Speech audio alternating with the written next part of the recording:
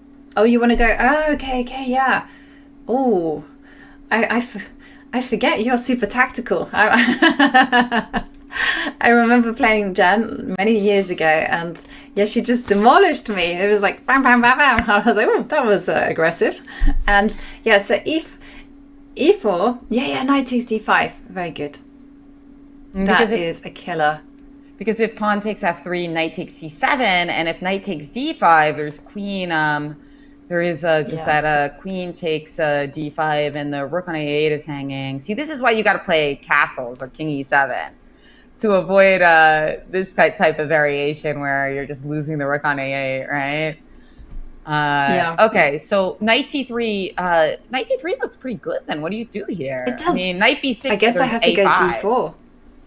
Okay. I definitely have to go d4 again. I see. All right, and if I take you, taking back with the e pawn looks very risky with your king on e8.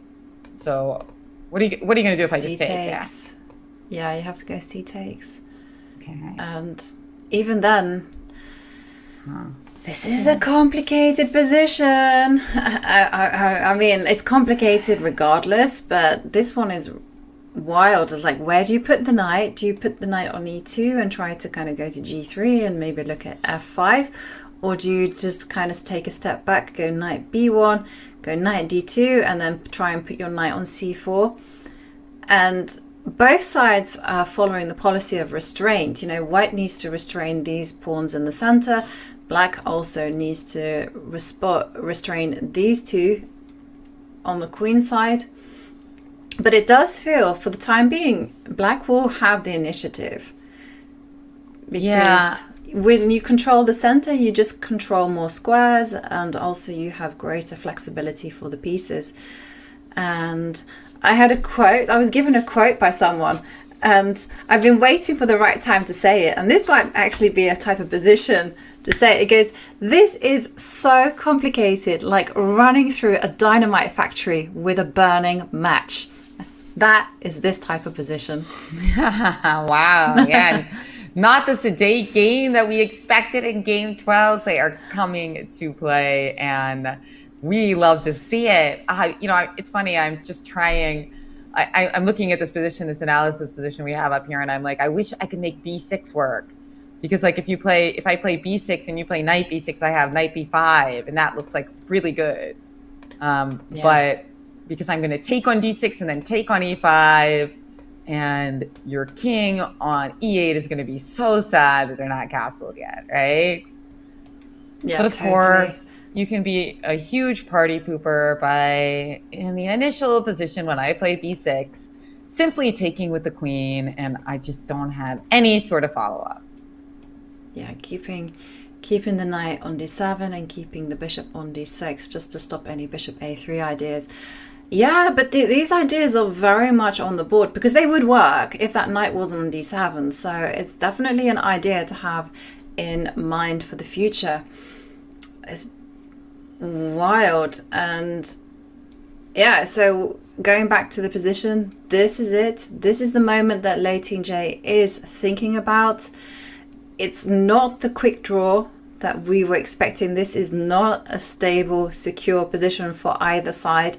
And both sides really do have to play really aggressively, really actively. And we're anticipating either e5, or if Lei Tingjie knows her theory, she's played this position a few times, there is also this really instructive g7, g5 idea. If Lei Tingjie doesn't quite trust these pawn advances, she can, of course, also castle kingside, and the game will resume against just down those well-trodden opening moves. What do you predict? G5. Or I'm leaving my wife. You can't write that. Sorry, I just saw that quote. I know him. He's not married. Don't worry. Okay. I think that's gonna be e5. I feel like e5 because I don't like the line. When I look at the most concrete line after black plays e5, knight c3, d4, and I didn't really find anything too exciting there for white. It looks quite good for black. So if I can't play knight c3 and I just have to develop with like knight d2, then hello center. Why not? Yeah. Why not play an aggressive move that doesn't have quite as much devastating risk to our position as G5? Well, of course, if you're analyzing the position extremely extensively, G5 might be your selection, but E5 just looks so compelling, grabbing the full center. You can't even try to hit me back with much success.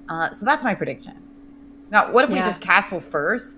The difference there is that maybe after castle, now knight c3 is playable, D2. stopping you. Oh, you still want to play knight d2, okay. You're probably going to go knight d2, and I guess after c4, you got your queen c2's kind of ideas, or if you want to keep everything flexible. Actually, one of the advantages, I was thinking about this, because you can use this idea against the Bloomingfeld. I saw this recommendation that was basically after e5, you can play e4. And you just got to meet them in the center. And after pawn takes pawn, the whole idea is you ruined your center, my friend. And you've got ideas like knight c4. You've also got ideas like knight g5 in the air. Don't want that. And if you provoke that pawn to come forward, oops, how did I get there? I don't know, but I did.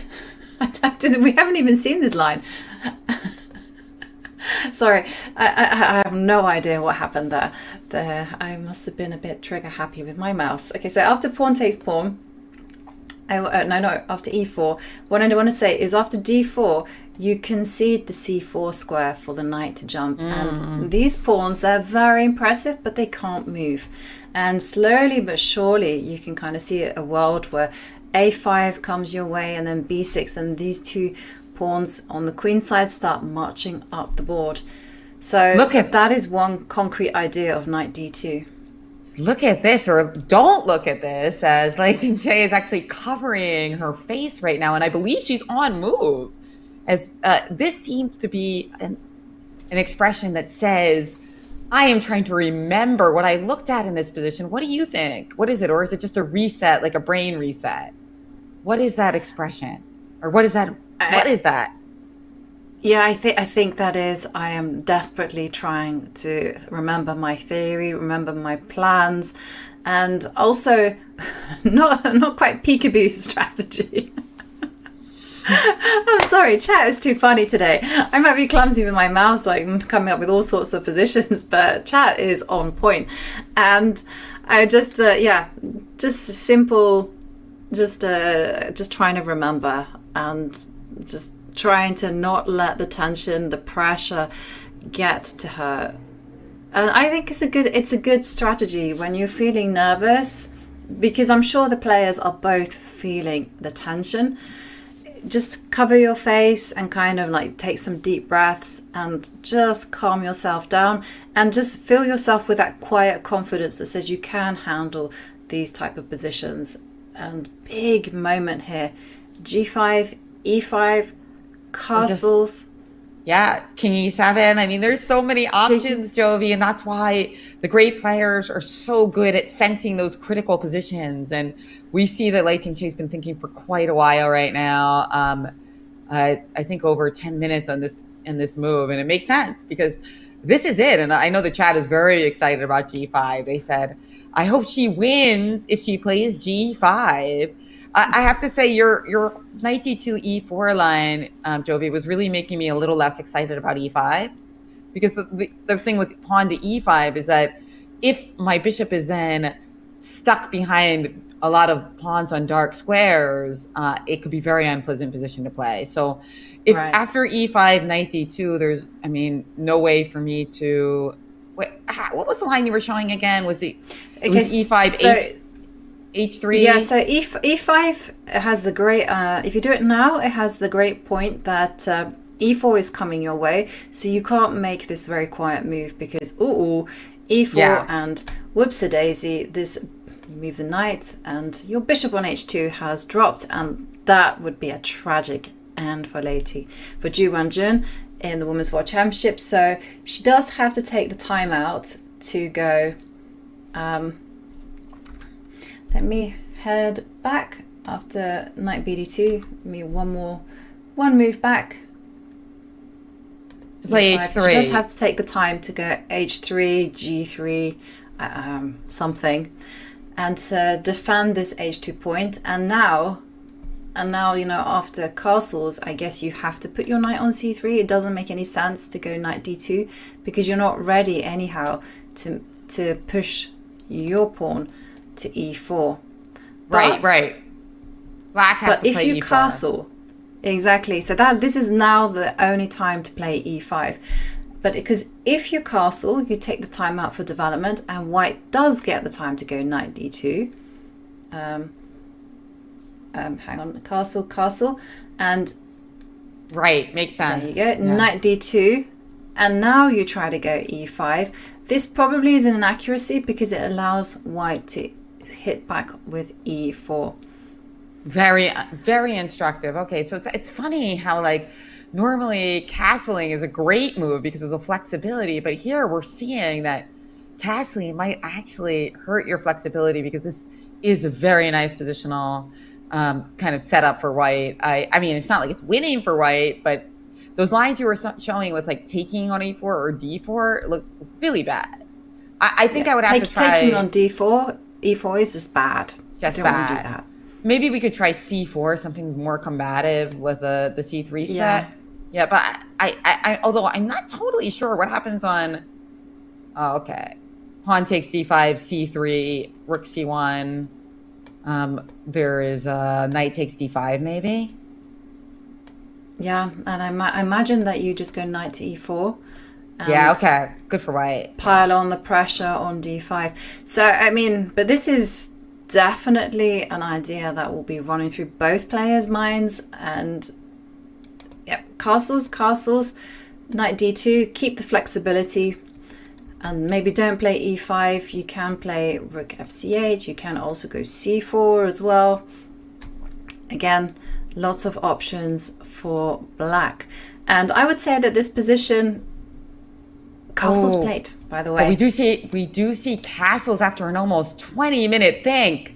So a very long and a lot of people have been promising on chat to leave their wives, to leave to leave everything if g5 is not played. No, never promise like that. I remember once during the World Championship match that we do see knight bd2 played, that Simon promised that if Nepomniachtchi actually found some backward queen move, that Simon would dress up as a Teletubby.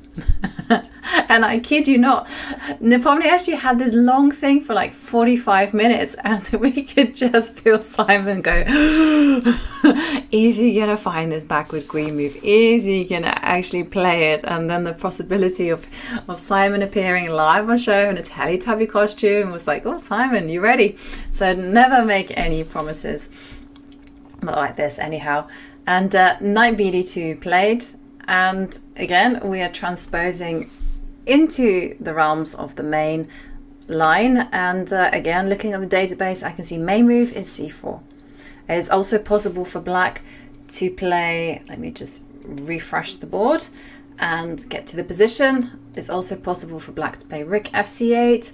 e5 has been played twice, and another move is rook f to b8, but that one I'm not so keen on because it just feels like you're on the defensive. But Lei keeping things flexible with rook fc8. Okay, so she does not play c4 threatening to fork. Instead, she just plays rook fc8.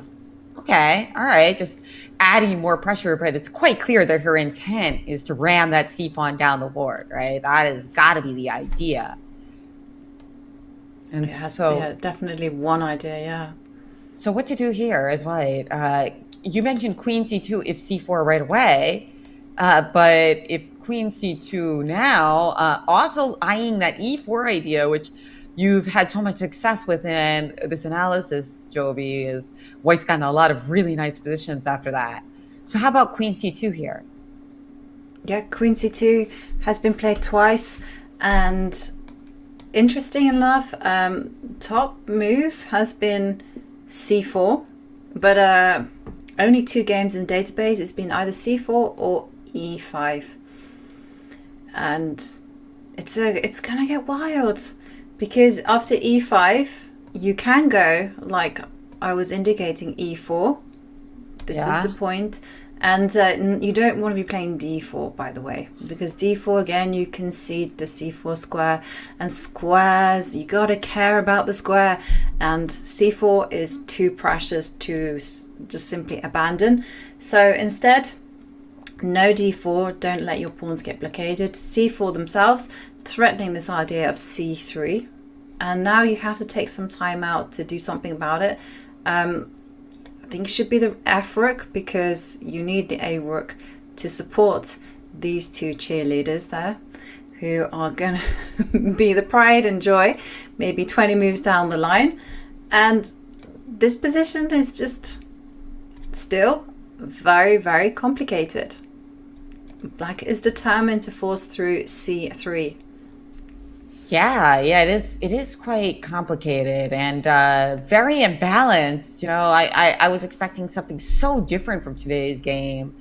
So it's really exciting to see this. So finally, it looks like Ju Wenjun's basically in her first think of the game, right? I mean, she's been playing incredibly quickly, but now she's sinking down to think. I mean, Queen C2 certainly comes to mind. I don't see a whole lot of other supernatural moves. Supernatural. That's what she needs right now, is supernatural move. But like, what about, is it worthwhile to make a move like h3, anticipating that e4 is going to be a threat at some point? Wow, the pawns don't move that way. We're not playing torpedo chess maybe here. let's have a look. Well, let's have a look, because you know, maybe Ju Wenjun's position is already balancing on that knife edge. It's so sharp, remember. And if she doesn't have time to make these luxury type moves, I mean, for instance, what will be the answer after? So let's go e5.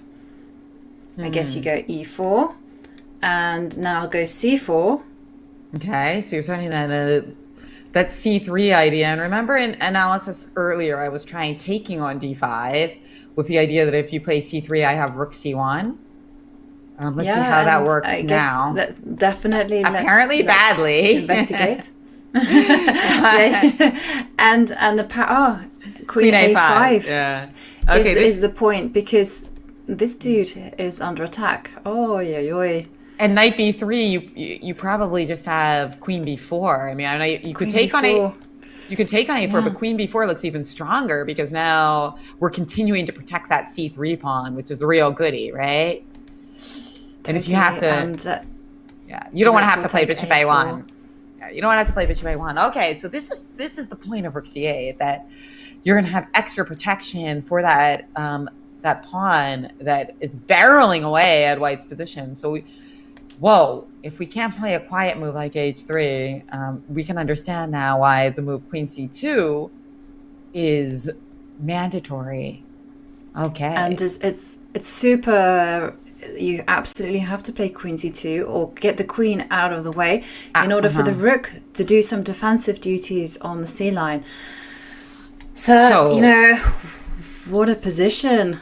Every move counts, every move will matter from now on, and we couldn't have asked for a better start to the 12th and final game in the Women's World Championship match. Remember, this is the last classical game, and we are like 40 minutes in, and this is looking like it's going to be dynamite. So you don't want to go away, as we return in a few minutes to see how these two players handle these complications. See you after the break. Chess Kid is fun. Chess is great for the brain, but it's also fun to play. And Chess Kid makes it easy to have fun. Whether your child is a total beginner or a prodigy, they can hop on and find a well-matched opponent from around the world at any time. Chess Kid is the safe, parent-approved way for your child to play chess online. Chess Kid is educational. To kids, it feels just like playing, but chess is a great way to learn patience, strategy, and critical thinking. Chess Kid features a comprehensive training program that guides kids to level up on their way to mastery. There are more than 50,000 chess puzzles and a whole library of entertaining videos that teach strategies, tactics, openings, and endgames specifically for kids.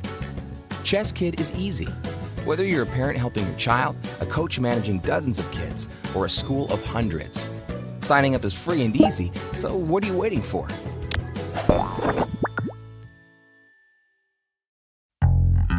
I've worked with the two players, perhaps with the best chess intuition ever, Magnus Carlsen and Vishy Anand. This course is generally about examples like this, common knowledge that's used on the highest level. Good intuition comes from knowing a lot of examples, from having seen examples, thought about them, and perhaps tried to implement the principles, but under different circumstances. Having thought about it, having tried to implement it in a way, and having debated it. So that's more or less what I try to do at this course. Basically puts the foundation for positional understanding, positional intuition you will see in many players.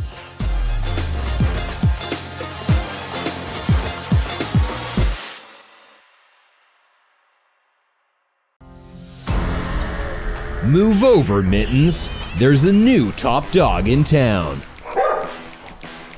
Benji the Bernadoodle might be an international master of fetch, but chess lessons with his dad, Gotham Chess, aren't really sticking. Host of his own public access TV show, Wishboy knows a thing or two about the most dramatic moment in chess history. A baller through and through, Buddy Buckets is moving his game from the basketball court to the chessboard. Watch out! Pinky practices chess from the inside of his mom's handbag on Woofstock's law campus. Don't judge a dog by its Diamante collar. Ponchik learned chess from his dad, GM Levon Aronian. He has never lost to another dog at chess and certainly won't lose to you. This July, the possumness is unleashed on Chess.com.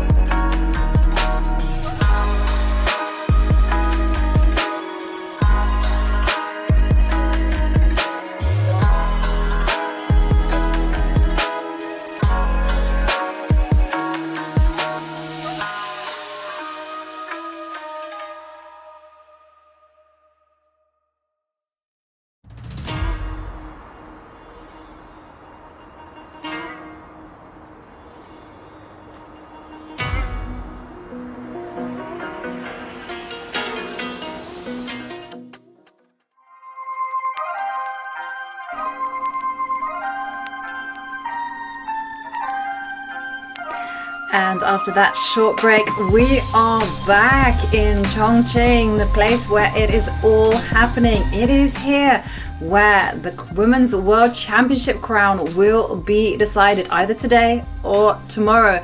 And we couldn't have asked for a more dramatic start. Ju Wenjun choosing a really sharp, aggressive opening. And now we have the ultimate battle on the board. It's going to be about initiative against those long-term prospects. And both players are going to walk that tightrope in order to navigate the complexities of this position. And Jen, I know it's super early in the morning for you, but this was worth waiting for, wasn't it?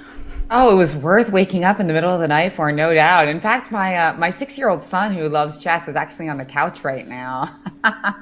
He's sleeping, but he's gonna wake up here and there, you know. So they got us on the big screen downstairs. So you know, it's an all-nighter here in Philadelphia. And we watched the Women's World Championship. Look at this, Queen C2, very accurate. Now, Jovi, if you were in this situation playing for such a prestigious title, I think in UK you guys say prestigious, right? We say prestigious usually, but you make everything sound cool, so I used your word. So if you were playing for such a prestigious title, what would you prefer? Would you be wanting to play the white pieces or the black pieces here? Oh, that's such a tough question because this position is so complicated. I think I would prefer to be white because I'm a long-term gal at heart. And I draw comfort from the fact that the endgame is going to be super bad for black.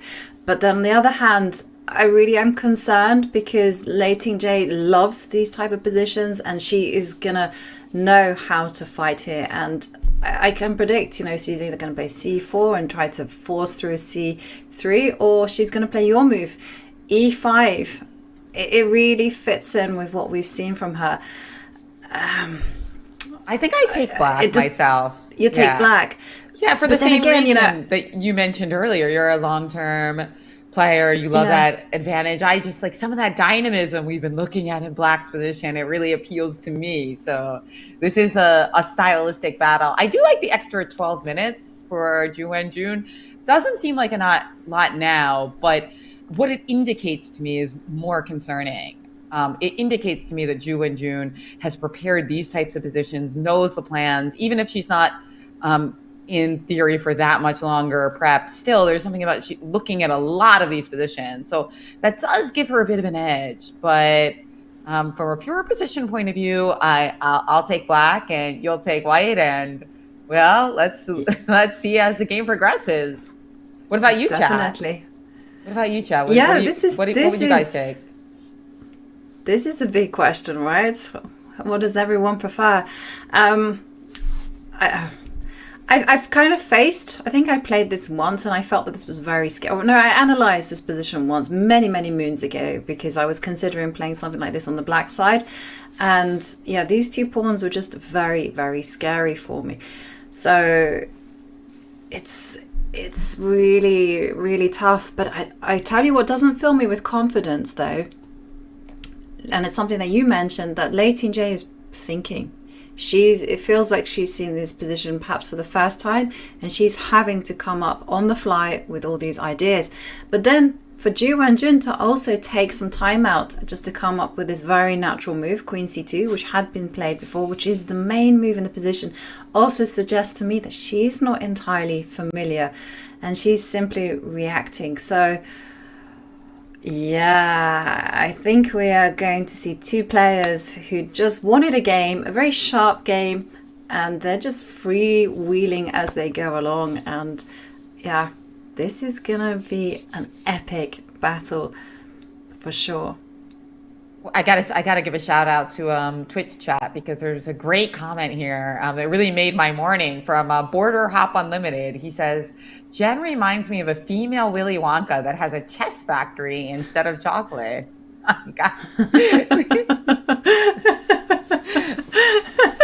I mean, we do have a writer's strike going on right here in United States, but otherwise, I mean, I would just go running with that idea. I gotta give those 6 golden tickets, Jovi. 6 golden tickets. There's 6 golden tickets, and there's only 1 golden ticket up for grabs here. By the way, they were great books. Roald Dahl, Charlie and the Chocolate Factory, Charlie and the Great Glass Elevator, and those aliens that spelled scram. Wonder whether we will have a moment where one king will need to scram. Yep, absolutely excellent book and movie. And decision time for Lei Tingjie. She has to play actively, no room for error. She can't just mess around and go h6, because actually I was just looking at h6 and white might need to start breaking out in the center with e4. And again, if you concede the c4 square, then the knight will jump into that square and just do bad things. So the time is probably now. Chess is timing, as they say.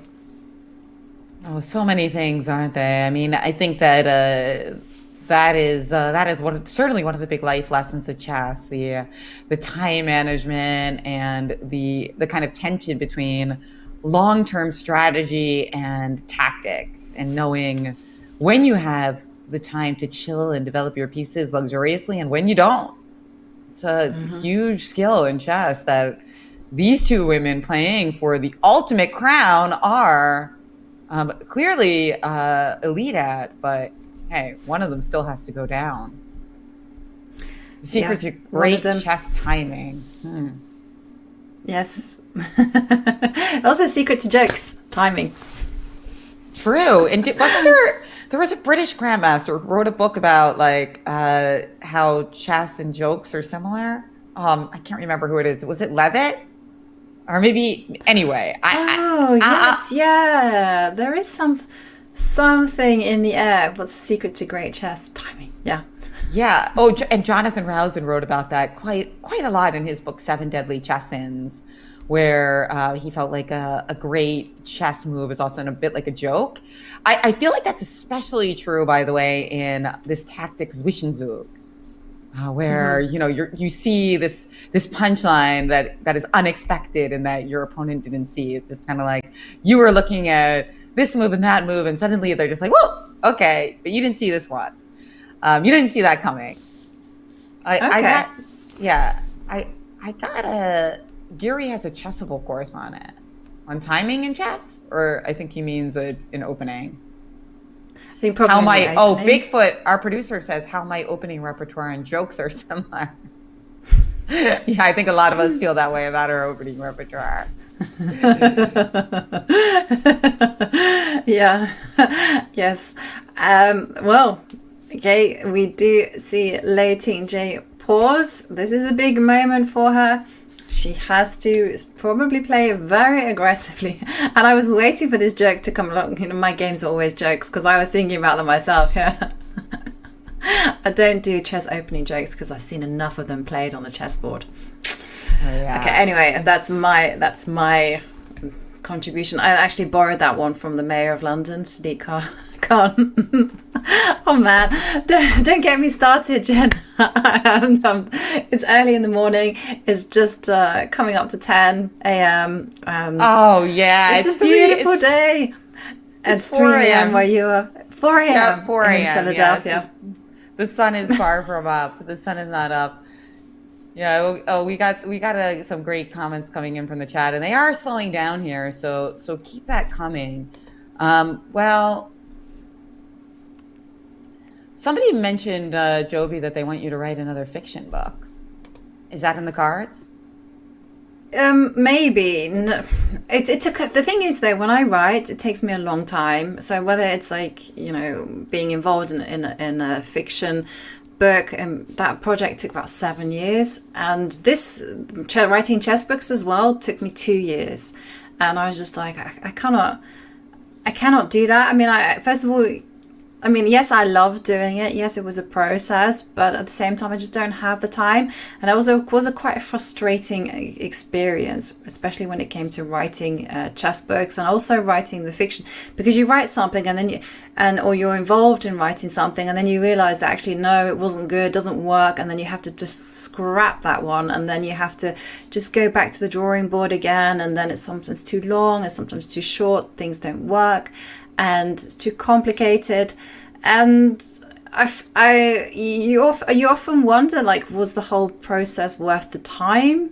And and at the minute I'm pretty busy, but one day maybe I will feel that urge to write something again. But I'm gonna rule out writing chess books for the time being, because the last Caro book, it took me 2.5 years to write, and I was working it through the early morning hours. And most chess writers, I think they just put up their analysis on an engine and they understand. But because I was writing my books aimed at 1800 max, what I was doing is I was looking at them with my engine, and then I was putting them up on a board and seeing if I liked the position with the black pieces. And if I liked it, then I would just drag my husband, his rating, he's watching, I know he is, hello. His rating is like 2100, and then I would drag him and I would force him to play on the black side of the position. And if he didn't like it, then I was to scrap that line and say, okay, it's not good enough. And then I would, and that's how I wrote the book. And it took me too long. I'm sure you've written many books. You understand the frustrations and also the elations too. Oh yeah. I mean, it's really an incredible process, but it is quite draining. But I mean, that's a great advertisement for your book, Jovi, because I think that readers certainly appreciate the effort. You know, well, not always; they don't always know about it, but it is really interesting to hear the process. And you know, I never thought I would. Play the Caro Con, but I do often mouse slip when I'm playing online Blitz and accidentally played C6. So I'm gonna have to check out. I think I do have a copy of it somewhere actually. So I'm gonna have to break that out and start doing the sacrilegious Caro Con overview, just because that was a really compelling description. But you're also writing a book yourself. You know, you've written many good books, and you're always like looking at innovative ways to develop the game. But you mentioned yesterday that you have a new book in the pipeline, Train Like a Champion. Can you tell us what it's about? Oh, it's called Play Like a Champion, actually, and Champion. It's a puzzle book, actually. You've got a couple positions in it, actually, Jovi. Oh. I saw a couple by you. So I love chess tactics. I love chess puzzles. So this one is really, it's got some stuff in common with Play Like a Girl, because it features great games by women. But as a boy mom, so I'm the mom of a 6-year-old boy, one thing I noticed is that too often content about women's games is explicitly geared towards women. And I don't think that's the way it should be. So shout out to all the men and the women in the chat. I think that whatever your gender is, you should also be enjoying like the great games of women players. So this one is really geared toward everyone, and the level is a bit higher than Play Like a Girl. So it's a little bit of a sequel, but it's also a different angle on feminism, which has been informed by becoming a mom and seeing the way that it's so important for our culture for everybody to respect women, you know? So this idea of women's empowerment being just for women, that's not it. It's for everyone. Totally.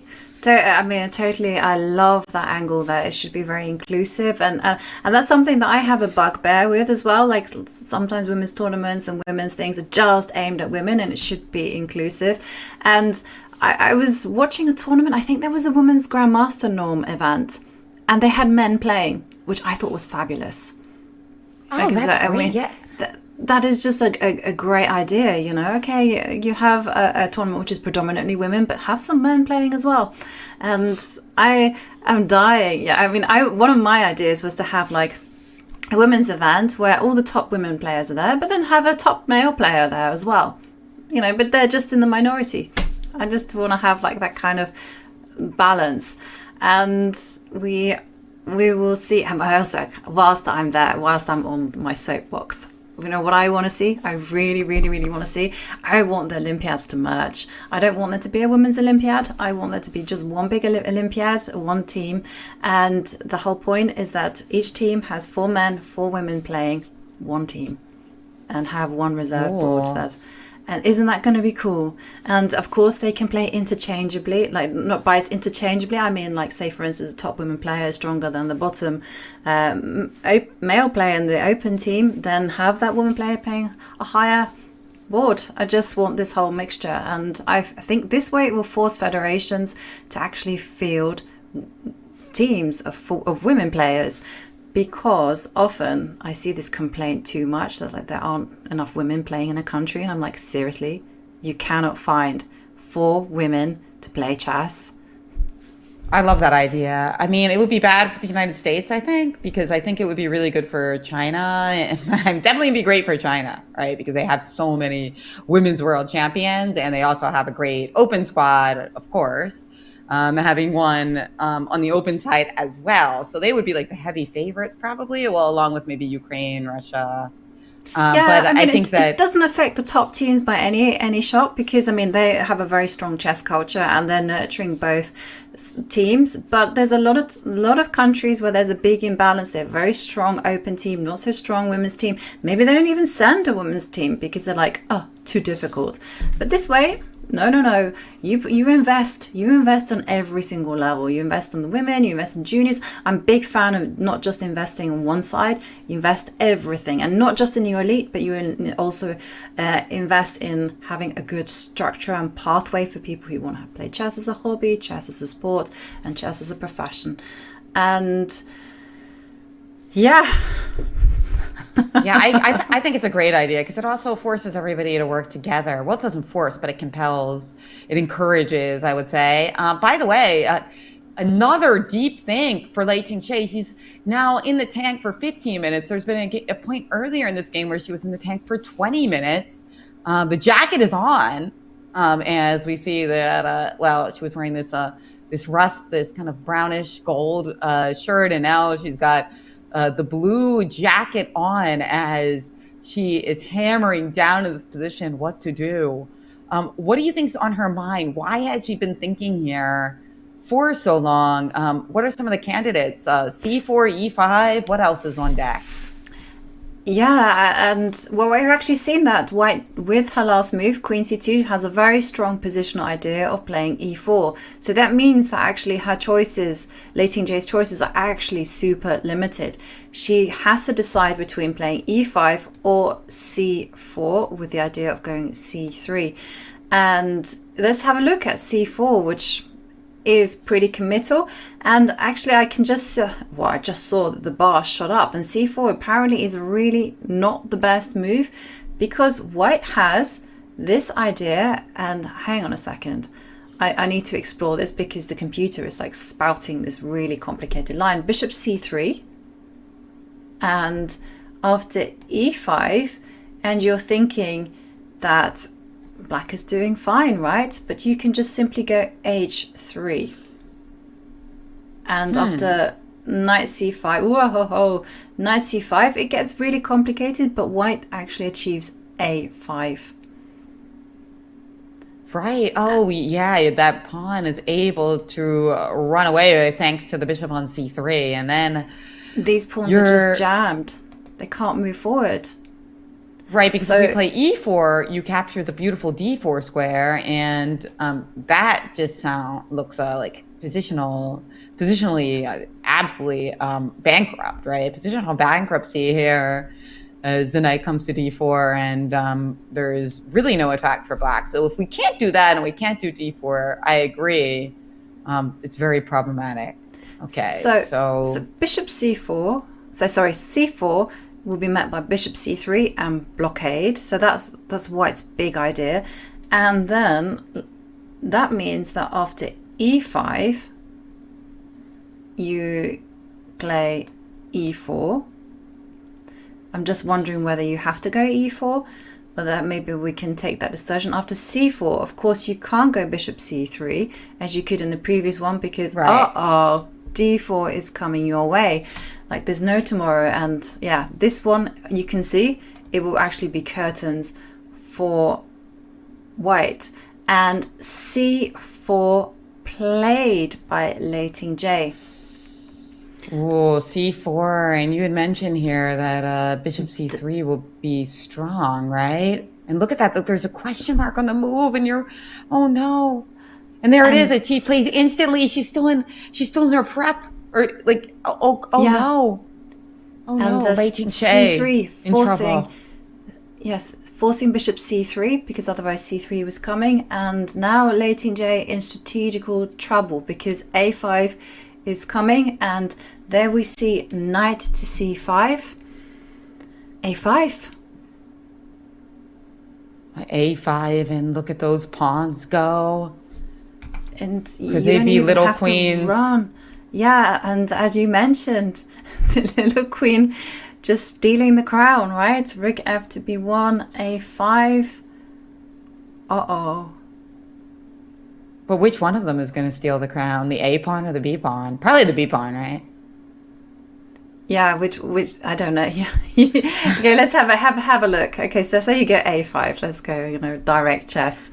And what can Black play? Like Knight to E4? Yeah, let's think about this. How do we try to avoid immediate disaster? This is so unpleasant, right? Mm-hmm. Question about knight b3, looking to attack the pawn on a5, and with the idea that if knight b3, there's pawn b3 winning the bishop on c3, right? Put that up. So how's this move looking? So this would be winning for black. So after knight b3, I guess you're forced to move the rook. Or could you play... keep an eye on this one. I just put it on a2 just to... But I'm attacking it. Loose. But I am attacking it more times, but you have rook a1. That's the problem, right? So if knight a5, rook a1? Yeah, you are attacking, rook a1. And rook a1 and the pin is mightier than the sword, as they say. Yikes. Okay, so knight b3 doesn't work. I wonder if after knight b3 you also... Oh, okay. My first thought with knight b3, I didn't see rook a2. I thought that maybe we had to calculate b6. But the move b6 probably fails to knight takes a1, right? Now we can play knight takes a1 and we have that Zwischenzug as your queen on c2 is attacked, so you don't have time to take on c7 and win. Okay. Yeah. So that rook a2 move, yikes. That spoils my fun. And I guess knight. But what else to do? So after knight c5. I mean, well, after a5, what else can we do? It looks like such an unpleasant position. What else can black do after this a5? Oof. I'm struggling.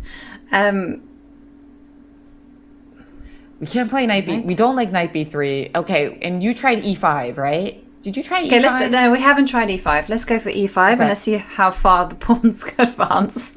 You tried something similar to this, and you just played h3, I think, right? Thinking that like we've just got everything under control. But I can go b6 h3. Now. This was okay. So you want to start with b6 and then play h3, okay? Because then maybe you don't even need but h3. Maybe I don't need to play h3, and then the question is how far will these pawns go? It's like how low will you go? How far will they go?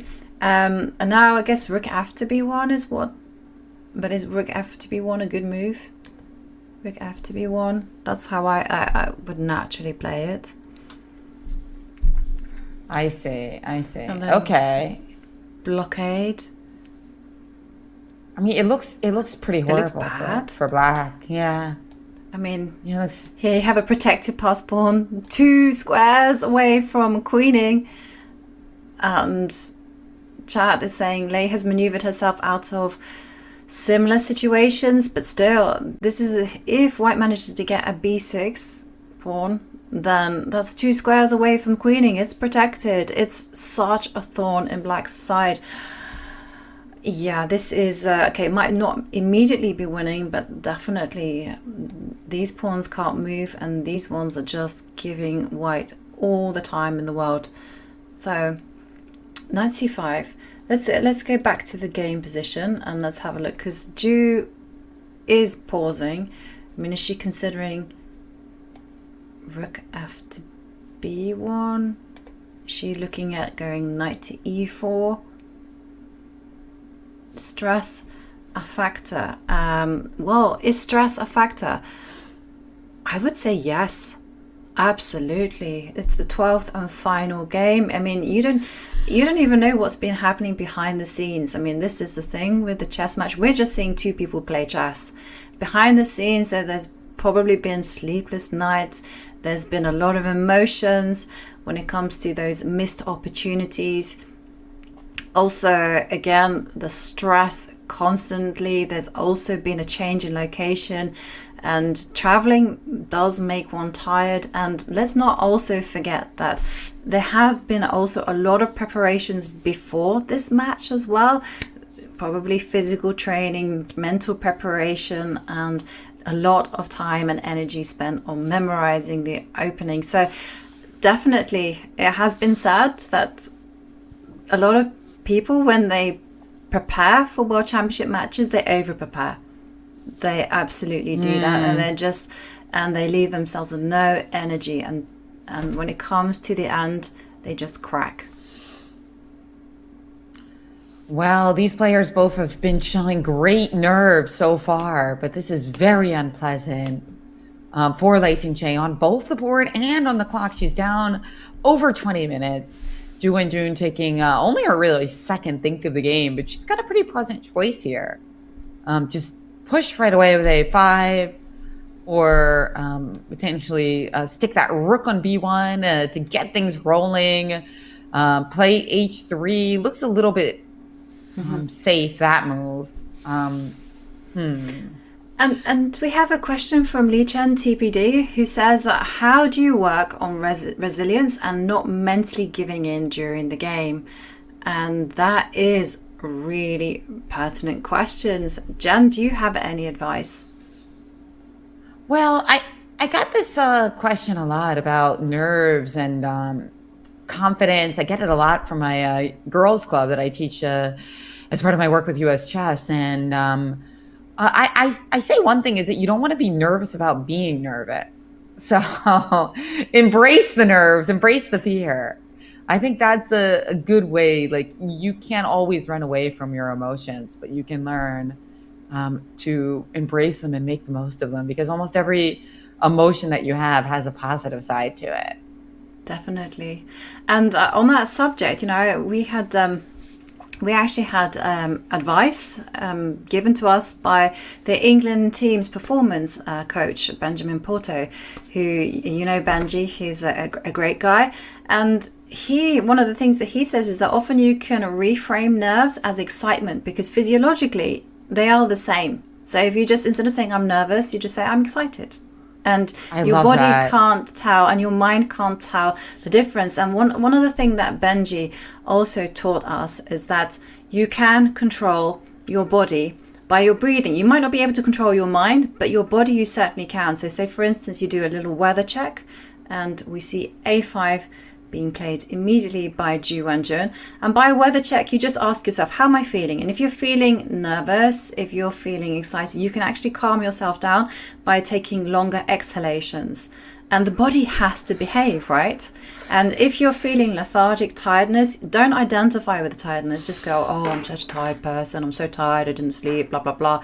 You're identifying with it. What you've got to do is you're going to say there's tiredness there, and you use your breath by having longer inhalations this time, and you can actually just pump up the adrenaline in your body. And that was a really neat trick. You just, like most things, have to remember to do it, and the only way you can do that is practice. And also, I just want to say one thing, having conversations with a lot of the top guys, some of them are really into cold water exposure. Oh yeah, I've been doing, I did that recently. It's pretty cool. Yeah, it's funny how poker and chess are kind of converging, because poker players have been into this like a mindset coaching for quite a while. And I'm a friend of Benji's, and I think Mindcreaser is where you can find some of his work. I think that all of these things are just so important. I mean, psychology is so much of chess performance, and people are starting to recognize it and get mindset coaches to travel with them. And it's really something to see.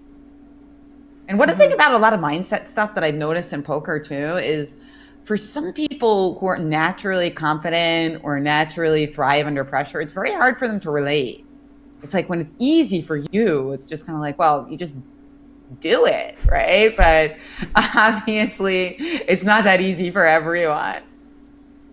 No, it's really not that easy. And often you feel like you're fighting two battles, like for instance, one at the board and one with your own mind. And it's time consuming and energy draining to have those two things. And also what I think with women especially, there's a lot of talk, especially now, about women really feeling like they're imposters and that they have this imposter syndrome going on. And I've definitely listened to a lot of podcasts to help me deal with this on a personal level. And I can recommend this podcast, How to Own the Room, if anyone is just feeling a little less self-confident, I would say. Well, one of the things that we do in our girls' clubs is that we ban negative soft talk. So, you can't say so often you hear women or girl players saying like, well, I'm not really that good in this position, but I think that maybe this move could be okay. And of course it's like a winning move. I'm like, no, cut everything that came before the move, right? Yeah. So just trying to get away from that kind of negativity, I think, is really important. Now, speaking of mindset, one thing that's always really compelled me is that, as something I've written about in Chess Queens, and that I'm always following the games and the careers of the top women players, is that you really feel like Chinese women have even overperformed when it comes to world championship matches, right? So obviously they have a fantastic team, but they've really dominated world championships even more than they've dominated the overall rankings. Like, they've won even more than I think you would expect statistically. So what's behind that? Like, there's something with their mindset coaching and matches, which is really working well for them. There's actually an old book, I think it's about 15 years old or maybe even 20 years old, called The Chinese School of Chess. And it gives some insights into it. But one of the things that I remember from it is the idea that the women's chess is really respected by everyone, and that the top male players would also invest in these top women, and that they would analyze together, and that was like one of the secrets to success.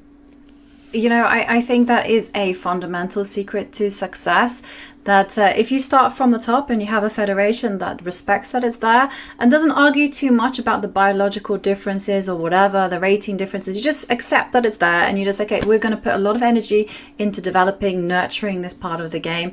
And they've been able to put a lot of resources in. And one of the things I did notice, especially, not so much now, I would say, but before, when Hao Yifan was world champion, was that the Chinese Federation would always send a delegation. So there was always like friends around where they could hang about, they could just play chess together, and you could always see this very nice social network. And that, I think, is really inspiring and very helpful for people to maintain the game. And let's not forget that in countries such as China, Georgia, chess is a viable career option because they've made it that way.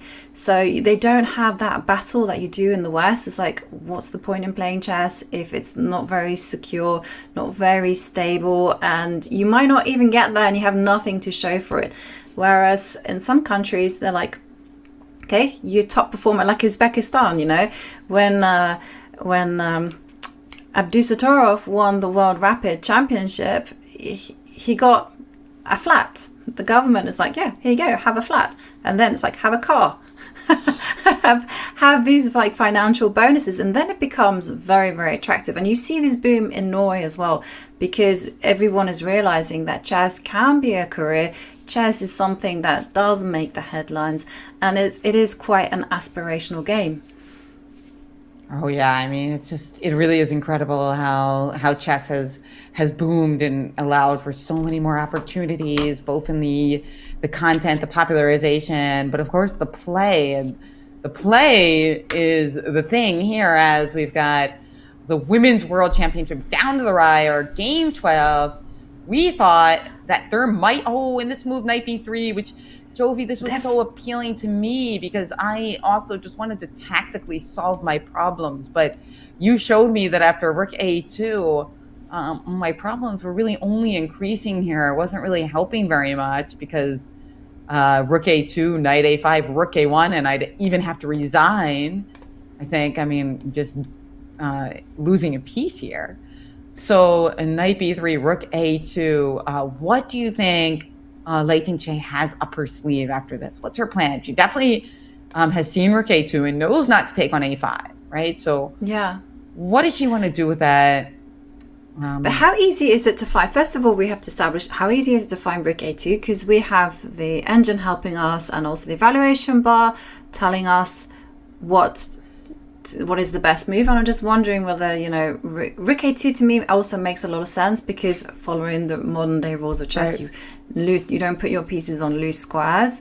So rook a4 well, rook a4 also, yeah, could be a path to go wrong. Knight takes knight, remember, was a huge howler. You do not want to play that, and I'm pretty sure that Ju Wenjun will not make that move, because after the capture there's too much pressure on the c line and the bishop will fall off. So why is in b6 we went over, is it looks compelling at first because it protects the pawn on a5. Well, it interferes with one of the attackers of the pawn on a5. But knight takes a1 really saves today because pawn takes c7 allows knight takes c2. Now, I could play rook a1 and just sacrifice the pawn, though. I mean, sacrifice the exchange. And I mean, there's probably some merit in that as well. But, why sacrifice when you could have the same position without sacking, right? So I think that I think that the move you mentioned, though, rook a4, that's a great question because that also looks good. Why is rook a4 not good? Rook a4, same. Is it because, well, you know what, you could go back to c5, right? But then rook a2, and that's an improvement that's a definite improvement for white, right? So what's the deal? This should be good too, right? Yeah, this looks like it should be good, but I mean, what is black gonna play?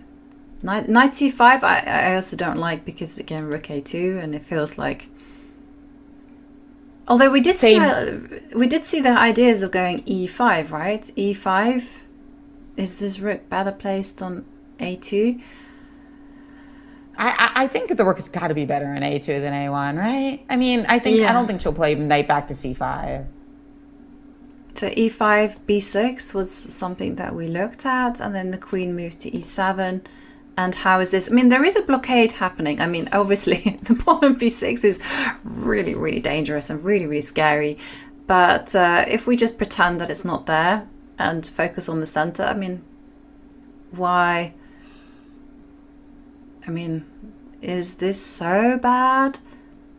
What is white going to do? Wow, it does look. I mean, it looks like the problem is it's just like such a permanent, rock. Two rocks in your throat, right? That a5, b6 constellation just is, it's not like I have an immediate win to make you resign, but boy, does it look very unpleasant, right? I mean, unless you have some, and it's like every move I'm trying to figure out, can I consolidate? Can I play like knight b3? Can I play d4? Can I play e4? Because it's like I'm panicking here for black because I don't have a lot of exciting moves. Now, of course, Lei Tingjie, great defender, is probably going to be calmer than the vast majority of players here. That's why she's in this spot. So she's not going to just like start shaking and like being like, oh my God, those pawns, right? Yeah. But it is objectively scary. And then it's also subjectively scary. I think it's totally scary. So I mean, like for instance, you could see something like this happen, with the idea of b7, a6 and b7 just push through. But when we saw that after rook a6, you don't want to be going knight a6 because knight a6 is moving away from a good square. So rook a6, and then you can kind of see that, yes, this is ugly chess. It's not pretty, but on the other hand, where's the breakthrough? So, where is the breakthrough indeed? Optically, this is a great position for white. But at the minute, Ju Wenjun, we can see her sitting there at the board. She has to navigate what to do now. Is she going to snap the rook up to a2? Is she going to move it to a4? Is she perhaps going to fall into one of those sneaky traps that Lei Tingjie has set up for her? Well, we are going to take a quick break and you'll find out after the break what exactly has happened. And there we leave you with the beautiful scenics of Chongqing. See you in a few minutes.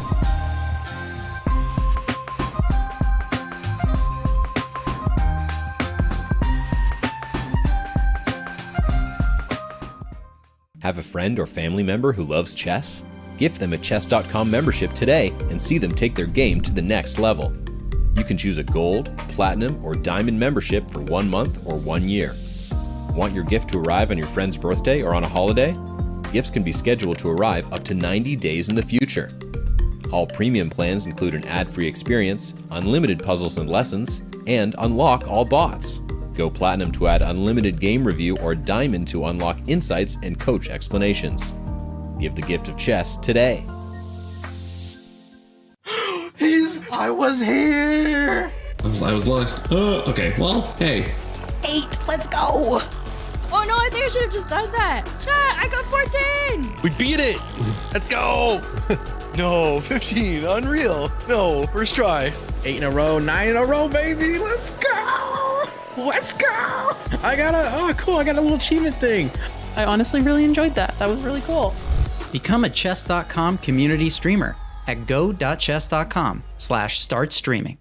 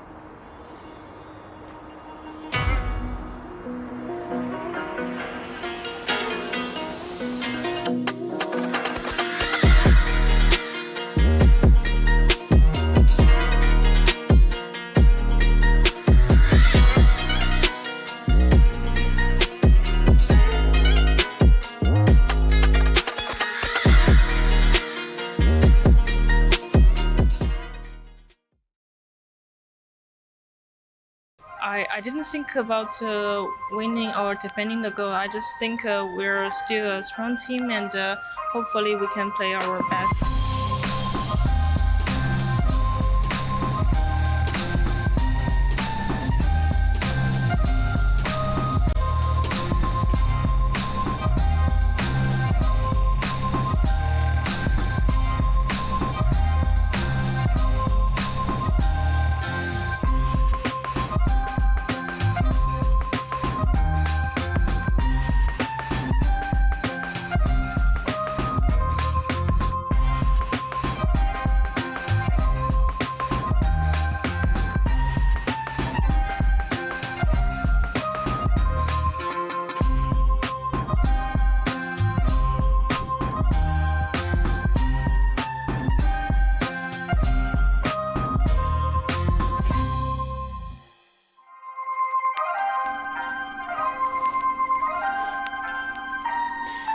And we are back in Chongqing, and there we see Women's World Champion Ju Wenjun with a big decision to make at the chessboard.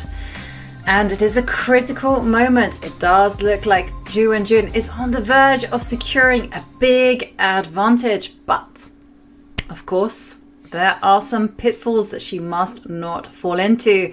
And Jen, we left everyone on a cliffhanger, but Ju Wenjun has not made her move just yet. She just has over 1 hour on the clock and still deep in thought. Good decision to take her time. Well, I think that we were looking at rook a2, and we thought it was pretty easy. Like, oh yeah, that looks like a good move. But then, you pointed out, well, what about rook a4? And then, I started thinking about it a little more, and there is these ideas of black to play knight takes d2, and if knight takes d2, there's bishop takes h2 check. If queen d2, there's knight e4, and you do lose that beautiful bishop on c3. So maybe I was too quick to reject this idea of b6 and sacrificing the exchange. I'm like, oh, okay, but let's go here first. Okay, so suppose I guess I could just play bishop takes d2 though, but that allows c3, which interferes with my protection of that pawn. And I have the in-between move b6, but things are looking so loosey-goosey right now. I mean, b6, queen c6? What do you think? What's going on here? This is getting wild. This is queen getting wild. There's knight d4 here. Yeah, knight d4 is coming, and looks good for white, right? I mean, it's so complicated. It's hard to say, but I'm like, if bishop c3, there's knight e4. Okay, so I don't want to do that, right? But even then, it's like you just don't know. For instance, you could go. Somehow you don't want to be going bishop c1 because you want that rook already to come to a1. But this is really, really tense. But can I just go back to the knight b3 and see whether after rook a2 can you do the same thing? Like knight takes knight. Is this any different? Like for instance, so bishop takes. You've got c3 coming, and that one looks like now you don't want to be going bishop takes c3 because of knight to e4 and too much pressure. And maybe there's some b6 coming, but still. b6, but now there's even queen c4, there's b7 though, right? There's b7 so you have to on top. Queen b7 queen control. Yeah, queen b7. Okay, and still though, this is annoying because after queen b7, now what? Okay, so you don't want to do that. So you don't really want to take with the bishop, which is logical enough. You want to take with after knight d2, take with the queen maybe, and if then you just allow. How about d2? Then that one's hanging, which might not be the be all and end all, to be honest. True. Maybe we could just sack. Let's avoid that one because I don't like giving up material, and maybe Ju Wenjun doesn't like giving up material either. So let's have a look at queen takes then, just by process of elimination, and knight comes to e4. Okay, so that was something that I was thinking, and the queen just moves. I don't know where she will move to, but maybe queen b2, just so that she can line herself up. Right, I like that. I like queen b2. Queen b2, and then knight takes, and I'm thinking queen takes c3. But there's always intermediate moves. Should I be looking at b6, or should I just go queen takes c3? Probably queen takes c3. Just. Yeah, it seems fine. I mean, queen c3, and this just looks great for white, right? So I don't know. This is great. Yeah, the queen does a great job. The knight looks beautiful here when we get to play. I mean, the main dishes, of course, are pawns. I mean, those are dazzling. Unless you have something like forcing here, I don't see it. And this just looks devastatingly beautiful position for white. Okay, but something else happened, I think. I saw a move. It doesn't look like it was the move we expected. I think she might have played b6. What happened? No, none of the above. I don't know what's wrong with it, but it's been given, it's been downgraded. At first it was given a double question mark, which is a critically bad move, and that's not been given a double question mark. Instead, just one question mark, which just means a missed opportunity. It made the position worse. So well, I guess at first glance I was thinking knight a1. I don't know, knight a1, but then bishop a1, and you get 2 pieces for the rook. But you get the pawns. a5 pawn. Both pawns probably, because b5 might fall too. Ooh, that's it. Well, does it though? Let's take a look. So knight a1, bishop a1. What do we take with on a5? Do we take with the queen or the rook? A queen. Queen was probably more aggressive. Yeah. And now if if you play rook to b1 to hold on to your pawn on b5. I'm insistent. Or maybe I can go c3, but or maybe I trade queens, queen a2, because this reminds me of I had this line prepared in the once upon a time. I employed not a semi-Slav or a Queen's Gambit decline. I was encouraged to adopt a Benko variation.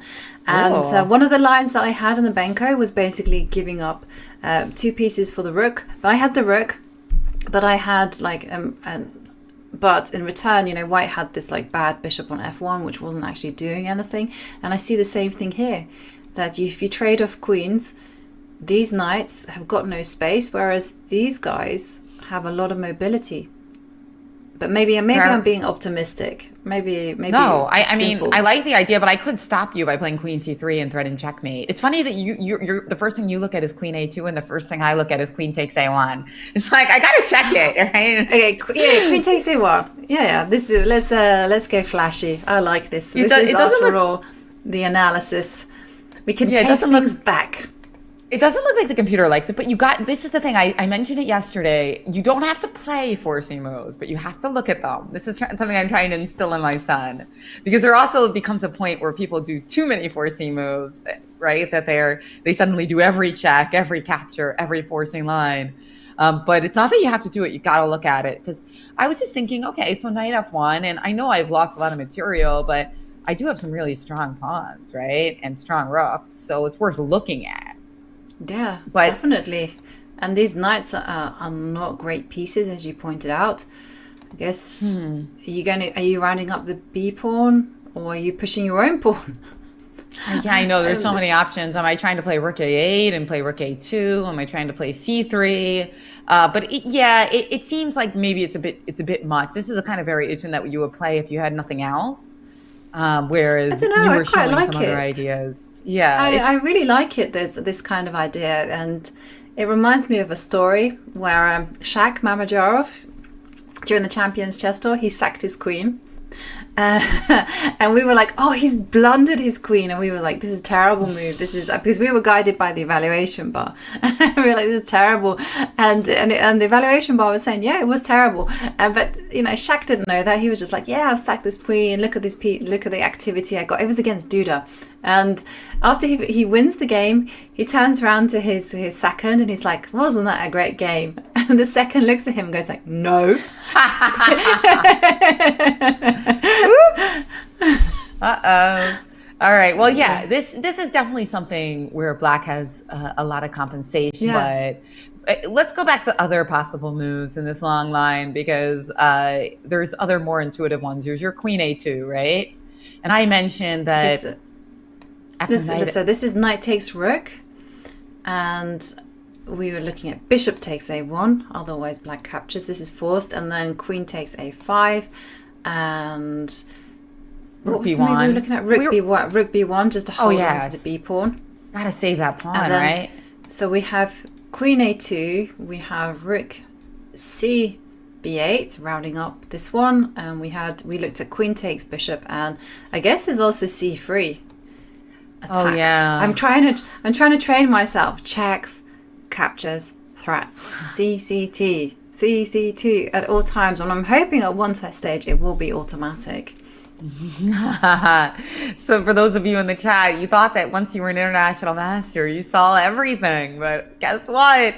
Still looking at all those captures and checks. Yes, everybody has to do it. It doesn't matter how good you get at chess.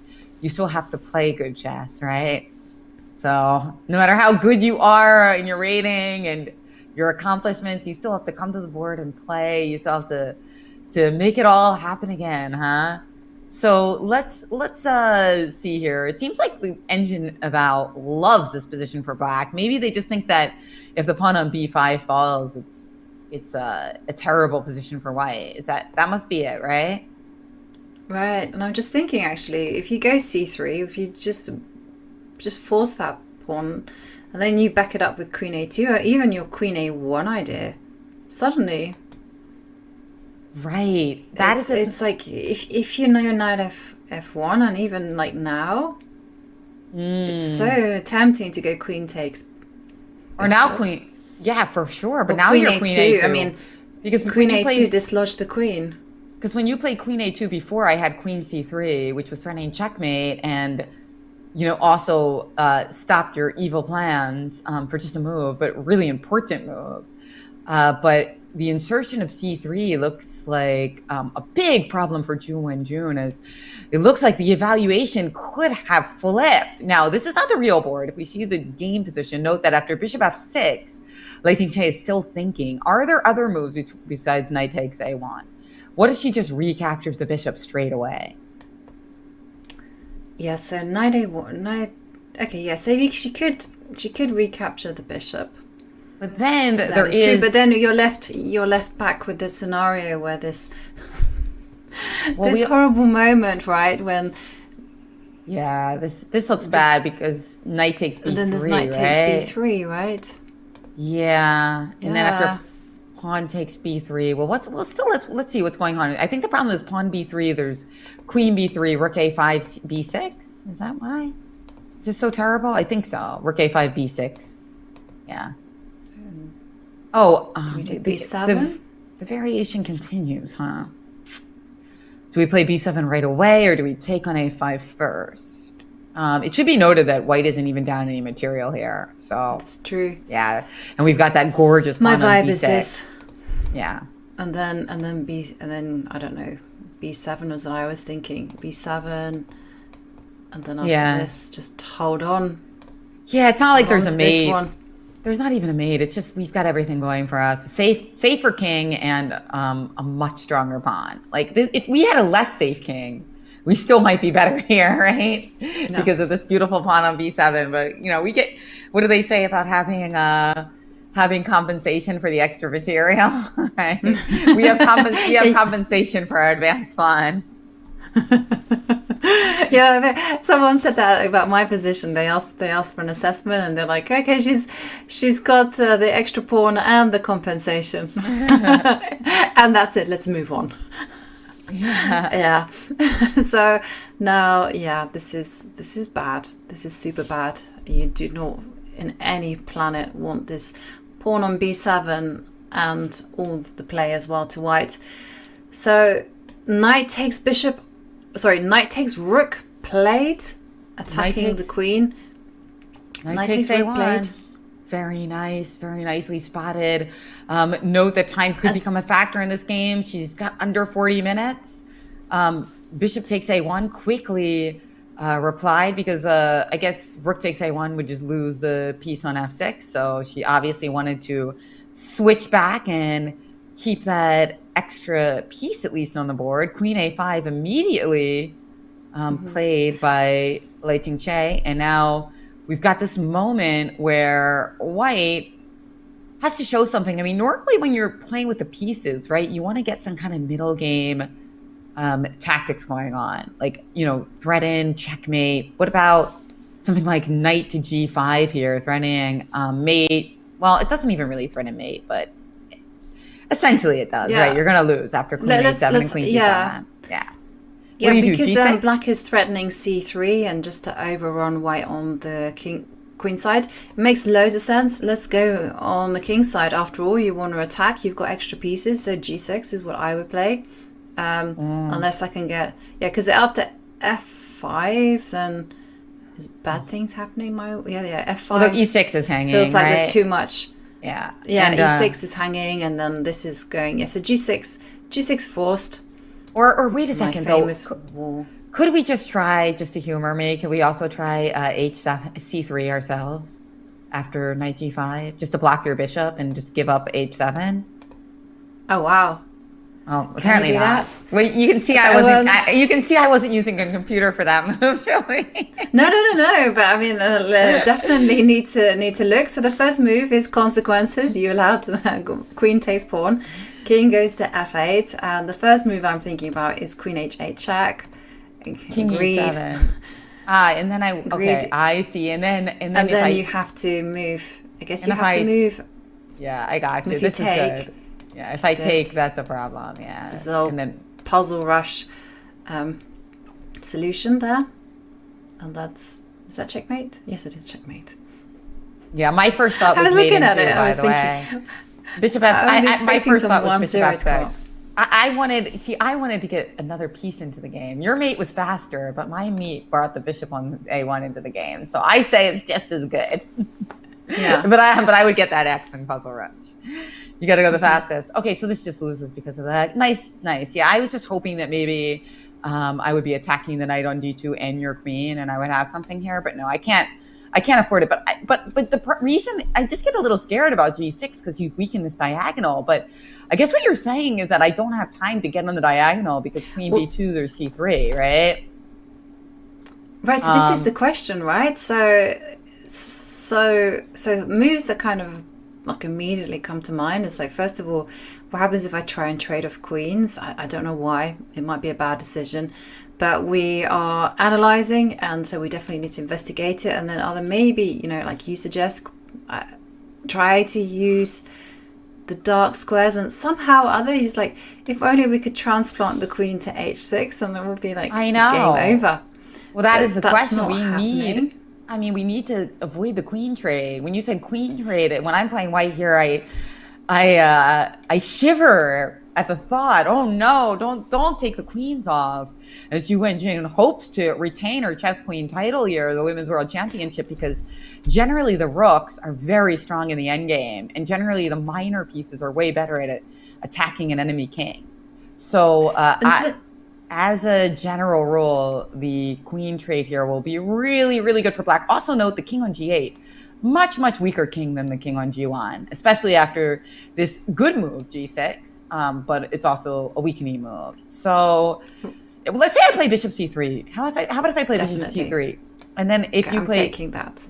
Okay, and now I have to get my queen into the game somehow. Yeah, that's what I was thinking. Like, you Queen D1?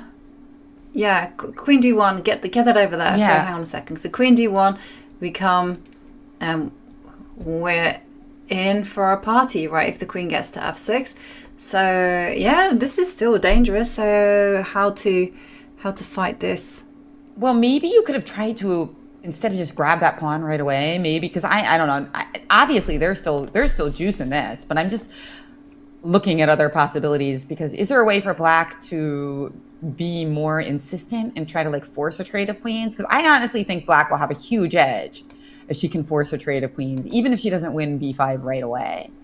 But I guess the problem is Queen A2 doesn't really force it. You can still go Queen D1, Queen A4, does Queen A4 force it? It seems to come closer, because now I can't play Queen D1. But I could play like Queen C1 or Queen B2. If I play Queen B2, I guess your idea was to play Queen A2, right? But I'm still going to try to get my queen into the game. It's going to be a little bit more long-winded, but by the same token, you did not take the pawn on B5, so you're playing more long-winded too. And I might, if you don't take on B5, don't forget, I might play B6 myself and kind of distract some of your majors from the arena. Yeah, okay.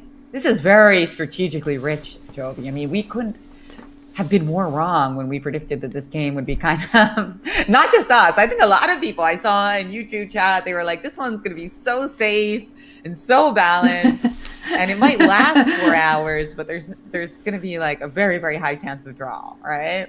Yeah.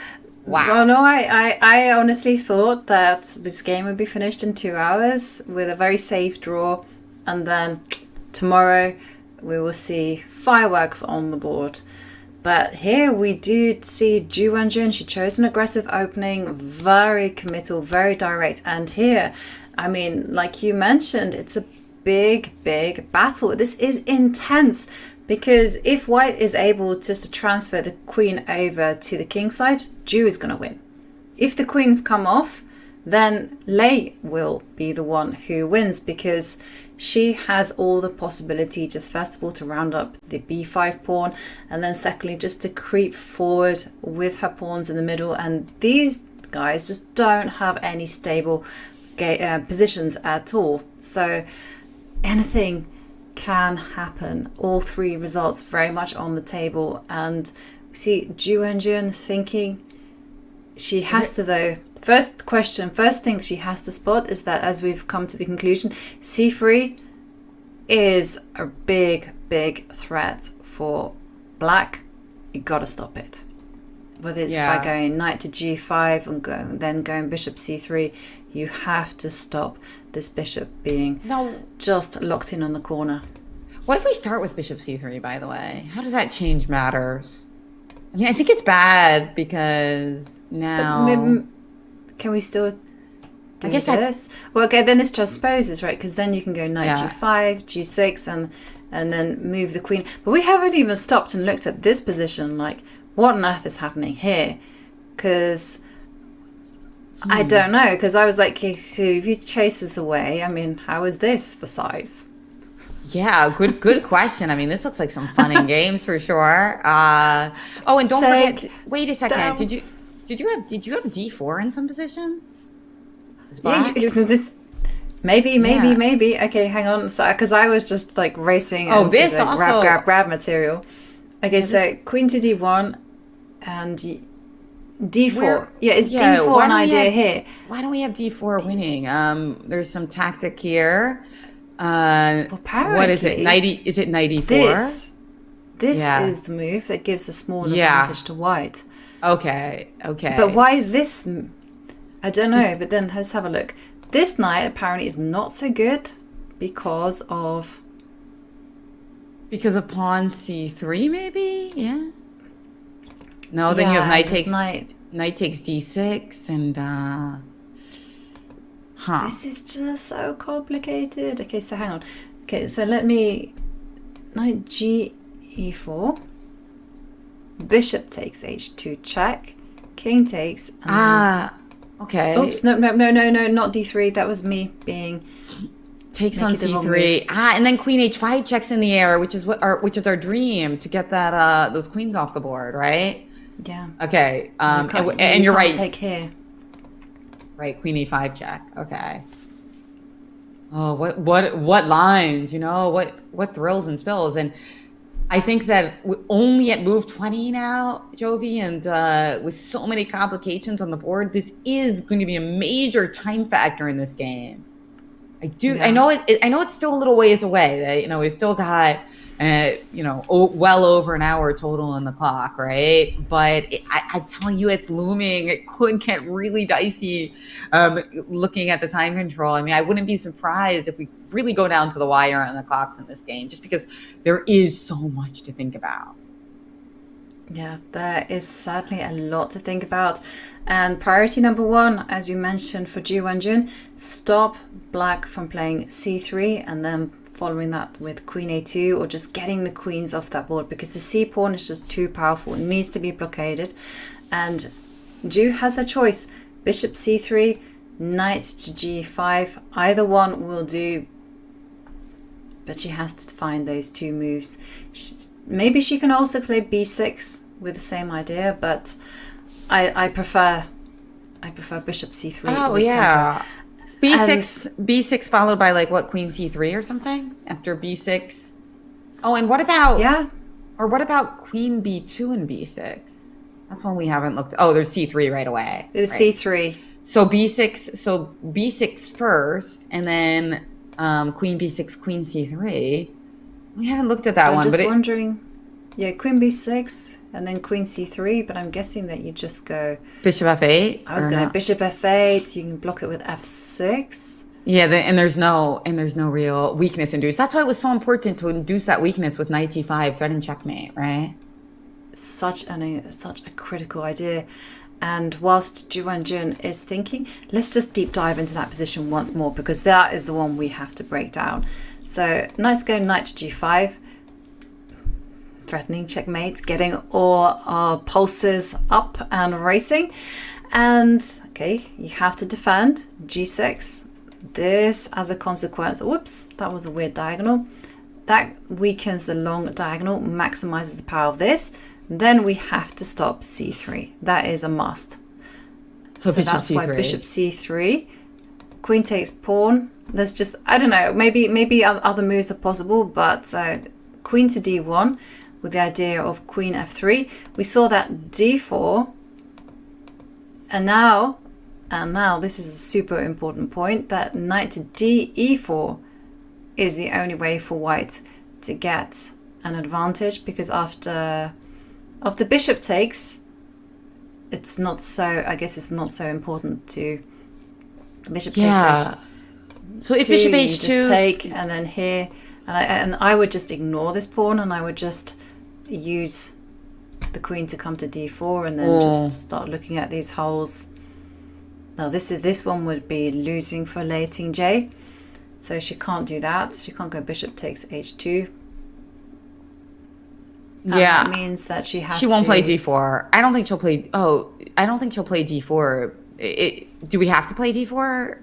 Can't we do something else? No, you don't. So the move that I was looking at, and I was only fixated on one line, was h6. Just to kick away that knight, because these are my principles, right? The knight on g5 is on black side of the board. You want to kick away those pieces. And then I was thinking, what happens if white doesn't retreat the knight and goes for mate immediately, right?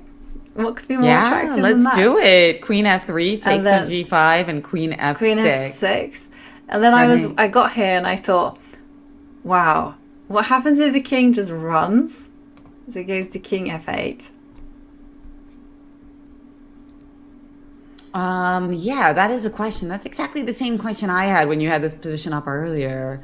Why is this so good for white? How do we do this? So because queen h8 check, king e7, that cold-blooded. Maybe we just go back to f6 and you can't go to d7 because of queen f7, but I think you can, right? You do some triangulation, right? You can go king d7. Yeah, like and now we're down an exchange. We're down an exchange, and I don't think we have got a whole lot to show for it anymore. Okay, so what was the better way to deal with this variation?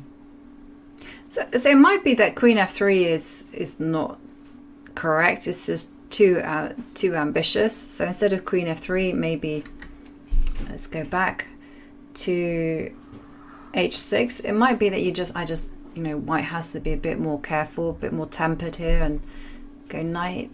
So h6 was the move.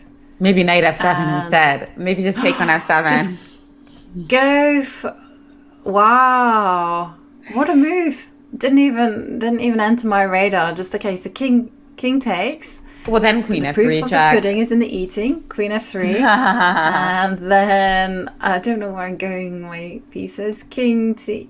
I don't want to head to g8 because I feel like I'm just going to get obliviated there on the king side. So I'm going to go king e8. At least now the bishop can be a defender. Yeah, that's true. And then so basically this is similar to the old line, except now we took your critical pawn on f7, which kind of held the rest of the position together. So even though we're down in exchange, we're actually getting some of the little guys. And boy, are they important, because once one goes, they all go. Yeah. So this gives a lot of. I was just wondering, is there checkmate after queen to d7? Like, for instance, if you check. Yeah. Bishop f8. Yeah, because if you go king to e7, well, and there's a mate. Hey ho, there's a bishop comes in. Right. Is this not checkmate? What? Well, because you can still looking at the bar. Because you can still do the same thing. King f7, queen g7 check, king e8, queen g8, and you still have that bishop f8, that move stopping it from being totally mate. And if it's not mate, we end up losing because of your beautiful pawn on c4. So there's a lot at stake here. It's not like, oh, we don't mate, so we can take a perpetual. It's like, no, you're done. Yeah, it's busted, right? So, okay, so, goodness me. So we were down, okay, so king to e7. We're down a long, by the way, you can see the live board here on the right of the screen. And right now, we suspect Ju Wenjun is thinking about all of our different options here. Obviously, knight g5, threatening, well, not quite mate, but threatening, devastating destruction to the black king. We're thinking maybe bishop c3, and of course, other types of moves that one might look at, like rook to b1, with the idea of playing b6, holding on to your pawn on b5. But this is a long line that arose out of the knight g5 idea, as we are finding ourselves in a very strategic battle of ideas, as Ju Wenjun is going to be hunting down Lei Tingjie's king, and Lei Tingjie is going to be hunting down, making another queen with that c-pawn. I mean, wow, how the tables have turned, Jovi. Yeah. And I can see that our producer Bick was sending through the lines. I didn't actually read that. I was just like looking at your knights. I was like, oh, wow, goodness me, what a wild position. But I think Ju Wenjun has to do this. And we've highlighted time and time again, like the rook coming to b1 might be a natural move, defending the b5 pawn. But actually the most important thing is to stop black from playing this c3 move, which just completely just kills the position because it ruins the scope of this bishop on a1. c3 is such a big threat. And yeah, and my goodness me, if this game ends in a draw, then fair play to the players. I mean, what can we say? I mean, it's been, actually I would prefer, I'll be honest with you, that this game ends in a draw, because then we'll have more fun and action tomorrow. And it feels kind of appropriate that they've played such aggressive chess, very tense. It's been full of thrills and spills, and yeah, I want to prolong the match. But if someone wins, it does feel a bit heartbreaking, right, for the other one, because once again there's been twists and turns. Because in this opening it looked like Lei Tingjie maybe had a good opportunity just to push forward with her initiative. She played incorrectly, and then Ju Wenjun had the upper hand with the possibility of getting b6, but she mishandled the position. And now we find ourselves in this really tense game where it's all going to depend on whether Ju Wenjun can whip up an attack as compensation against these chain of pawns. There's 4 in a row, not just 3. And she can only do that by whipping up a counterplay against this king that is all alone. If she doesn't do this, then she probably is going to be worse. Okay, and we see Queen C3 played. And this was something I was instinctively going for. But I know you did not like it at all. And I also noticed that the computer hated it. And it was just simply to do with the fact that when you judge this type of position, you got to look at how mobile the pieces are, especially the rooks. And the rooks are already primed for the action. This pawn on b5 is just going to get corralled. And oh dear, Ju Wenjun does have the worst of a draw. Well, it is a 20-minute thing. And, yeah, of course, I was just hoping to drum up some checkmate because, the thing about these knights is that their knights are notoriously bad at protecting against advanced pawns, right? But they're notoriously good at checkmating, at participating in checkmating attacks. So it just from a logical point of view, I was like, oh, I want to keep the queens on the board. But I do think this is a concrete thing for Ju Wenjun. I think she probably looked at a lot of those lines that we looked at, wasn't sure she had enough, and believes she can hold this. Obviously she's fought for 20 minutes, so she was clearly examining those permutations. And if she thinks she can hold this, don't forget she gets to play that rapid playoff. So That's true. What is the evaluation? Is this, and remember, the end games that would result if she kind of hung on and wiggled back her queen would have been even worse, because then she would end up giving up more ground. So I think her idea is, if I'm going to do an end game, I'm going to do it this way. Of course, it would have been really fun to see that crazy middle game versus, pass pawn action. But, that wasn't in the cards. And this decision does make logical sense if she didn't think that was going to work out in her favor.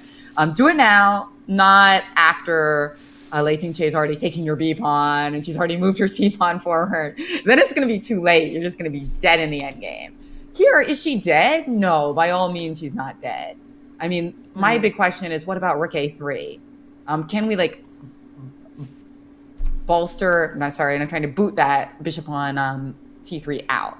Because if we can, it's going to be really bad. But I think Ju Wenjun must believe that she can just hold tight with a move like rook c1.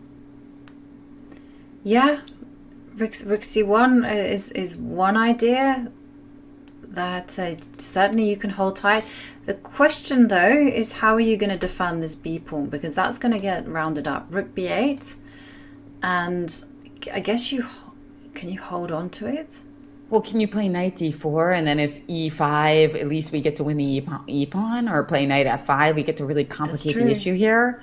I think this must be the type of variation she was looking at.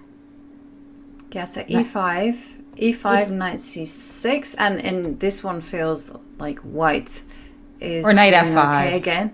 Knight f5, knight I think, f5 might have been even stronger, because then Wow. if you play bishop c7, we have knight e7 check, and we just get that juicy d pawn. I think, yeah. Now things are kind of falling apart on you. That's true. That's very true. So, yeah, knight f5, classy move, attacking the bishop and also destabilizing the defense of the e5 pawn. Yeah, that's a killer move. So no e5. So that means that you have to keep everything. But at the same time, you've got moves like, is it bishop? No, bishop e5, you might fall down to knight c6. So I want to play bishop c5. I want that pawn. I'm so greedy. You got a one-track mind here, don't you? Yeah. Well, but maybe you can do the same thing, right? Knight, just hold on. Knight to f3. Right. Just hold tight, because now you don't have e5, right? And my back rank is currently weak, but it doesn't seem like you can take advantage of it at this exact moment. If you play rook a8, do note the sneaky little threat would be rook takes c3, right? So if white were to do something like, I don't know, can you make a bad move? Knight c6? I'm not sure what I would do here. You watch that engine bar fall to the floor as rook takes c3 would end up picking up the piece. And this is one that it doesn't matter how old, how long you've been playing chess. I know you've fallen for this at some point, right? There's no shame in it. It happens to us all. It happens to us all. It certainly does. And there's no escape square for the king to run to on the second row. So this is the back rank mate, or as kids call it, the bank rank mate. And yeah, so okay, so queen c3, queen takes c3, bishop takes c. Oh, and I just noticed when I was flicking through that queen takes c3, because it was played so quickly by Lei Tingjie, was awarded a question mark. But wait, what? But how? I mean, I guess it's just saying go bishop f8 or f6. Okay. Don't play bishop b4. Don't play bishop b4, because then you get mated in one move on g7, right?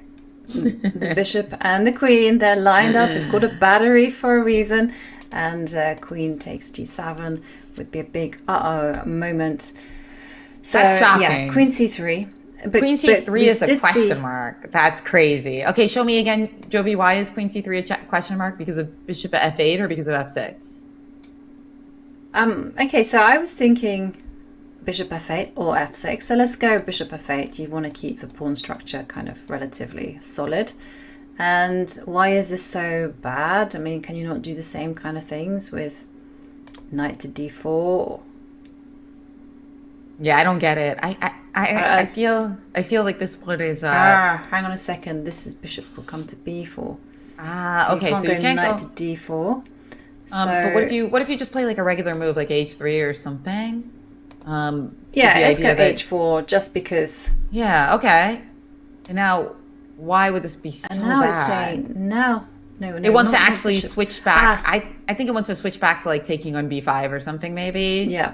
Yeah, but that's I think it's very human to want to just go for the end game, because, you know, there is this principle that with the rooks, you should have a really nice position. Whereas it's true, black has no weaknesses, unlike the other variation where, you know, you played knight g5 and it induced g6. There is no weaknesses here. So even though we have the queen, I can understand why the computer thinks that like black can just take on b5 in cold blood. But also very understandable why Lei Tingjie just traded right away. And yeah, I thought it was a very understandable decision, but the speed at which she did it was maybe questionable. And well, going back, we see that after queen takes queen, bishop takes queen, rook c b8. So Lei Tingjie not hiding her intention. She wants the b5 pawn, and now Ju Wenjun has to defend it. You have to go knight to d4, I guess, or rook b1, right? Or rook b1. But so if rook b1, which one to choose? If rook b1, there's rook a3 now, because I was using my rook to play rook c1, and now I'm afraid that rook a3 destabilizes me in that key point. Yeah. Oh. And if the bishop moves, let's say, okay, so let's say I'm really provocative. I'm going to go like this, and you see the evaluation bar go all the way down. I'm guessing it's because c3 is probably going to be a big killer, right? c3, and okay, and where did you go? The knight has to move. So she's actually gone for the simple approach, which is just to defend that. I like that better. The knight. Way better. And we saw that e5 was actually be a mistake from Lei Tingjie if she played it, because of this knight to f5 idea, and you just cannot hold on to the defense of e5. I like this way better because I like this way better because now we can keep the rook on f1 for c1. I mean, obviously we're not thrilled about our rook being relegated, our strongest piece in this position to be relegated to defense, but the key thing is, like, letting that pawn on c4 go has such a deleterious effect on our position, because it's like, it's not just the pawn going forward, it also attacks our knight on d2, it boots our bishop away, and it allows your bishop on d6 sometimes to get more play. So it's just like, it's really holding our position together that we have this bishop on c4 blockading. So even at the risk of relegating our most powerful piece left, we are going to do it. You know, sometimes you have to do things you don't want to do for the sake of the greater good of the position. And I think that's the case here with the rook poised for c1. Yeah, we've seen it in so many variations, where if this bishop is removed from the board, then c3, c2 is just going to be too powerful. So I completely agree with you. Ugly chess is sometimes necessary, and yeah, we do have a big moment here for Lei Tingjie. How is she going to destabilize this knight? Is she going to be playing bishop c5? Just again to ask Ju Wenjun, how are you going to defend the b5 pawn? Or is she going to make moves like g6 to take away the f5 square from the knight? Big decisions to be made. And so say she goes very forceful, say she goes g6. Now this g6 move I wouldn't necessarily recommend. I would be in fact very hesitant about playing such a move myself, because you can really see the position going wrong for black, if you manage to get that knight to f6, or maybe even a bishop to f6, and somehow or other white has that extra piece to coordinate and attack with. And yeah, here, I agree. What can white do? But black has a concrete idea of playing e5. True, but at the moment, e5, we still would have knight d6. Well, what about e4? Because you mentioned now you've made a weakness. Maybe I can try to get my own thing going. And if you play e5, I've got knight c6. I mean, the position it might be an endgame, but that doesn't mean the position can't blow up, right? Yeah, you're right.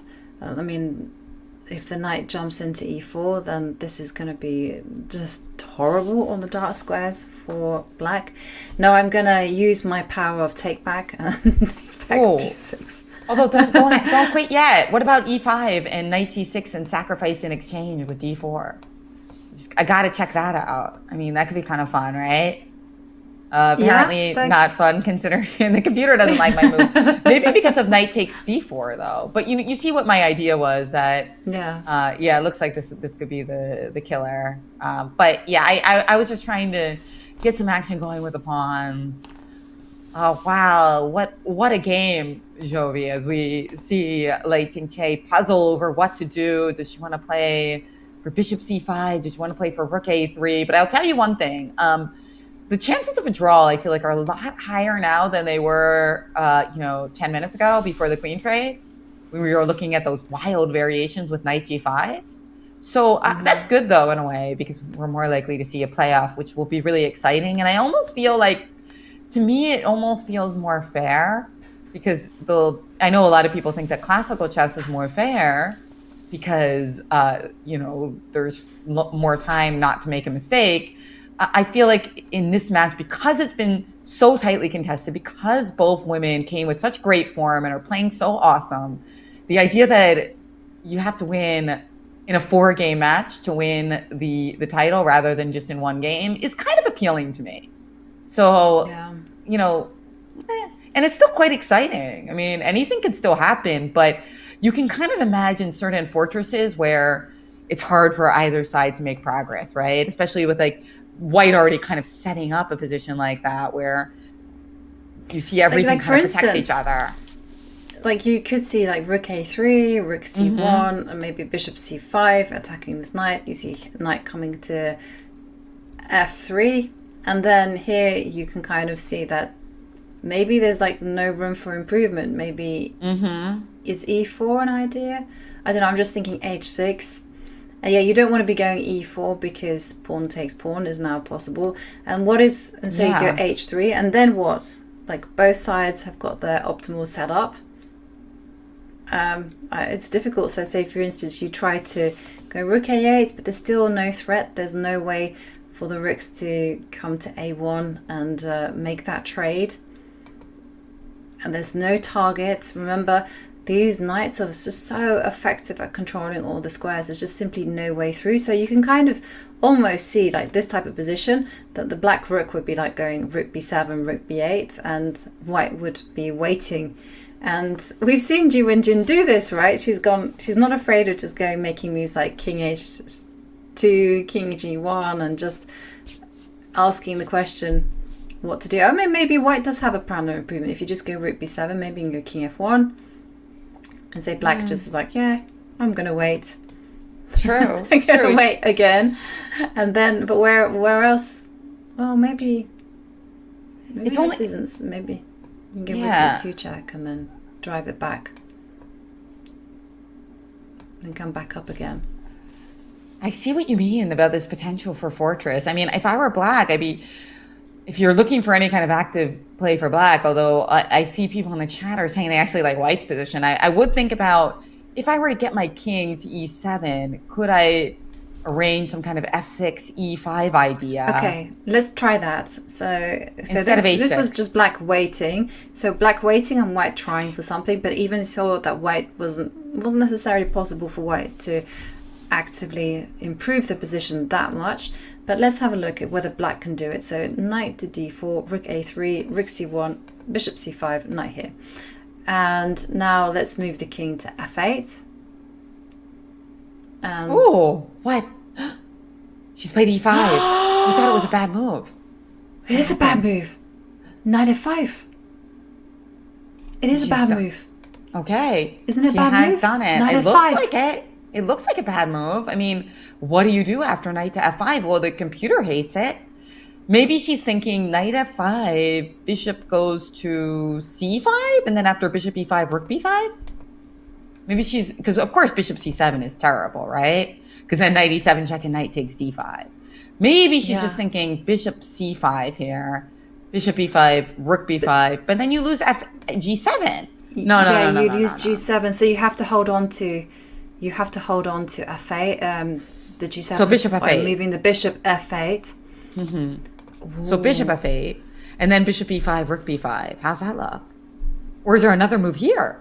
Can you? Wow. No, I doubt it, because you don't want us to play f6, right? You got to seize your moment, right? Bishop takes e5. And talking about seizing the moment, I'm going to leave everyone hanging because we are going to take a very short break. And we do see Ju Wenjun play knight f5. Oh my goodness, this is huge. And you don't want to go away because we'll see you in a few minutes.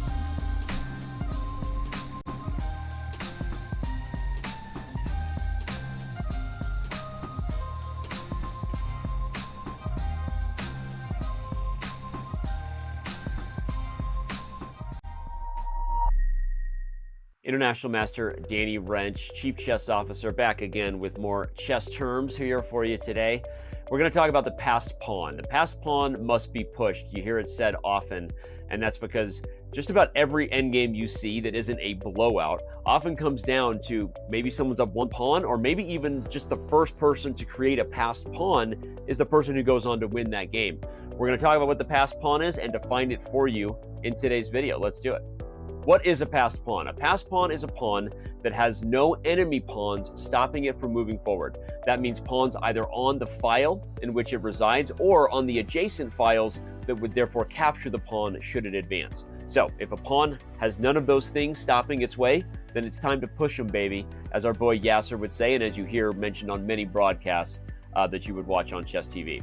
And on that note, as we look at our game examples we like to do, this is taken from Tomaszewski versus Rajabov. Here, White plays the move b5 exclam, which highlights again, it's not how many pawns you have, but who's going to be threatening to get a queen first. After Black takes it, White pushes forward with gusto, and because the rook can't blockade the pawn due to the light square bishop, this game is already over. Black is going to have to sacrifice the bishop for the pawn on b6, and White would simply be up a minor piece. Note that after the first move b5, should a takes b5 have been played, White would have pushed this pawn and then trapped the rook on a7, showing the power of the passed pawn. As with it protecting the bishop, this rook is completely out of the game, and White would easily go on to win, picking up pawns and just flexing the rook's muscles over the bishop for the rest of the game. So here we see a passed pawn being used as a weapon to just cramp down and trap all of your enemy pieces. So this has been another Chess Terms video. Hope you enjoyed it. Hope you're enjoying all of them. And with that, I will sign off, hoping that you learned something about what a passed pawn is, and we'll see you around on Chess.com.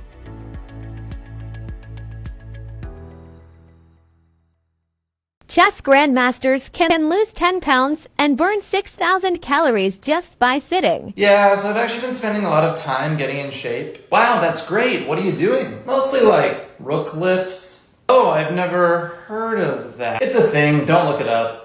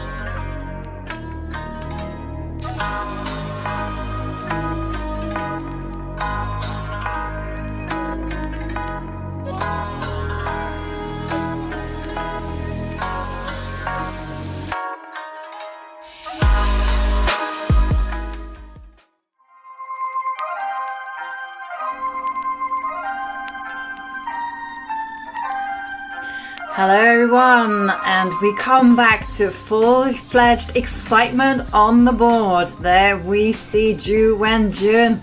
Her posture has changed. She knows that the upper hand has been passed to her because we just left you with a big cliffhanger. Lei Tingjie, she's an active player. She likes to play fast. She also likes to play committal moves. She just said no. There was no defending for her whatsoever. She broke out with e5. But according to the evaluation bar and also according to the engine and according to everyone, e5 is an inaccurate move because it allows white to win the e5 pawn and just get greater flexibility for the position.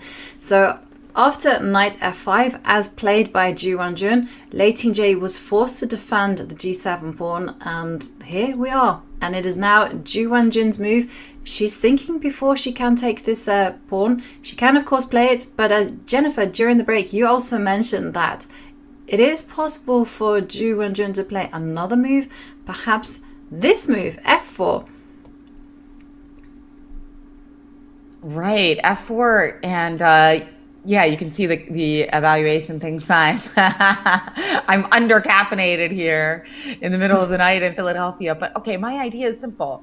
I'm hoping to actually finally get that rook onto the game on f1. And for instance, if you take on f4 and I play, like, let's just do a fantasy variation. Pawn takes f4, rook takes f4, rook b5. Just humor me here. Now, I do have this idea of knight to h6 check. And if you play pawn takes h6, rook g4 check. Although, I mean, even there, I guess the story is not completely over because, well, it's not mate. No, because the king can run to f8. But still, this does look dangerous for black after rook takes h7. And rook h8 in the air. I can see the attraction in that, and I can see why Ju Wenjun has taken a pause, whether she should capture the pawn or she should introduce the rook into the game.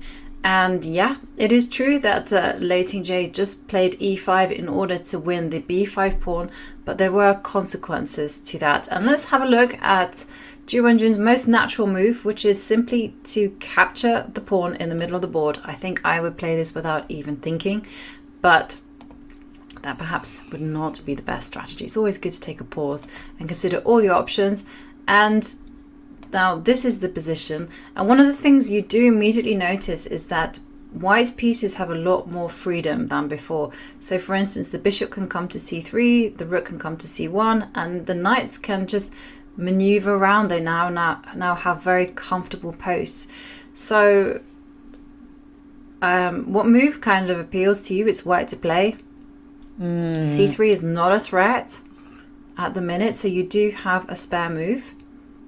Well, c3 is not a threat, but what about like blockading that square and stopping me from blockading it? Like something like, I'm worried that if suppose I tried to play f4 and get my rook into the game in this crude way like I was doing before. And now you play rook to a3 or something like that, right? Yeah. Just looking to play c3 yourself, eyeing the now weakened e3 pawn. Some kind of principal battle like this is interesting. And yeah, you rook c1, a move that we've been looking at in the course of this endgame, sacrificing the activity of that rook for the greater good of the position to stop you from unleashing everything with c3. But again, like, this does look like black is exerting at least enough pressure to avoid complete disaster. Right? Now, what if I tried rook f3 instead, Jovi? Can we check that one again? Sure. So instead of rook c1? Instead of rook c1, okay. So rook f3. Yeah, I know. You brave. Okay, I'm going to c3. So now c3, and again, the problem is that knight h6 check, pawn takes h6, rook g7, bishop g7, showing me that it's not a checkmate. And unfortunately, I'm going to be left with many problems once the dust settles. If bishop takes g7, the pawn takes d2, and I can get all these. Wait, then I'd have a draw though, right? So yeah, then you can take on h6, right? Yeah, I'd have a draw. So you don't want to here. So how would you stop a draw here? Would you play rook b6 or something, or f6? f6. F6. Okay. Yeah. And then after king takes pawn, you go here, and you still have the same problems of the pawn on c3 running through. So no, still the same things apply, but I guess what is the big problem for Lei Tingjie in this position is if we get to go back to bishop takes e5, I will put it up there on the board, and after rook takes b5, it's just, it's true. So say you were to sit with the bishop on c3, the rook to c1, and then, do you remember that plan of improvement that I was talking about with bringing the king in to e2? I mean, there really is nothing that black can pin their hopes on. I mean, this knight is not tied down on f5. It's just rogue, because before, if we were to do a direct comparison to the other line, where we saw like this, here this knight on d4 is completely saddled to the protection of the b5 pawn. And when we compare it to the game, where we're going to see it in action, this knight is just running free. And it can, of course, allow the king also to approach the position. Also, once the rook is relieved of its duties of protecting the bishop, everything can pounce on this pawn on d5. And that's what I'm afraid of. Yeah, absolutely. That makes a lot of sense. And by the way, what do we see here? We see bishop e5, rook b5, g4. Okay. G4 played. Okay. Ooh, what a move. Well, I think maybe there was a tactical question of d4 followed by f6, so she wanted to bolster that knight. If let's show what I mean there. Yeah. So let's say that. So say you played h3. So hang on. Let's just say you weren't paying attention, and h3 was the move. And then this is a nice idea, as you pointed out. And so if you play e takes, you go f6. Yeah, I feel like there might be some tactical way to avoid total disaster. Just it feels like justice, like knight d6 or something maybe. Does that avoid total disaster, or do you have rook d5? I thought rook d5, but maybe you can just go like this and say, it was disaster, but I do get some pawns in return for the exchange. But g4, I also really like the move g4. Also, you're threatening to go h4, h5 in the long run and try to weaken the dark squares, and the white king has that plan of improvement. Every piece now has a plan of improvement that it didn't have before. Great move, g4. It's a very typical grandmaster move in the endgame to just get that space. You mentioned Judith Polgar's move. A lot of times for Judith, it was in the middle game to slash and burn your opponent's king. But no, even in the endgame, this move has a lot of value, and you'll see people sometimes playing h5 to avoid it, right? Because it gives white this beautiful space. Yeah. Certainly does. And wow, do you know what, even with what we thought was some blunders played, these two players still have some ridiculously high accuracy scores. So Ju Wenjun, 95.8% accurate, and Lei Tingjie is 94.5%. Wow, yeah, it's another great game. I mean yesterday was even more accurate, but keep in mind that the opening was more unusual. So the more unusual the opening, the accuracy score is bound to go down, right? Because the positions are very unusual. Maybe the book is ends a little bit sooner than other openings. So it does make sense to me that even though it's been a great game, not quite as accurate as yesterday. Yeah, and I always think that when you play very sharp positions, the accuracy levels goes down, because there's just so many things to calculate, so many possibilities to go wrong. Whereas when you have a simple strategical game, well, then I think there's the moves are a little bit more clear cut. Like everyone is talking about this like centipawn loss. I mean, the lower the centipawn loss, the more accurate you are. And I remember once I played a game and I beat a grandmaster, and then my friend checked the centipawn loss, and I was like, oh, what is it? Is it like 25, 30s? Which is still quite a good thing. And he goes, no, you got 8. And I was like, what? 8 means I was ridiculously accurate. Wow. And I was just like, okay. But then I started thinking about the type of position I had. It was strategical, and it was just all about improving moves. So there wasn't that much margin for me to go wrong. We were in the opening that we saw, hang on, let me just go back, pull it back up to like moments like this. I mean, here anything can happen. This position is wild. You have the big battle between these two pass pawns, and then of course this phalanx of pawns, is coming in the center. So anything can happen, and it did. So I can't blame the players for not being as precise as we saw yesterday. What a beautiful position for white, though. It does seem like white's going to pose some problems for black. Our producer was pointing out that if the bishop on f8 was a rook, and if black played g6, the knight h6 would be checkmate.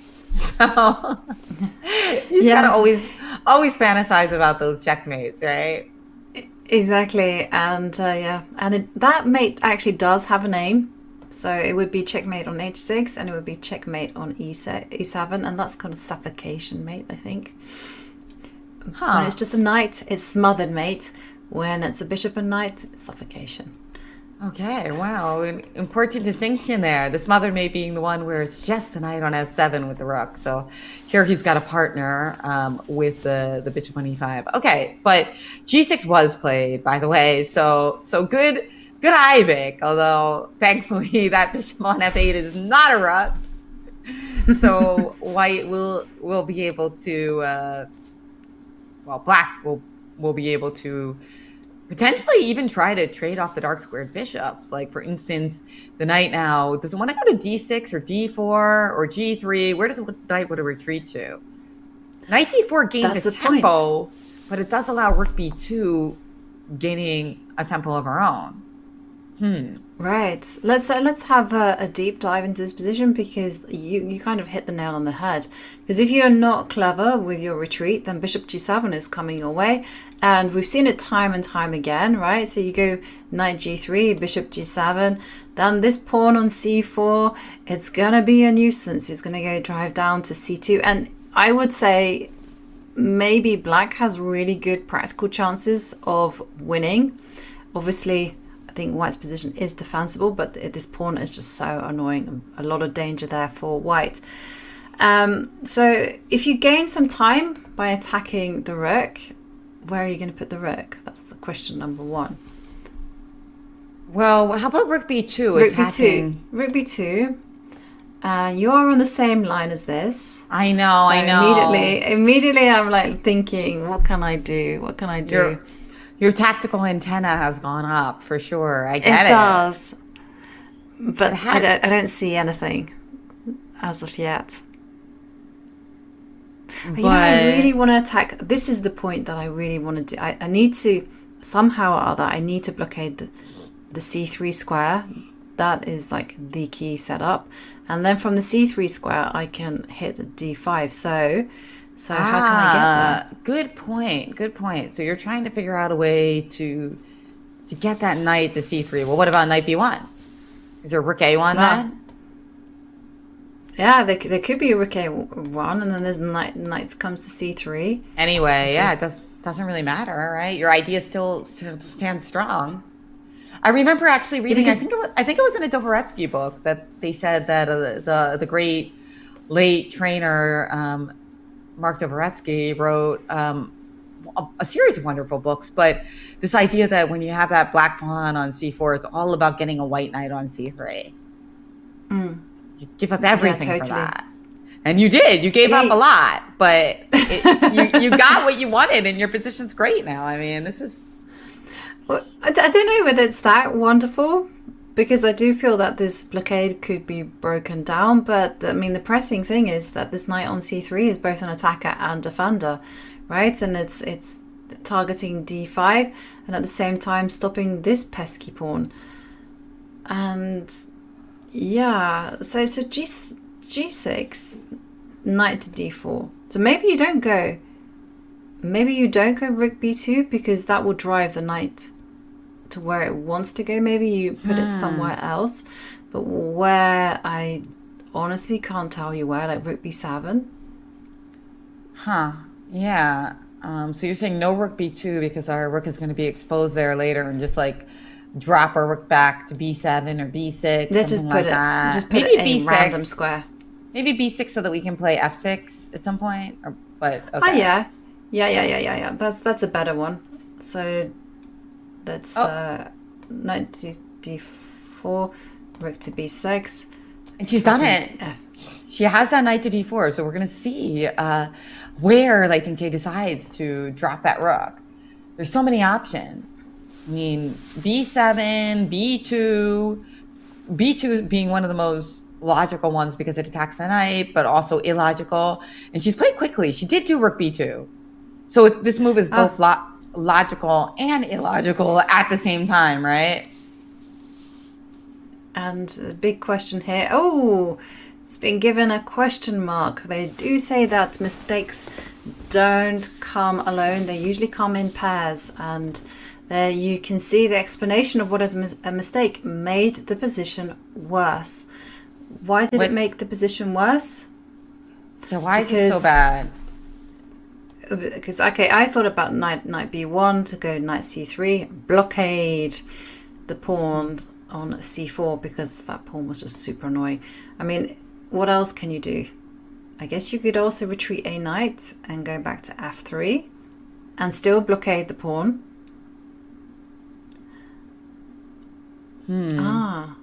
Could you be doing stuff like that and then just going e4? Let me just count.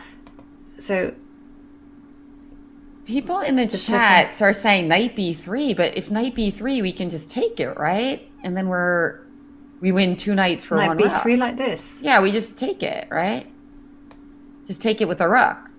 Well, wouldn't we take it with the rook? Yeah, take it with the rook. Yeah, take it with the rook, and we just get 2 pieces for. This is just great for black. Now we're on top.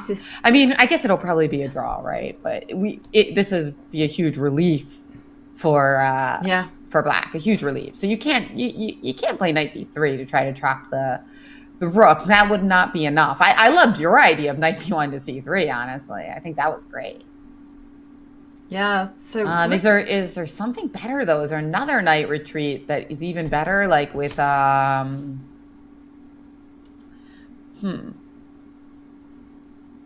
What did she do? Did she do your move? I think she did, Jovi. Good call. I see that knight. Knight b1. Nice. Beautiful. Well spotted.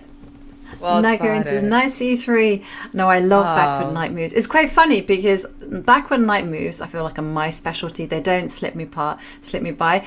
But I tell you, backward bishop moves and backward queen moves, I don't see at all. And this is a beautiful strategic idea, though. Good job. Good job. I mean, this is like one. Yeah, it's one for the black's position positional is manuals. Exactly. This is like got so many holes, and you feel that if you're able to get knight c3, and even if you trade off dark square bishops, you can put a knight on b5, you can put the rook on d1, utilize the king, and white's pieces have so much harmony, and it's so simple. Just target the d5 pawn. Okay, maybe objectively it's a draw, but still, it will be Ju Wenjun that is pressing, and they are on move 27. And in terms of clock times, I think both sides have plenty of time left, and especially for Ju Wenjun because her position has now simplified. She has a very clear-cut plan. It's for Lei Tingjie, it's a lot harder, I'm afraid. She will have to think whether her best chances lie in counterattack or in just holding the d5 pawn. And she also has big questions to answer. Should she trade off rooks? Should she not? Those are the things that are going to burn time on the clock. Yeah, so how about she anticipates that you're going to put that knight on c3, so she plays like rook a5, trying to add support to the d5 pawn. How's that look? Oh, apparently bad. I think there's knight c6. Oh, sorry. Yeah. Okay, I can't do that yet. but that's the kind of danger there is when you're facing these 3 minor pieces. And knights are crafty. Yeah. We gotta do something now that we're not threatening knight rook takes d2. And that is a problem, right? The thing about rook b2 is that it was a moment of pleasure to attack your knight, but now we have to deal with the fact that there was a huge negative with that move, that there was a discovery on the knight on d4, discovering an attack on the rook on b2. Big problem. So what to do? What to do now? Should we just move that rook away? But we should just move that rook away. But where? Rook b6, you mentioned it earlier. It's a very stressful position. Very stressful position for black. Totally stressful. I mean, I don't know. I mean, I'm also thinking about bishop g7, but is that a good trade? It might not be a good trade because it simply allows, so say for instance here, just take, and then knight c3, and then you can just see after rook a5, your move, that, you know, they can just probably go rook to d1, and this knight on c3 is just untouchable. And again, you have that horrible plan that's coming your way of going king g2, king f3, pushing the pawns, slowly improving the position. And even knight e2, knight to f4. Wow, So what a master, I think bishop g7, not a good trade.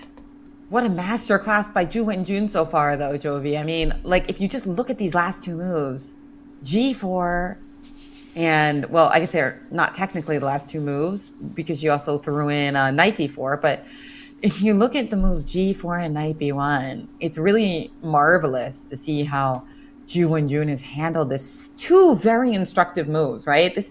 I know a lot of people watching this are probably trying to improve their tactics or trying to improve their openings.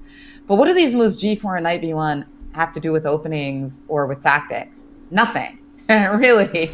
And so this is the type of takeaways you should be trying to get when you watch commentary, because it's not something that you can easily get other places. G4, beautiful space gaining move, multi-purpose, as Jovi said, and the absolute stunning knight b1 to say, guess what? We've been dealing with this idea of c3 all game, and suddenly we're turning the tables and we're making it a strength that we get to put the best blockader on the c3 square and make your pawn on d5 cry. So this has been like really the strength of Lei Tingjie's position for so long, that black pawn on c4. Now Ju Wenjun turning the tables, oh, it's a miserable position to defend. It'll be fantastic if Lei Tingjie does it, but she's got a defensive task on her hands and only 18 minutes to go till the time control. Can she do it? Jovi, what do you think? This is a really big ask, actually, because I do feel that there will be a time scramble, but I don't think it will be from Ju Wenjun because her position is so simple to play. She has one target, the pawn on d5, and that's it. Whereas Lei Tingjie has to constantly think, does she go on the defensive? What pieces does she trade? Is the move rook to b6 is a move that you highlighted with the idea of f6, and then does she swap this bishop for the knight? I mean, these are the questions that she has to answer, and if she takes an incorrect choice, well, she's just going to lose. There's no kind of beating around the bush here, because once the d5 pawn falls, maybe the c4 pawn is also a target that can be corralled, and then before you know it, it's going to be a rook versus a bishop and knight, and white will have 4 pawns and this beautiful structure, and black will only have 3, and that is insufficient. Yeah, I mean, I'm really strapped in for this, and you can see the stress on Lei Tingjie's face. I mean, she's made a lot of expressions. She's really, gained so many new fans with her chess and her kind of like ability to show her emotions at the board, which is always really fun for the fans, right? But right now, I just see pure stress, Jovi. What do you see? Yeah, I see stress as well, and also by the fact that she keeps looking at the clock suggests that she doesn't quite know what to do on the board. And usually this translates to you looking at the clock and going, no, I still don't know what I want to do. And like you say, I also detect stress, but Ju Wenjun looking very calm, sitting back. She looks like she is in control. And 16 minutes on the clock for Lei Tingjie as she tries to find the best defense against Ju Wenjun's plan of putting a knight on c3 and then targeting the weak d5 pawn. Yeah, very gracefully played as Ju Wenjun hunts down her 4th title. Yeah. Wow. And if she manages it, there are only a few women who've actually being a 4-time women's world champion. So start from the beginning. Vera Menchik. I love Vera Menchik and the story so much. I do feel like almost a movie should be made, or a documentary should be made about her. And I think the only trouble is that there's no footage of her. There would be something. If someone could find some camera roll, then you definitely need, because this lady was remarkable. And then you had Nona Kaprindashvili, of course, and then Maya Chibudanitsi, and then finally Ho Yifan.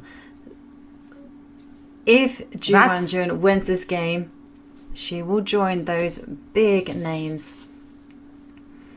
That is a steamed company to be in, isn't it?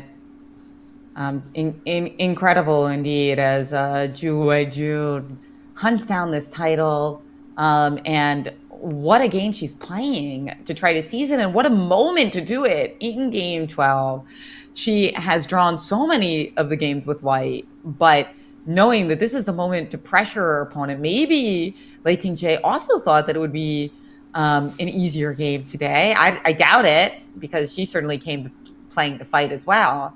But still, it's just really tough when you don't have a chance to hit back, Jovi, because this is the last game of the match. Wow. No, it's the worst time.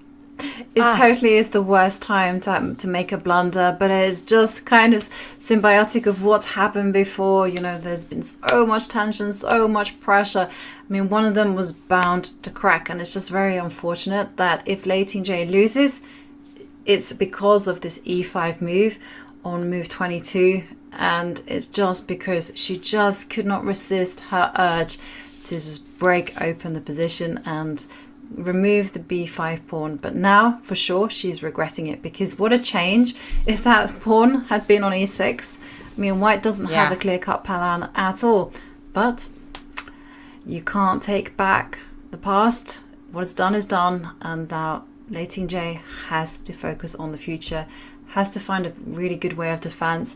I'm just wondering, I mean, should she trade off rooks? Do you think that that is a good idea? Maybe. Yeah, like rook a1, knight. The problem is I would love to trade off rooks in theory, but in practice, aren't I just losing the d-pawn right away? Because I think in theory I would like to, because then I have a rook type piece and you don't have a rook type piece. It's as simple as that, right? That I think they did do some database analysis on 2 rooks versus 1 rook, and on average, it's good to trade the rook, because then we're the only person who has a piece that moves like a rook, which allows for some ideas and tricks. But she tried to trade the bishops, but I think the problem was rook a1, knight c3, rook f1, king f1, and the d-pawn goes, Jovi. So couldn't do it. King g7, you mentioned it here, knight c3, and now that pawn on d5 under fire right away. Ooh, and look at that eval bar. It hates this line, but I got to tell you, it's so human. Like, I would want to get rid of the dark squared bishops too. So why is this so bad? I just think she's not able to defend the pawn on d5 eventually. So what's going to happen? And we looked at this line. The rook comes to a5. Be careful. Don't make moves like knight b5, because, well, Lei Tingjie will immediately take that knight off the board. And suddenly it is Ju Wenjun who has spoiled the game completely. And this is just a win. So rook a5, defending the pawn, is on the board. But what's going to happen is that simply Ju Wenjun, and she is excellent at positional chess. She really is. So she's just going to play rook. She's got her target in mind. Once I've stopped highlighting every single pawn there is, and I'm going to say good morning to the world when I make mistakes like that. The rook will come to d1, and there's a big threat already of just reinforcing the position. I'm a big fan of that. You don't need to hurry in endgames. The d5 pawn isn't going to go away. And then once you've solidified your position, maybe put your king on g2, king on f3, h3, then you can just round up this pawn. And you have to remember this Italian expression that I heard. It says, make haste, but don't rush. It was about just life in general. Make haste, but just don't rush through life. And I think it just explains how it should be in games. Or alternatively, you can be cheesy and cringy like me and say teamwork makes the dream work. All right. Hey, I mean, it might be cheesy, but it's memorable. So yeah, let's go with it. I am in shock here. And I think this move that caused so many trials and tribulations for Lei Tingjie, I think it was just a misevaluation. I just don't believe, it's not like she missed bishop e5 or anything like that. I think she just didn't think that white would have as much as white has. And this is where the experience and the positional class of Ju Wenjun is really showing. I mean, It's beautiful to see. It's beautiful to see this champion, this a great grandmaster in her element right now. Totally. She squeezes her edge here.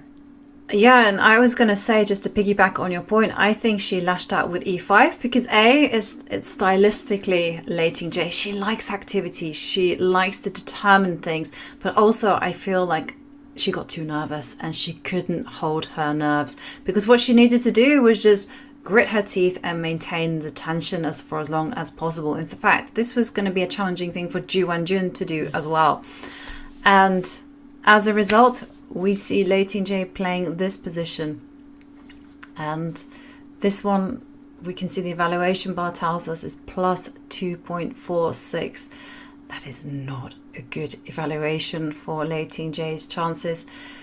And the problem is that what can she do? She's just has to resort to maybe moving the king, moving this rook from b2. I mean, there's no target.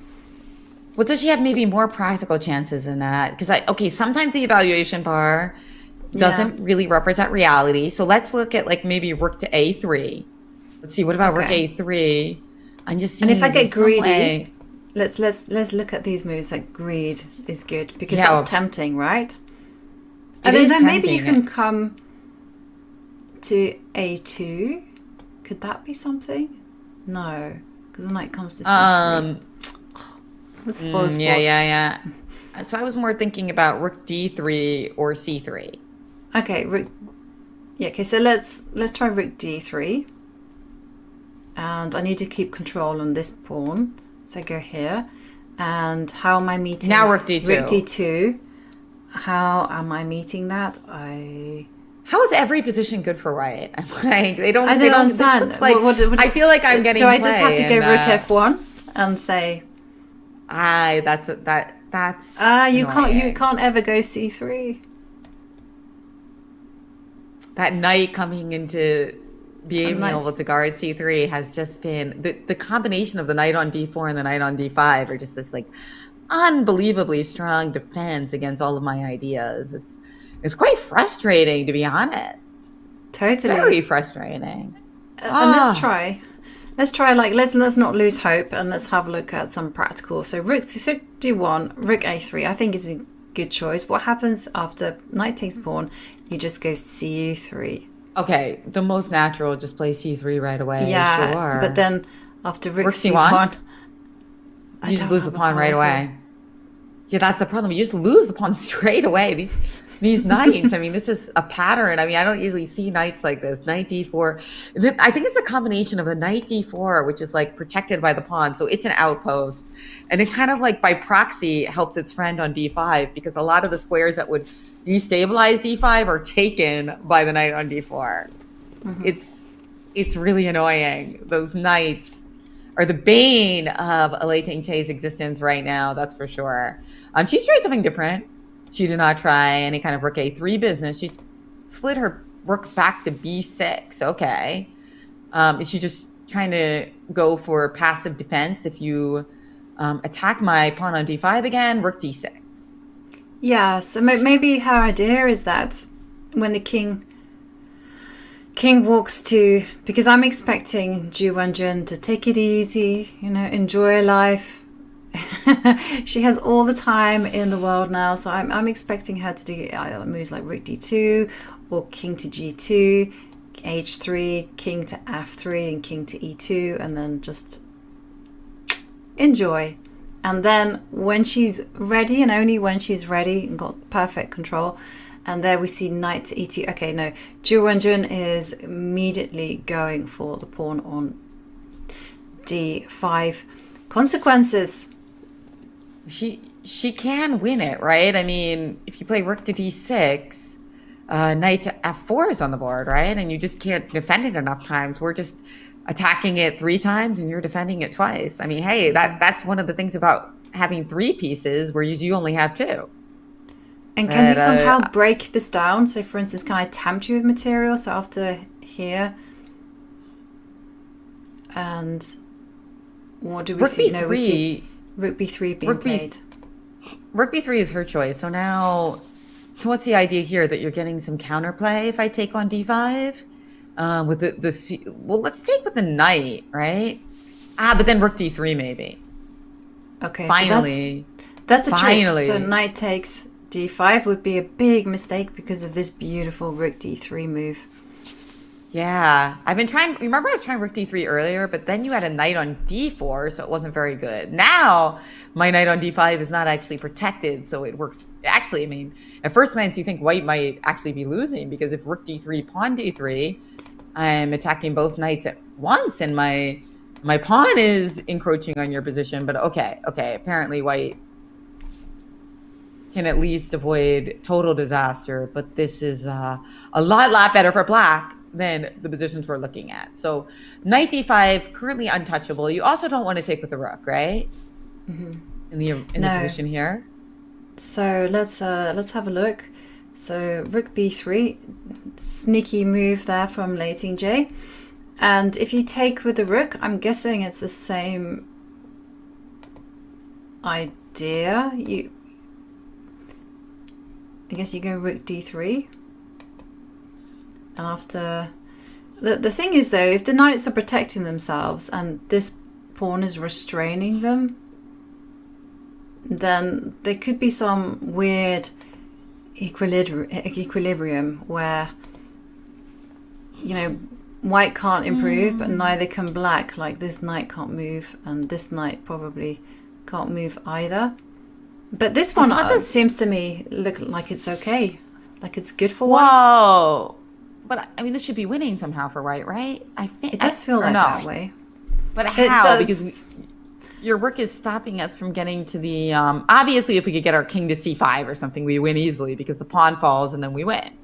But in this position, like once we get our king up to e4, the question is how do we improve our position, right? Do we do something with one of our? We do have 4 versus 3. So I would think that we could do something with that, but I don't know. Huh.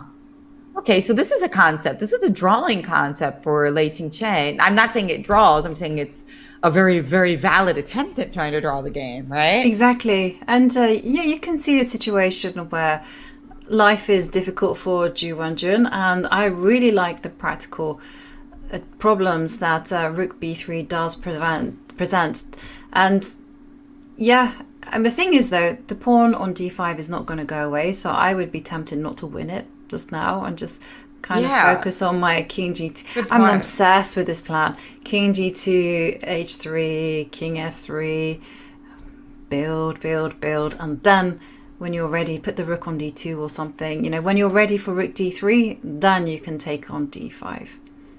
Yeah, I think that's a great point, because if our king is super centralized when we take that pawn on d5, it might really change those variations in a way that allows us to get the key tempo. So for instance, if we get a king on e4 after we take on d5, it gives us a lot more options that might make the game totally winning for white, rather than the really tense position you were just showing. Okay, exactly. Okay, because what we had on the board earlier is like the rook was on d3, and there was just, like you mentioned. So this is the position that we were looking at, like this. Okay, yeah, this is winning, but it's not as easily won because the king still has a job to do, and you know, you feel that these knights are not working to their best. If the king were involved here, then it would be an easily winning game, but the king isn't. And right, because then you could just chase after. C4 is annoying. Right, like if you already had your king on e4, you could just play like knight b6, And then, yeah, it requires a little bit of calculation, but it looks like you can just somehow take the pawn, and then obviously you're going to be winning then. Although honestly, it's never going to be that easy because the knights are not the best known for winning endgames with such reduced material. But winning the pawn on c4 is obviously the first step. We do need to win that so pawn. Something I would caution against. So say for instance in this type of position, and the rook is attacking this d5 knight, and I would kind of say don't play moves like knight to e to c3, because yes, it looks like it's really stable, but neither of the knights can move, and now you really are dependent on moving that king to assist these knights so that they can untangle. So just be aware of this pattern. Don't this is gonna be a really long one. I think that Lei Tingjie is gonna, I don't know whether this is gonna be a draw or a win for white, but I think it's gonna go the real distance, because we're starting to see these ideas for black of holding on because of the greatly simplified material do exist.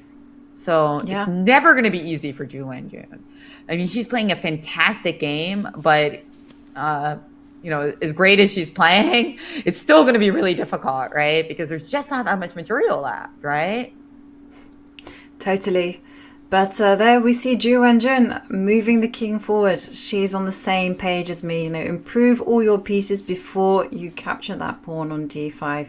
You can take your time, and it just shows to me that Ju Wenjun is not nervous at all. She's not feeling the tension. She's just simply taking the position as it comes, and this is the best approach.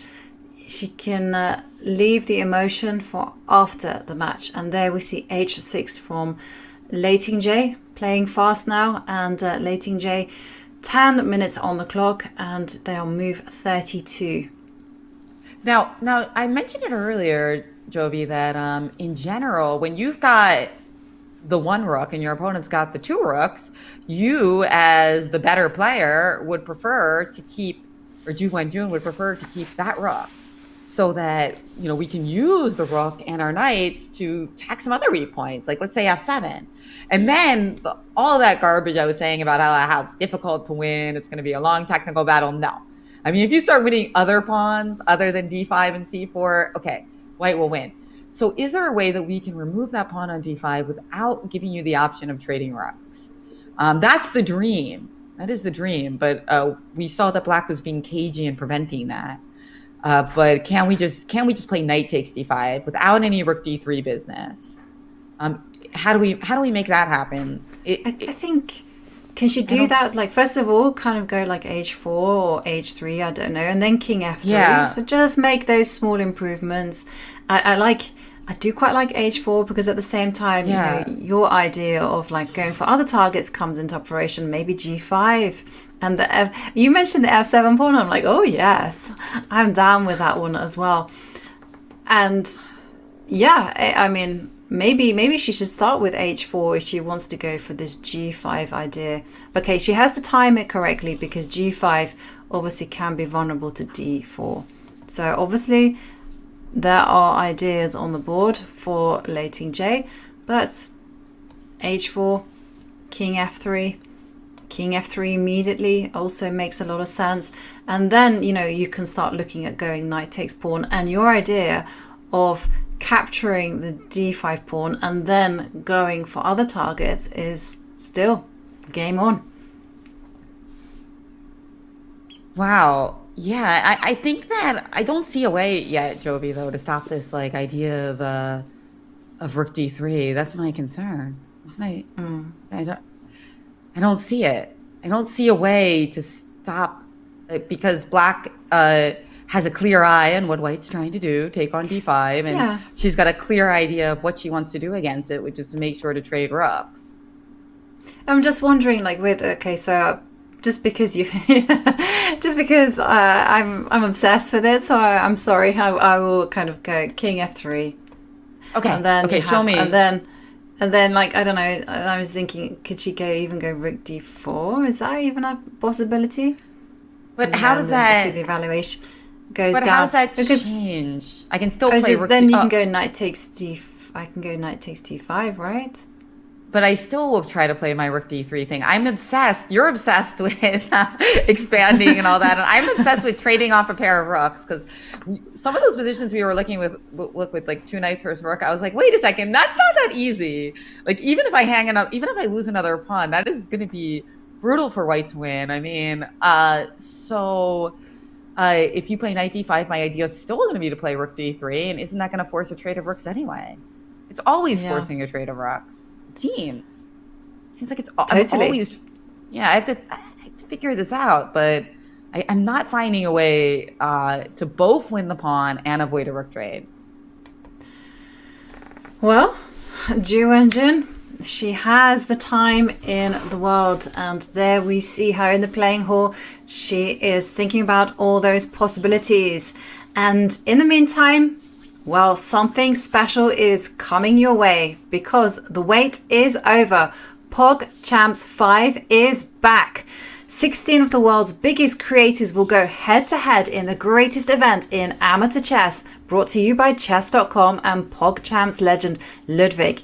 Watch your favorite creators like QT Cinderella, C-Dog, VA, and I Did a Thing fight for their share of 100k prize fund and a ticket to the live finals in Los Angeles. Use !POG in chat for all the details. And while this exciting event will start soon, we will also have an exciting thing going on right now. Will this be the final game of the Women's World Championship? Find out more after the break.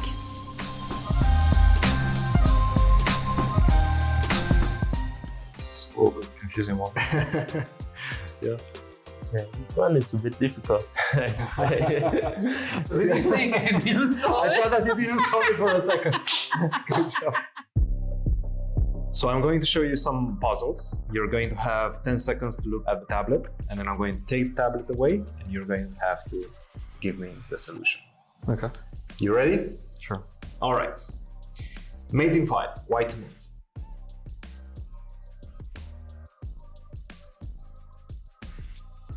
Okay. You got it. All right. Yeah. Queen g6, knight f6, bishop g7, rook h7. Very nice. Very nice. Very nice. Good start. Okay. Queen g6. Yes. Queen g6, knight e7, bishop f8, knight d5. No, wait. Where's...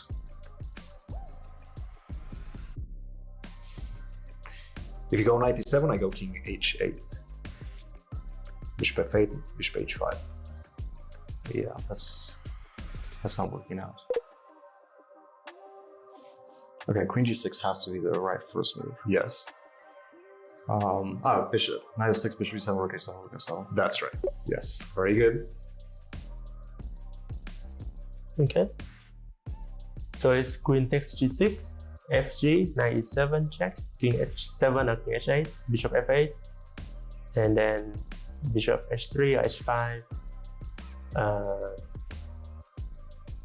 Wait, bishop h5 must be played, yeah, not bishop h3. Bishop h5, and knight g5, king h8, and then knight takes g6. Is that 5 move? So you said queen takes g6, f takes g6, knight e7. Knight e7. Okay, yes. We have knight f6 here. Oh, knight f6. Knight f6, king h8. Oh, then bishop f8. Yes. Bishop g7. Check. Oh, king g7, rook h7, rook h7. and then Okay. rook f7 mate. Wait, but knight e7 is not checkmate?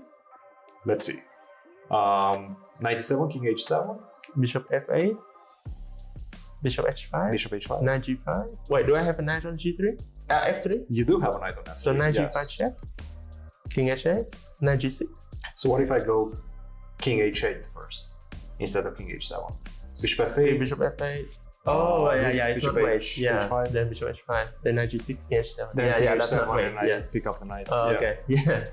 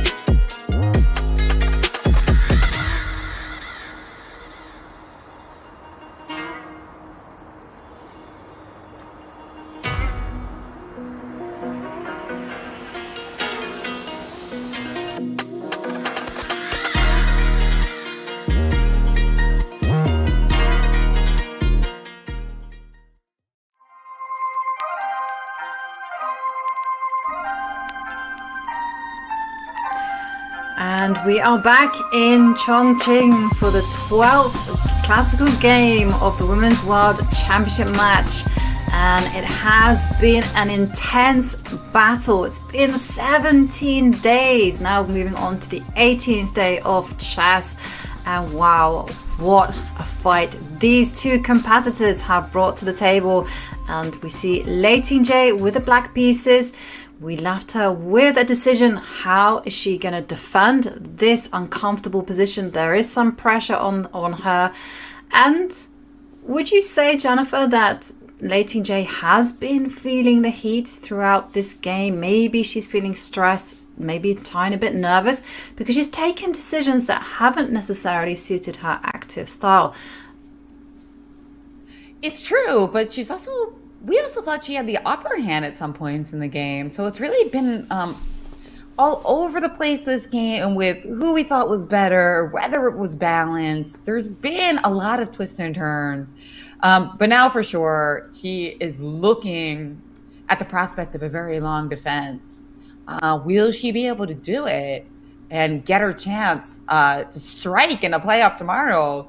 Well, that's the big question we'll be watching over the next hour or two, right? As Ju Wenjun looks to milk her lovely position here. I mean, just a strategic lesson of the way that the knight on c3 holds back both pawns. It's really cool to see. It is super cool. There's been some really lovely points from Ju Wenjun in this game. You know, retreating the knight back to b1 at this moment when the rook came to b2, that was given a question mark by the game review, and there we see knight b1 was such a nice idea. Just putting a knight on c3, blockading the pawns, and also proving that blockaders, they're great defenders, but they're also great attackers as well. Very nice idea by Ju Wenjun. And Lei Tingjie, you're right. I mean, this game has been very nervy. It's been very topsy-turvy.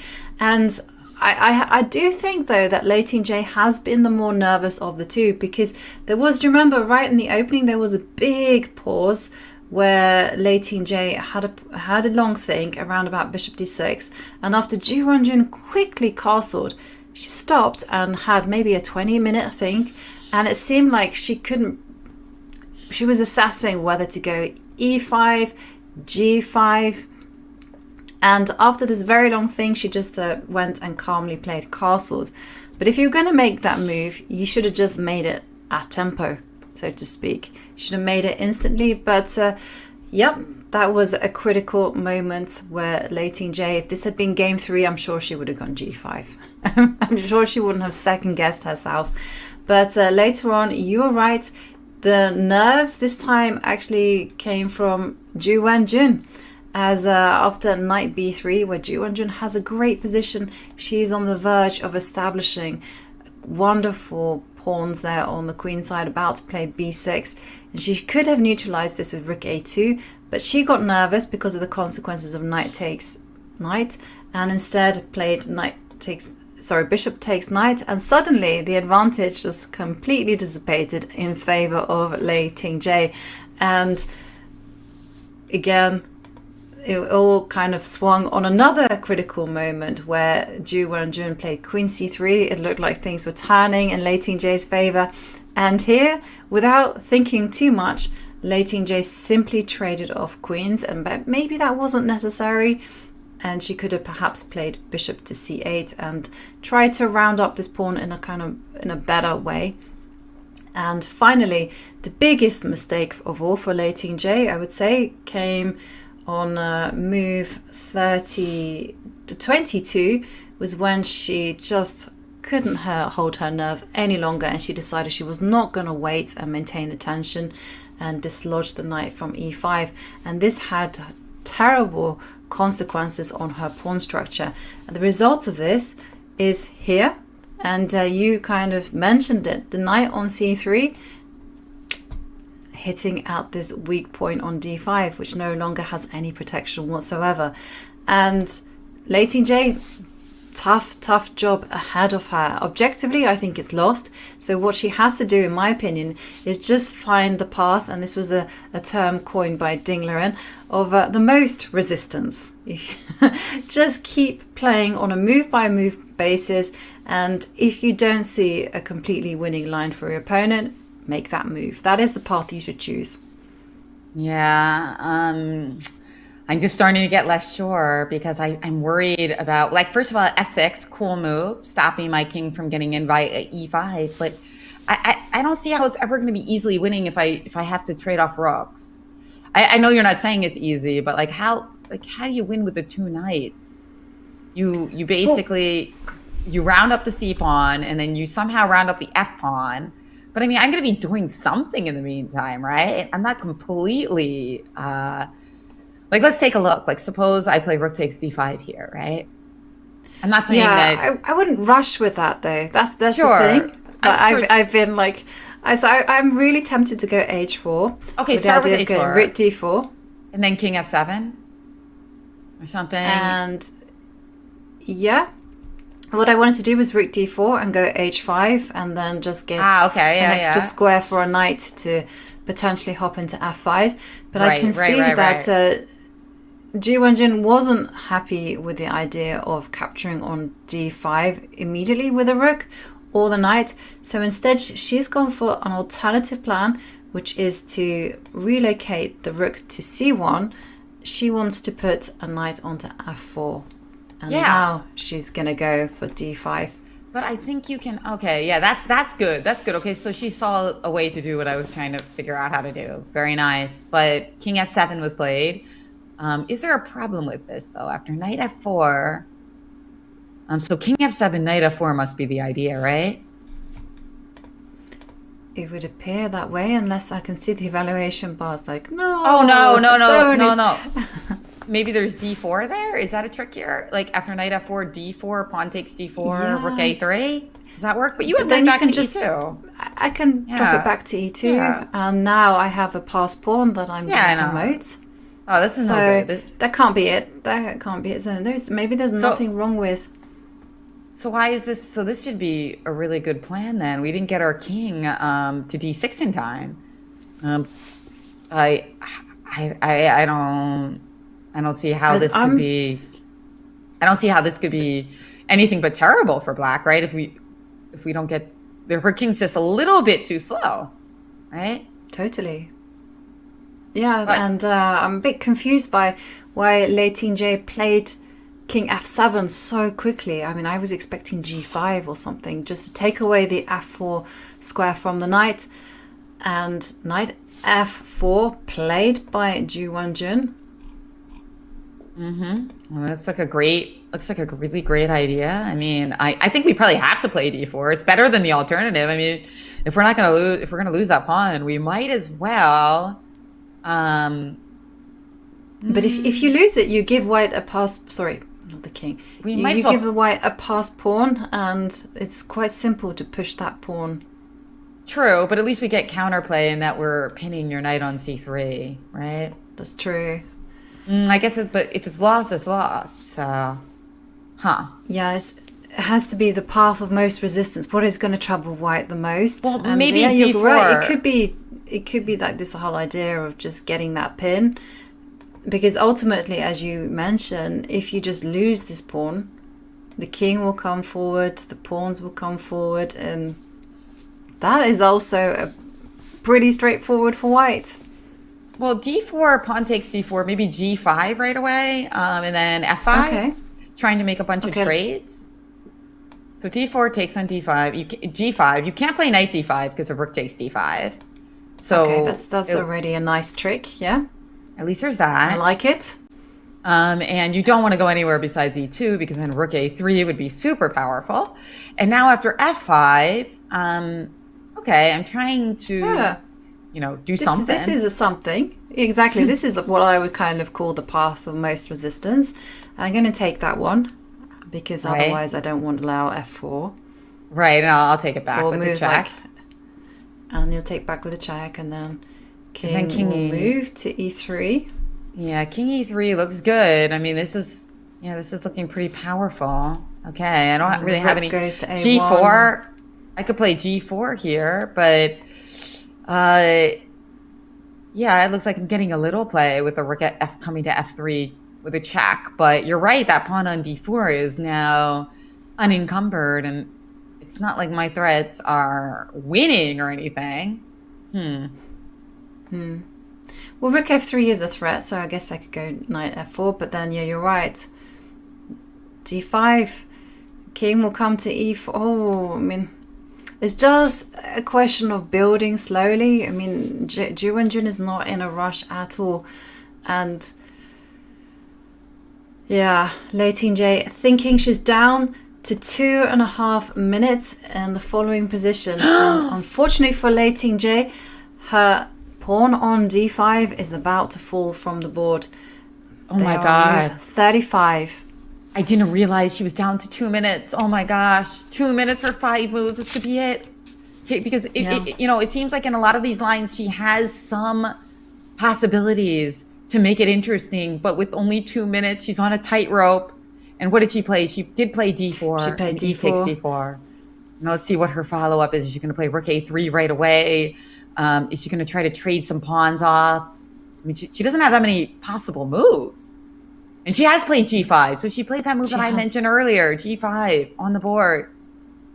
But there is a kind of a long-term hope for Lei Tingjie, is if she manages to trade off rooks and trade off all the pawns, then and her rook can sacrifice itself for the pawn. The 2 knights is one of the most unfair things in chess.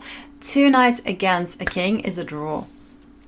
And if I keep myself a pawn, then in some positions it's a loss because you can use that pawn to force me to make a tempo, and I can get you into a checkmate. Whereas those stalemate ideas would often save me the draw in the 2 knights versus king pure.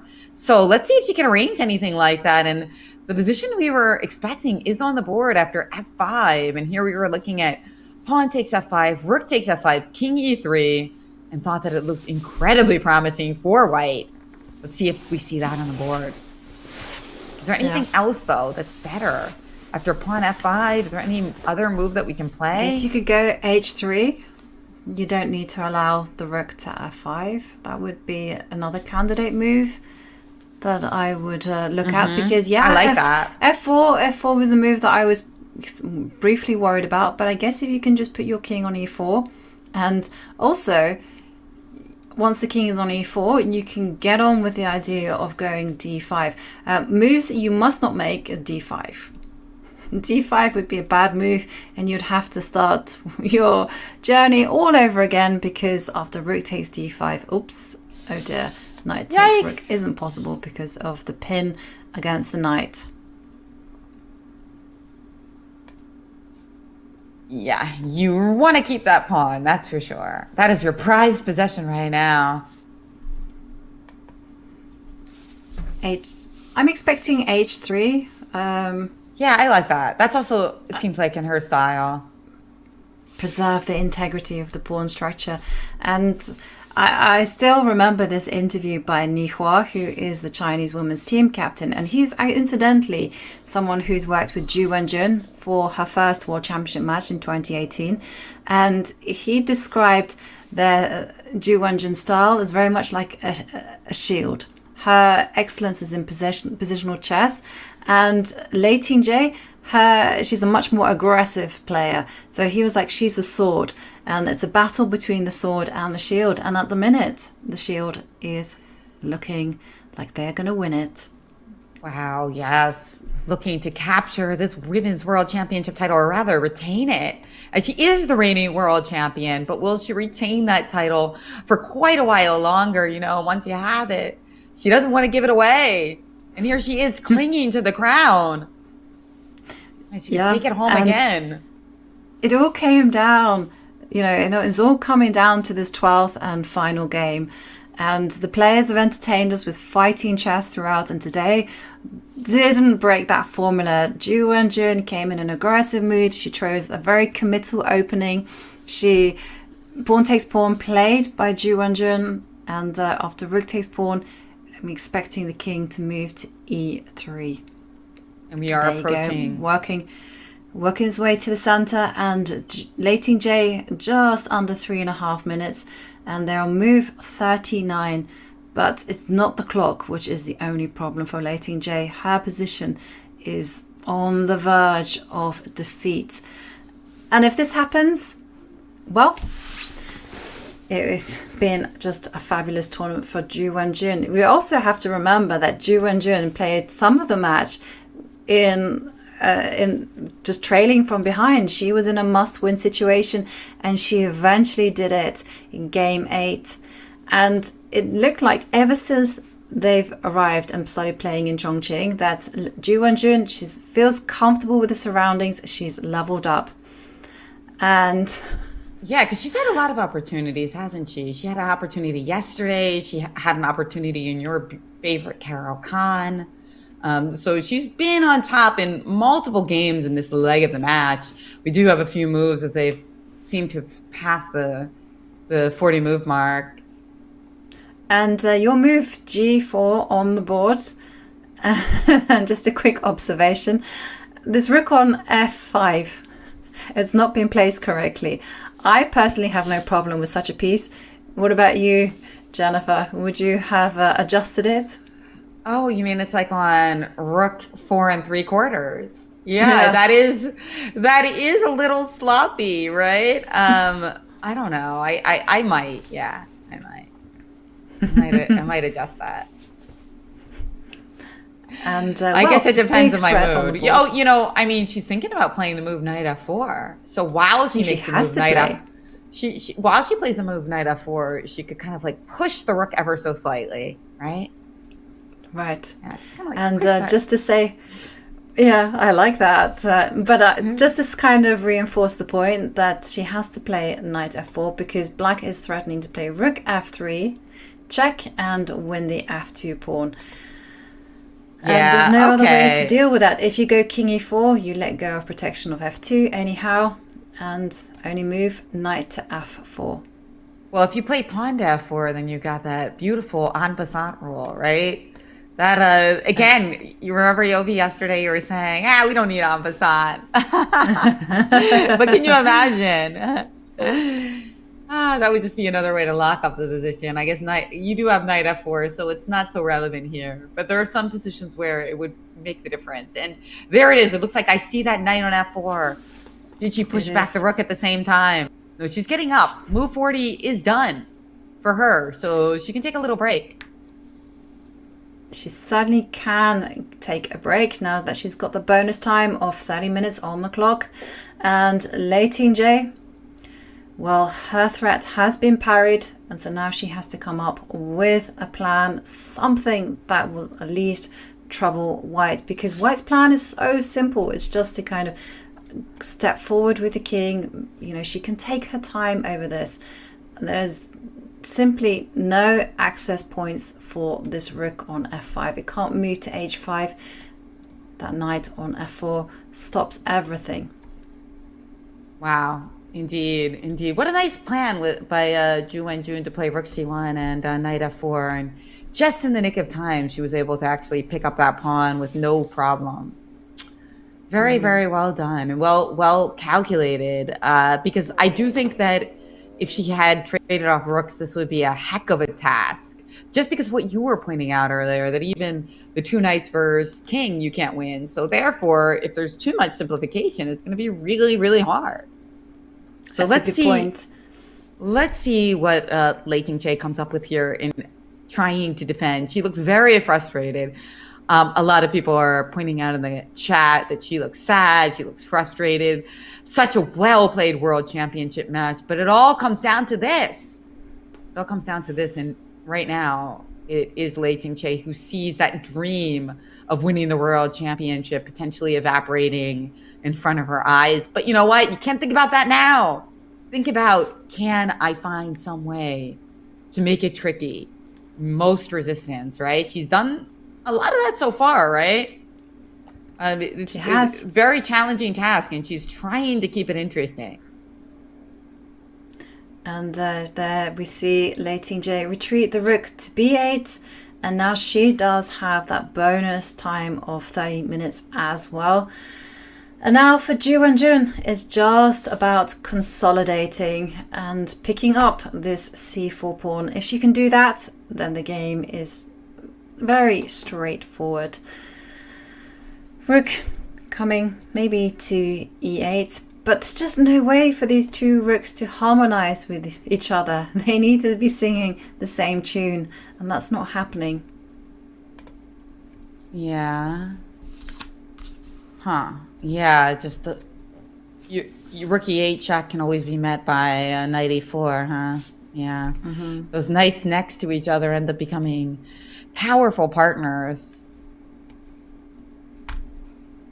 I'm just thinking. So maybe you can knight e4. move. Knight e4 straight away, threatening knight d6. Yep. Yeah, why not? Knight.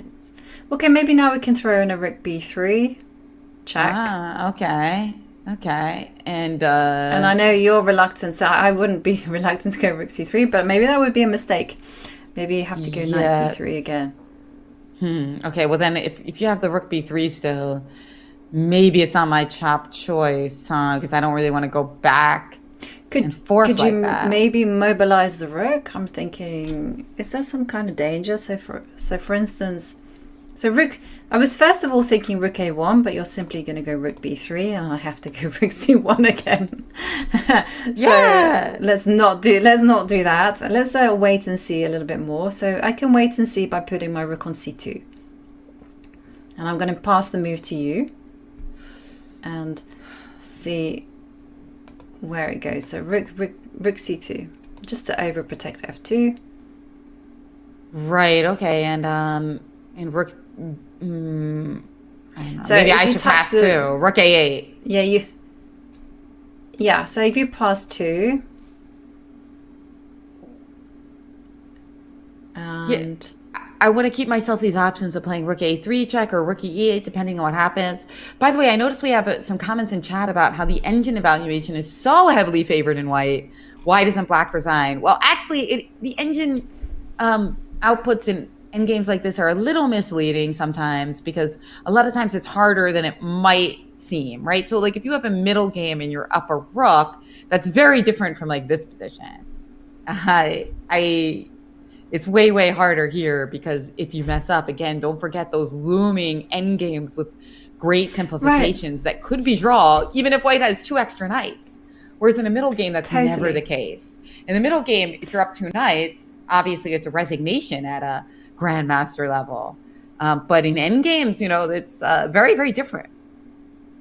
I completely agree with you. I don't think we see the evaluation bias say it's like 3.91, but I mean, just at first I thought you just go knight e4 and then you just go rook takes pawn and the end. But now I can see it's not so easy, because after saying knight e4, we have that rook b3. And then if I go rook c3, I was just thinking about that. I mean, isn't moves like h5, and with the idea at play that you're going to go h4, g3, and sacrifice, once you've won all the pawns, or traded off all the pawns, you could sacrifice this rook for this pawn, and that would be a draw.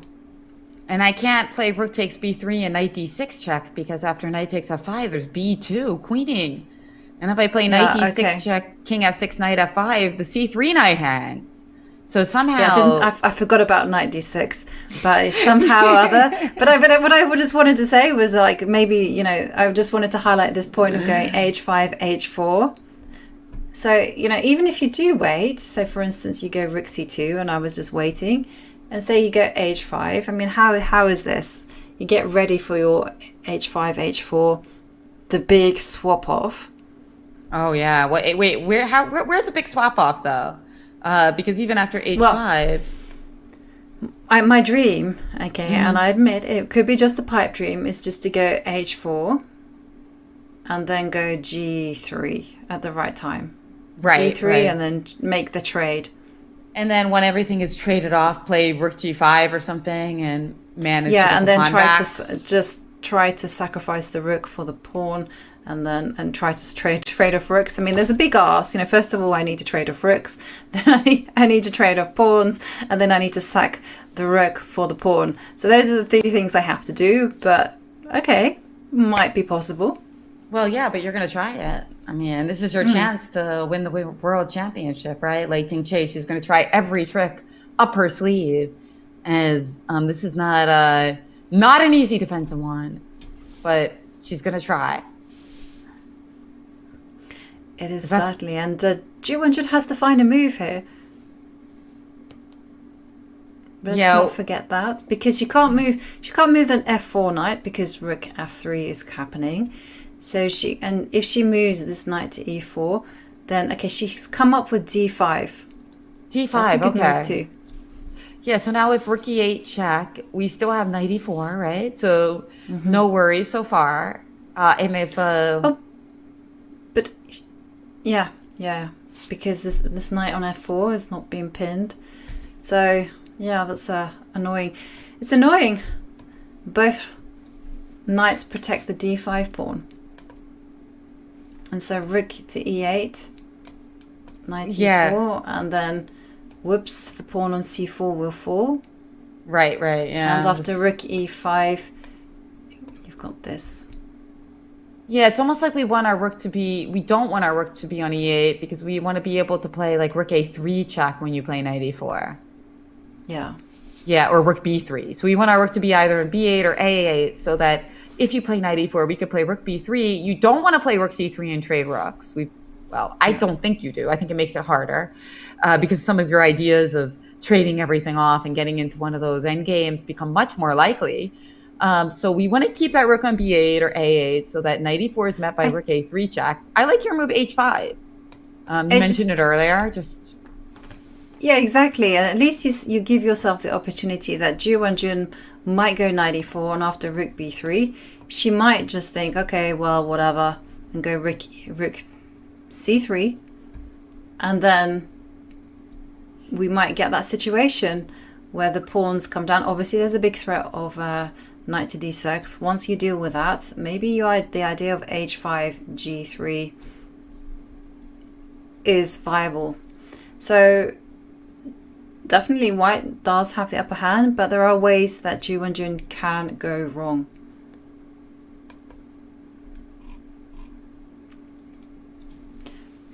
Yeah, there are Lei Tingjie. But she's been such a great technician in the game so far. It's hard to imagine she's not going to continue playing great. But you know what? Hey, I mean, this is why we play, right?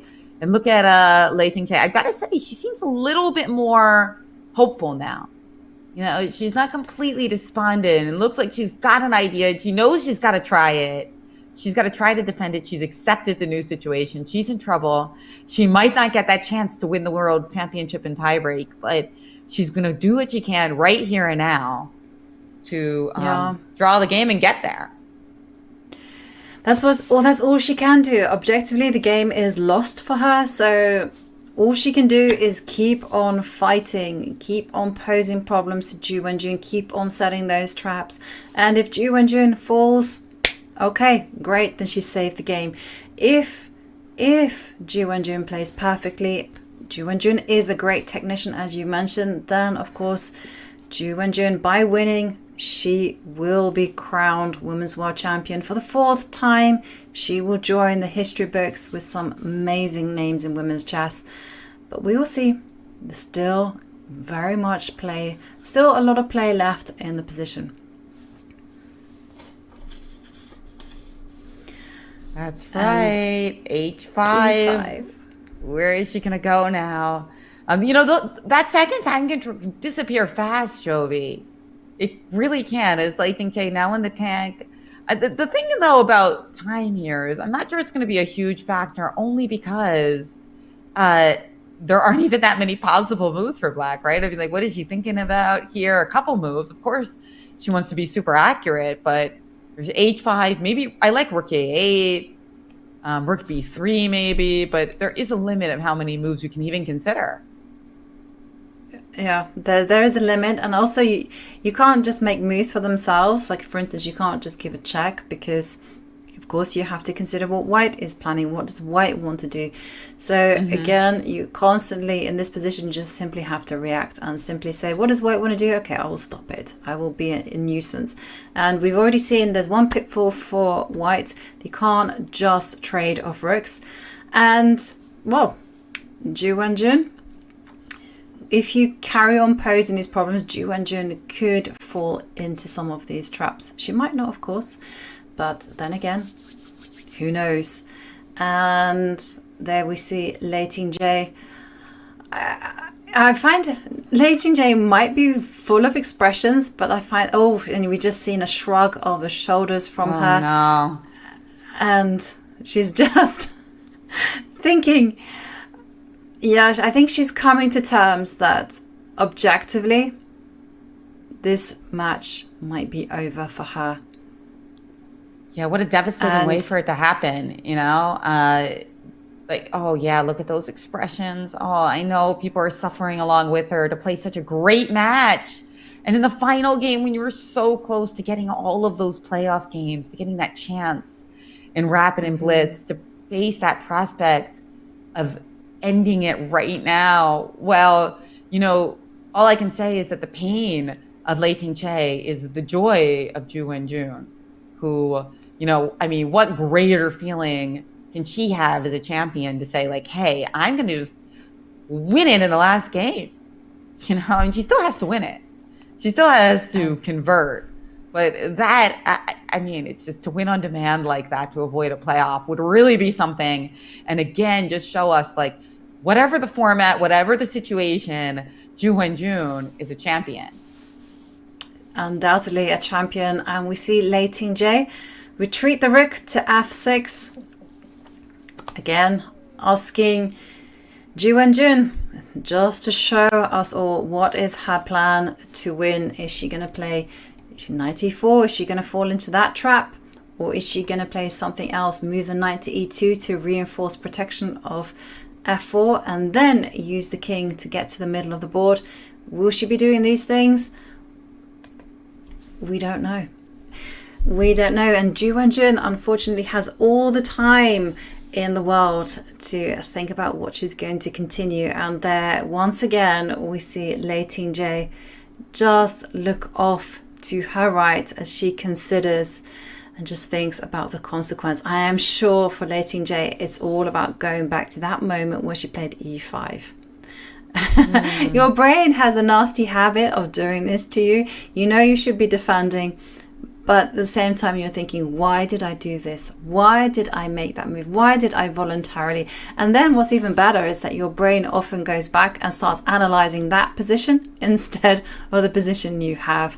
But Lei Tingjie, if she wants to save this game, she just has to forget what's happened, focus on what the board is now, and keep on just posing those problems. And there we see Ju Wenjun take a sip of water. She's considering how to consolidate. I'm thinking that she'll go knight ce2 because she's played very carefully. Some beautiful positional chess from the women's world champion. That's right. Knight ce2, looking to round up the pawn on c4, stop tactics that you might have on your mind with the knight on f4 only being protected by the king. So knight ce2. What happens if you play rook to c3 to c8? Yeah. So my plan is, so you've been talking about not going into. You've made me really paranoid now that I can't just go king e4 because maybe c3 will happen and I'll be forced to make that trade. So I've been thinking about, okay, maybe I should go rook c3 first and stop that pawn from advancing and then go king to d4 and then slowly improve. I don't know. And then again, ask you the question, how are you going to improve? What move are you going to make? Oh, it's black? Well, I feel like it's you. Yeah. Because there comes a time when you're going to have to make a decision, right? You can't wait for too long. That's true. I might need to try to get my king to d6 here, for instance. Like king e7 and then king d6. King e7. And now the question is, what am I going to do? Am I going to get king d4? I don't even know. Now I'm like really paranoid. I don't even know whether I should go king e4. No, I like or that. King d4. I like it because I might start having some issues with actually like mating attacks. Because like suppose I play king d6, maybe you just say, hey, wait a second, I'm just gonna play rook a3. I mean, not mating attacks exactly, but you know, attacks with the combination of the rook, the king, and the knight. It's like you're starting to get split apart here. So all of a sudden. And that is exactly why, as black, I've been desperate to trade off the rooks, because this type of idea coming at me with an attack is not a thing if I were ever able to trade those rooks. And this is exactly why Ju Wenjun wants the opposite thing. And by the way, I don't know why, Jovi, it was so hard for me to see rook c1, but because I was like, how do I avoid trading rooks and win the pawn? And for some reason, this idea that she played, which looks so simple once you see it, to just play earlier in the game to play rook c1 and knight f4, it didn't occur to me right away, you know?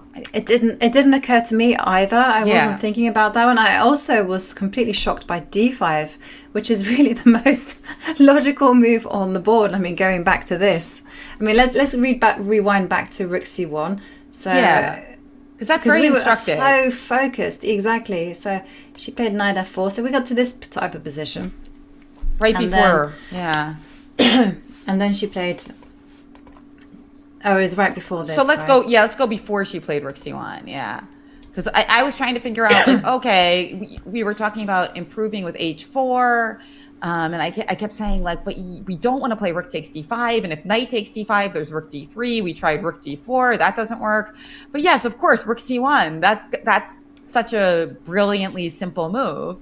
Well, certainly once you see it, it looks simple, because then knight f4 is coming, and the king does not have enough time to get any protection of the d5 pawn. So you get to win it without trading rooks, which has been the obsession of Ju Wenjun, because she does not want to draw; she wants to win. I agree with you. I think it takes really a level of sophistication and talent just to kind of move that rook away from the attack and just go, oh, let me just reinforce this protection. Hang on, I'll get that. So rook c1 and focus on the knight getting to f4. Here I do feel like Lei Tingjie, she instantly replied king f7, but perhaps she could have played g5 and resisted a little bit longer. But okay, as it stands, we do see a move in the game. And I see that after rook f6, that Ju Wenjun, she's gone for the principle of just overprotecting all the pieces and instead gone rook c2. So she's just not rushing with anything. She's not going knight ce2 just yet. She's focusing on just potentially defending the f2 point. And of course, this has the consequence that the knight on f4 gets released from defensive duties and can now jump into e6 if needed. Right. Yes, nice little technical move. Love it. Yeah, good point. But she's very good, very precise, Ju Wenjun here. I feel like in this type of position, Ju Wenjun is relentless. Oh yeah, it's fantastic. I mean, if you look at some of these moves, which, you know, if they were like tactics, you know, I would see it instantly, right? But it's like the little moves, knight b1, rook c1, that the patterns, you know, they don't come as easily to many of us. And that's why it's so beautiful to watch this game. And I hope all of you, in addition to watching the drama, are getting a little takeaway yourself, because there is something so elegant about this positional artistry that it's both hard to learn, and that's why when you see things like this, like I know, you know, the chess punks community on Twitter, I noticed that there's this movement that the founder of it really started, where they put like memorable positions on flashcards, you know, old school. I mentioned Mark Dvoretsky earlier, you know, the Polgar sisters. This is something that I think a lot of great trainers and chess improvers has done over the years. But I mean, I would really consider putting like the knight b1 move on a card, or putting the rook to c1 move on a card, because it's really one of those moments. It seems so simple once you've seen it, but when you're in the game, a lot of the time you don't see it. Right, because you're looking forward all the time and you're always thinking, what do I want from the position? And instead, Ju Wenjun was thinking, what does Lei Tingjie want? How is she hoping to pose me problems? And she just stops it. She says, well, rook c1, knight b1, I love those moves. And here I'm going to add rook c2 as well to that flash card. She chooses not to go knight ce2. She instead chooses just to reinforce the protection of these pawns just in case. She has the time. She's just simply enjoying the position. She's made sure, all of this has been backed up by calculation, because she's made sure that any rook to e8 can be backed up with knight to e4, attacking this rook. And again, she's made sure that this knight is now released from its defensive duties because the f2 pawn is defended. And now it's just a case of nurturing that pawn on d5 to the destination of d8. Oh, well, that's where it wants to go. That is it. D pawn. I mean, and she did play d4 in this game. It's not the same pawn though, right? I think it's the e pawn now. Yeah. Yeah, it is. It is the e pawn. Yeah. It's the e pawn that does that. Let the record state that it was the e pawn as an e4 player. But of course, when you look at this game by Ju Wenjun, you can certainly understand why she's a queen pawn player. These types of structural ideas and this type of precision, it's so perfect. You mentioned earlier the sword versus the shield, and when we see that e4 versus d4 dichotomy, I mean, what better examples of it than these two players, right? With Lei Tingjie and her fiery tactics being 1e4 and Ju Wenjun's positional mastery. Yeah, you just couldn't imagine it any other way. Yeah, and it all comes down to this game. Game 12, the final classical game. We see Ju Wenjun with the white pieces. Can she win this winning position, or will Lei Tingjie just pull off a miracle save? Well, we will find out, because we are going to take a quick break and catch you in a few minutes.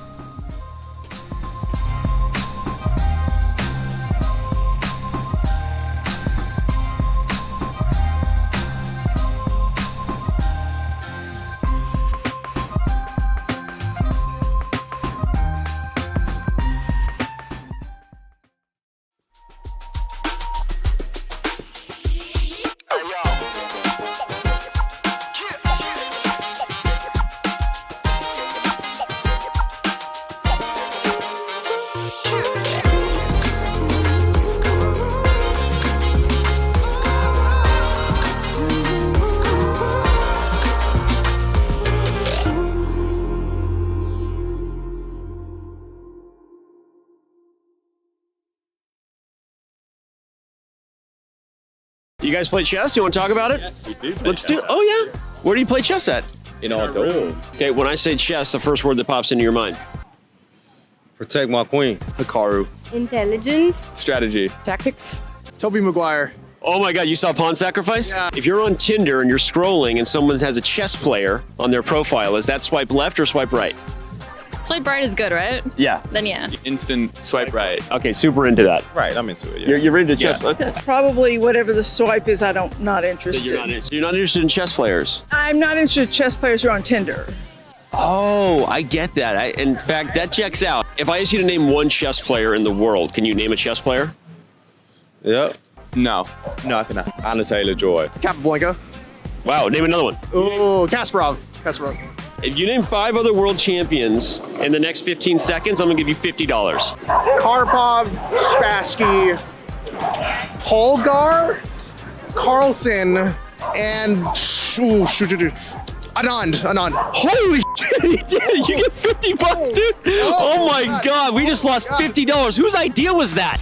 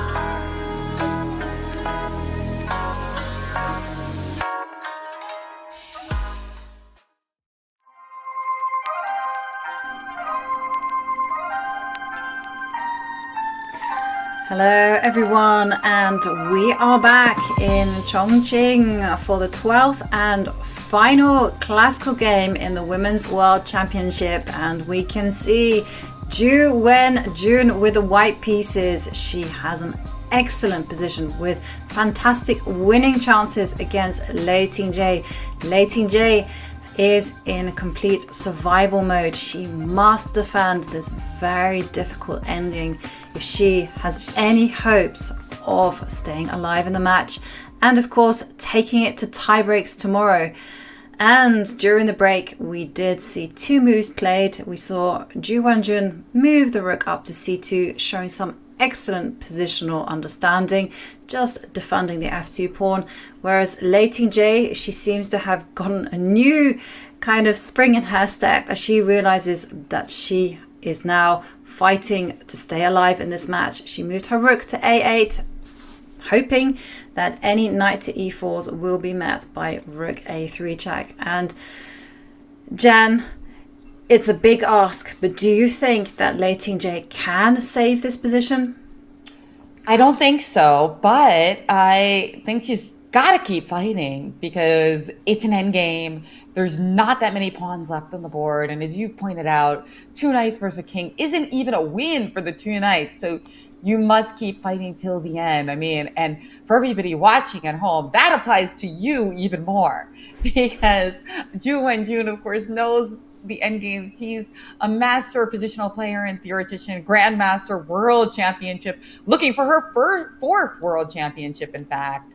But the people that, you know, a lot of us are playing, whether it's blitz, rapid, or classical, they make more mistakes in the end game. So you have to keep fighting. And that's what Lei Tingjie is doing here.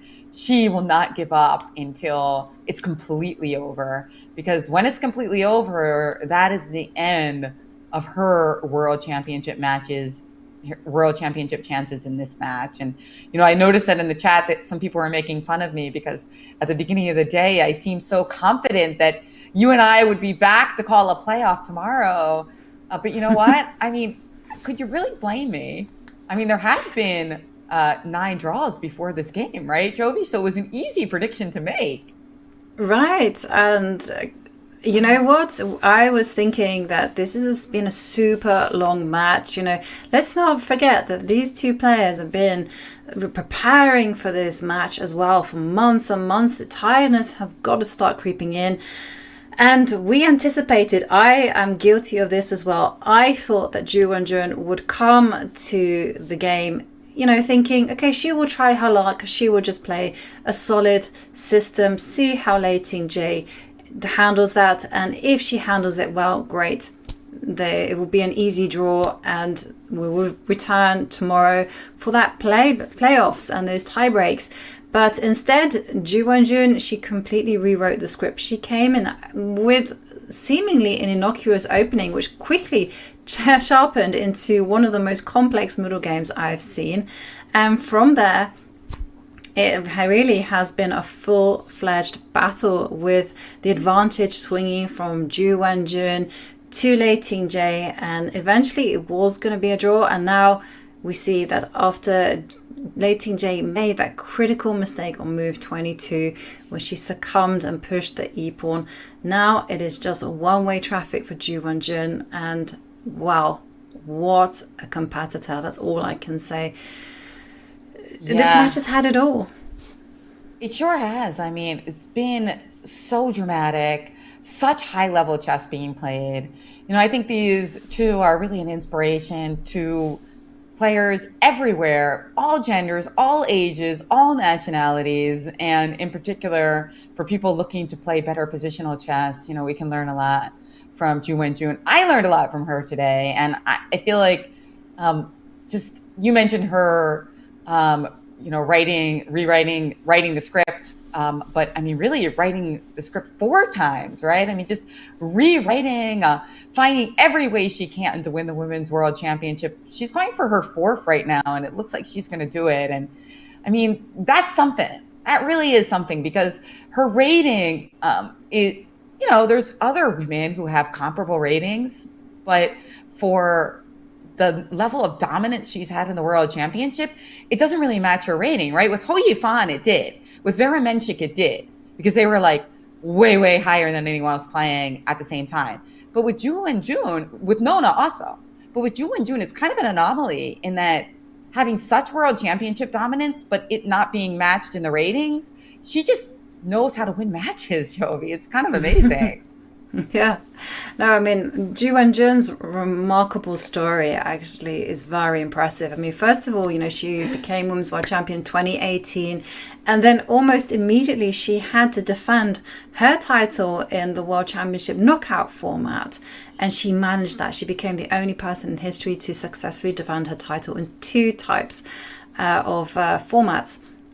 And then, you know, she had to defend her title against Alexandra Goryashkina. That one also went to the wire, went to tie breaks, but Ju Wenjun managed that. And this match as well, you know, we've seen Lei Tingjie come. She's been determined. She's been exceptionally well prepared. She's aggressive. She has a very combative style. And Ju Wenjun, let's not forget, from games 5 to 8, you know, she had to play with a point deficit. And only when she equalized, could she kind of like relax and her shoulders could sink a bit because her job was done. But even then, we still saw Ju Wenjun, you know, she found a really effective strategy of just simply changing up the openings, getting these unusual games, unusual positions, and making Lei Tingjie think. And it's been an absolute treasure to watch, I have to say. This battle between them has been epic, and you know what? I think we are seeing the start of a rivalry. And wow, that's a bold prediction. I love it. I mean, because there are so many other great women players nipping at their heels. But gosh, I mean, the thing about playing a match like this is you learn so much from it, which then puts you ahead of your competitors, right? It's kind of like called like the Matthew effect, right? So you're great. She's the women's world champion, but then her chances of becoming the women's world champion, it might even get higher because she has all the knowledge of what it takes, and she's showing that. But I do have to ask about this move that we just saw on the board, knight to b5, right? We just saw knight to b5 be played. So what's the idea there? Well, obviously we want to take the pawn on c4, so that's not that hard to figure out. But after rook to c8, what's the follow-up? Is she trying to play for d6? What's going on? What do you think, Jovi? Yeah, let's have a look, and let's see. This could be just Ju Wenjun wanting to finish the game once and for all. So yeah, one of the advantages of the knight being on b5 is that the a3 square has been taken away, so no check for Lei Tingjie. But after rook c8, that is a natural move, you know, defending the c4 pawn. I'm wondering whether you could push through that pawn, as you mentioned, d6. Would that be a mistake? That would actually be a mistake. Oh my God! Wait, a significant mistake. Oh no! Like rook e8 check. Okay, rook to d8, rook to e8 check, and oh dear, there's no knight e6 anymore. So that's a pitfall to fall into. So it's not about playing d6, and instead, I guess it's to do with. I thought maybe knight to e6, or maybe moving the knight to d4. Knowing Ju Wenjun, it's probably like some knight to e4 and knight to e6. Hang on. Yeah. Yeah, okay. I like everything pretty perfect. Because I don't even want to let you do like rook e6 checks, pawn e6, king e6 in some lines. I feel like that gives you more opportunities than you've had for a long time. You know what I mean? Don't you think it's like, I don't know. I'm feeling like I want to try to avoid that. I mean, is there chances in that type of line, Jovi, where it would be like rook in 3 versus rook knight in 2? Maybe not, but if you also can do rook c5 and rook h5 and bring one more pawn off the board, suddenly you've only got one pawn. It's a bit annoying. I'm talking about. Let's not forget that a rook versus a rook and knight is an easy draw. Right. So there are some kind of things that Lei Tingjie can hold on to for inspiration. So yeah, what to play though? I after knight to d4, the big question is what next? Could you go? No, you can't. I was thinking, could you go h5? I like knight d4 though. I like it better than 96. Actually, what I was saying, Jovi, was that if I like your move, knight d4, but the earlier move that I think we were attempting to try instead of knight d4, knight e6, I like that less because I'm a little concerned about rook e6, pawn e6, king e6. Are you? Or do you think that's just really easy to win for white? Is that trivial? I mean, I'm just worried that you only have 2 pawns left, and maybe I can get it. No, I think this is definitely something to be thinking about. Like rook c5, rook comes to h5 as well. Making those trades. No. I agree with you. Knight e6 might be winning, but definitely would give a new lease of life to Lei Tingjie. But there we saw none of that move, and instead rook to b6 played, and knight to d4. Knight d4. That's it. Something is coming. And rook a3 check. Rook a3 check. Okay, we can step up, right? I mean, yeah, there's no reason not to step up with the king. Yeah. After all, I mean, just there's knights. You know, there's a great defensive principle, which is like a knight is a king's best friend. And there we see Ju Wenjun move the king up. And look at that. These knights, they not only shelter the king, but they also stop the rook coming to h3. That puts like a really attacking the pawn. That puts a really nice image in my head of like the king with like 2 beautiful dogs just kind of like nestled there, just hanging out, enjoying life. And certainly the king is enjoying life here, because in this endgame, the king is just beautifully centralized. And finally, it's kind of hard to get any counterplay against it, right? A lot of the counterplay Black had was kind of destabilizing that king, but not there anymore. C3 play though. Okay. She has not been able to play c3 for some time. First time in quite a while that it's been on the menu at all. Yeah, it's not been on the menu.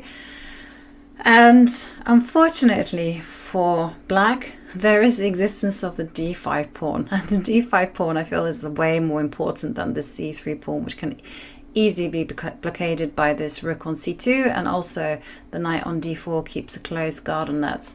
So the question is how to continue for white. I mean, how do you rearrange the knights so as to, in an ideal world, would be pick off the c3 pawn or promote this one?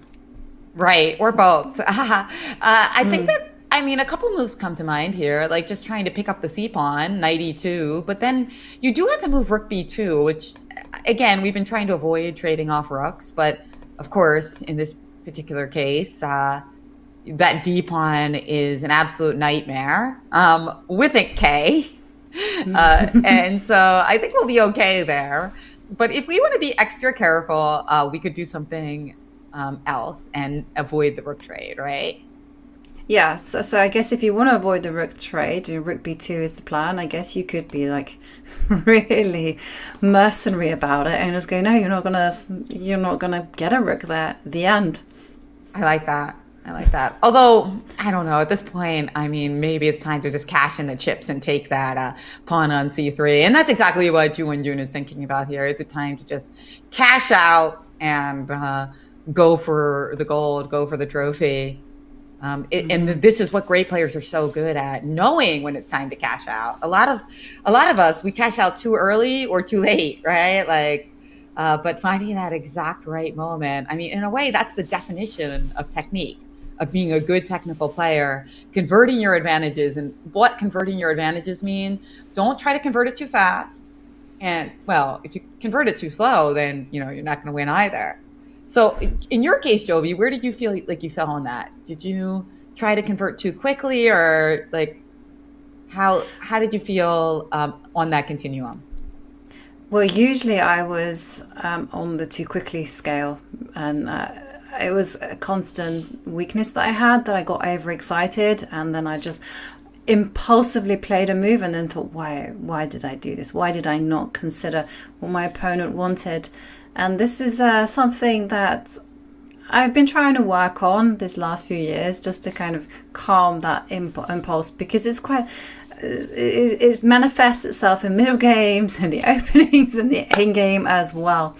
And when I'm on form, I once had a game, which I'm really proud of, where I resisted this urge on every level, and I was just, and I somehow I got myself into a really calm mindset where I was just like, okay, you know, I'm probably winning, but okay, it doesn't really matter. Let me just play. Let me not think about the result. Let me just keep on improving the position. And I was so focused on this mindset of just constant improvements that when my opponent resigned, I was shocked. And then I realized like what I had done, and I was like, oh, okay, I just beat a grandmaster with the black pieces. Oh, okay. Oh, that's beautiful. That what was a great story. What a great inspiration to find that technical mastery and not rush.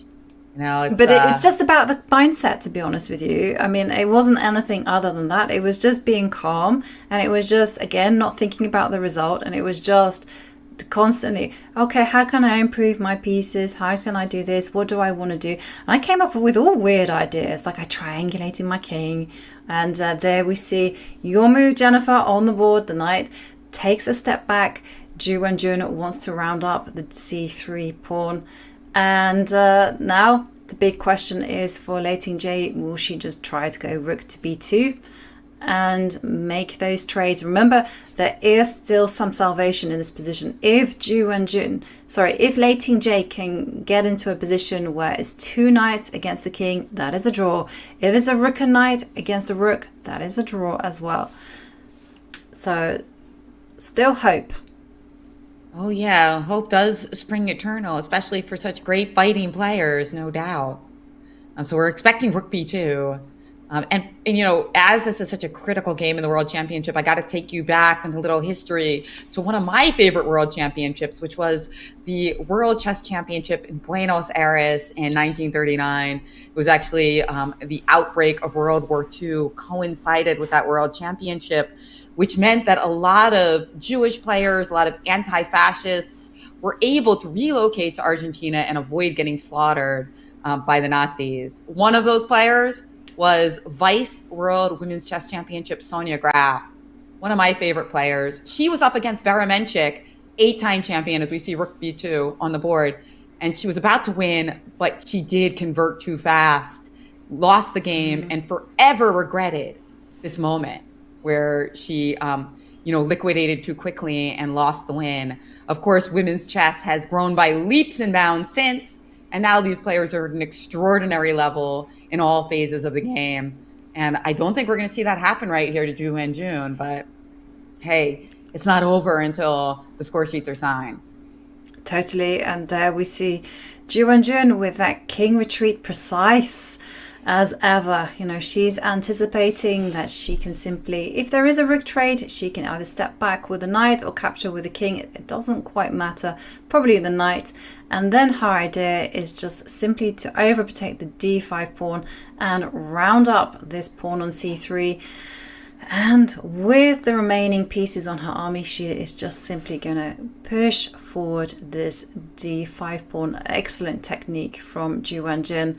And yeah, it's interesting that, Jen, you mentioned that Sonia Graf was one of your favorite players, because I know that you like her very much, but for me it's always been about Vera Menchik. I always feel like we haven't appreciated her and what she did for chess in a nice way, and especially I feel in the UK, you know, only now like are we having Vera Menchik memorials, and she was the first English women's world champion. And we haven't had the like since. And I do feel that she should be honoured in a way that she isn't being at the minute. Completely agree with you. I mean, she died way too young. I mean, that was one of the things. And not only unfortunately, she died in such a sad way in World War II in a bombing attack when the war was almost over. It was just so sad. A horrible casualty at the hands of the Nazis. And unfortunately, she also lost a lot of her papers and games. So we actually have less records from her than we should, which, losing history, it's just losing her so early is so terrible. And also losing history is a tragic loss. So I just, we're making history right now, and it's important to remember those from the past as well. And I couldn't agree with you more. As 8-time world champion, Vera Minchik really is looking on as, this is her legacy, the world championship. She was the first world champion, the one who won the most titles despite dying at the age of 38. I mean, that's insane, right? You win the most titles in history and you die at 38. Like, if she had lived a long life, how many would she have won? 20? Totally. And the worst thing is, she wasn't even a chess professional, so to speak. She had to make ends meet. She had to teach. She had to do other things at times. Her husband was a lot older than her. She had to look after her husband. Her husband passed away. And also she faced a lot of opposition from the UK, from people in the UK. They were like, well, she wasn't born here, so therefore she's not English. And it's like, yes, she is. So I really do admire all the obstacles that she had to face, and all of our women players themselves. As you mentioned, this is a historic match. And talking about obstacles, I'm really impressed by both Ju Wenjun and Lei Tingjie, how they've approached this match, all the obstacles that they've overcome. They played the match in 2 locations. First of all, in Shanghai, that didn't really go Ju Wenjun's way. She lost in game 5, and then it shifted to Chongqing, and it was like this change rejuvenated her, and well, she came back fighting. And fighting is the only thing that Lei Tingjie can do in this position. Objectively, she's lost, but she can still salvage this game by a miracle. Yeah, that's right. And if I were her, I'd just take that rook off on c2. I've been dying to do it all game. Let's go. Take it off. It's time. It's time for those fantasy lines in which, everything comes off the board and we get our chances, right? Let's do it. Rook c2. Let's go. By the way, I don't think this game's ending very soon.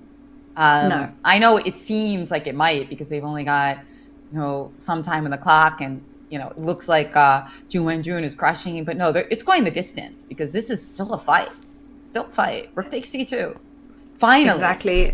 And whilst the players are thinking, let's have a look at a move like rook takes c2. So rook takes c2, and then the big question is which way to capture the rook. Now, personally, I don't think I would capture with the king, because the king takes one step away from the center, and also at the same time allows the rook to get to a1, to h1, or even to f1 and start nibbling on some pawns. And remember that if all the pawns leave the board, and even if you sacrifice the rook for the d5 pawn, then the position 2 knights against a king is insufficient for the win. So that's something that Lei Tingjie will be thinking about. So I don't suspect that king takes c2 will be played. I suspect a move like knight takes c2, unfortunately taking away the a1 square from the rook, will be played. It's very much in Ju Wenjun style. But, maybe she can work the magic with the long-range powers of the rook and go rook a6 and try to come in this way. Yeah, it's funny, I wish that pawn wasn't on h6, because if it was on h7, rook b6 would come with a much bigger punch, because you could just play rook h6. Those little pawn moves. We were mentioning yesterday that David Howe was always so reluctant to make any kind of pawn move that was committal. And right now I'm hearing him be like, oh, why'd you go h6 earlier? Yeah, that's true, actually. Like small pawn moves, it was unnecessary to go h6, wasn't it? She could have gone just g5 and put the rook on h6, and maybe that could have been a source of counterplay. It's the butterfly effect in motion.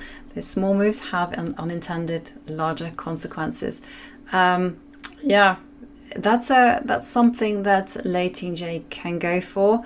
Another option is maybe she deciding to keep both rooks on the board and go rook b1. Is that something that she can do? Oh, with the same idea of rook h1. With the same idea of rook h1. Yeah, you could do that. Sure. I just, I've been dying to get rid of that thing, the rook. Yeah. It's turning into an obsession because the reason is just because I'm worried that suppose knight c3, rook h1, rook b2. I haven't analyzed a single move, but I'm like, it just looks so much more easy in a way than having to do this without a rook.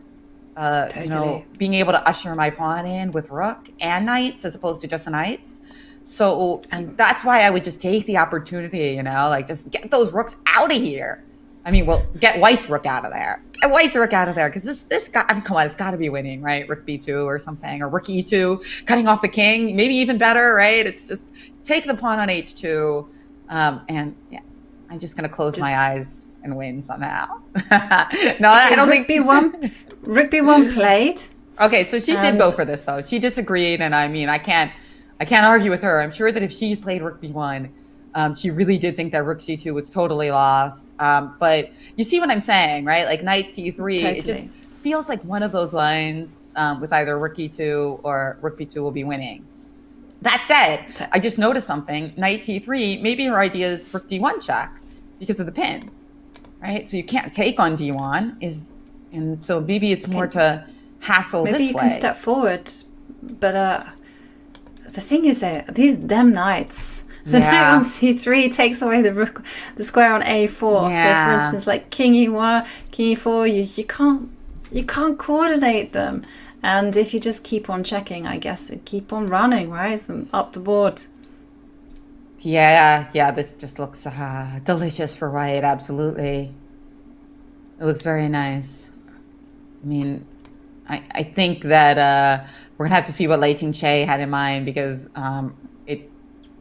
that line with rook d1 doesn't seem like anything special. So we're predicting knight c3 here, and then after rook h1 looked a little bit more compelling. I was thinking that there's got to be some easy win here with like rook e2 and queening the pawn, but maybe I'm wrong. Maybe there's not an easy win. It could be, and that could be exactly what Lei Tingjie analyzed. That she thought, you know, rook h1, like if I play rook e2 or something like that, trying to play d6 and usher the pawn up the board. Maybe you can take and then say, I let you usher up the pawn. And there we can see already, like, apparently the evaluation rook h3 is saying that rook h3 check. So that's easily one way how you can go wrong. Yeah. Good point. And knight c3 is played. Rook h1 is on the board. Rook h1 on the board. She thinks this is the best chance. Yeah, and you know that's Ju Wenjun. That's a great point, though. I think this is it. That rook h2, rook h3 check gives like a lot more counterplay than I would have thought optically. I thought like, oh, easy. I'm just gonna like play d6 and queen the pawn, but you know, not so easy, because like let's just say I run with the pawn right now with d6 to start.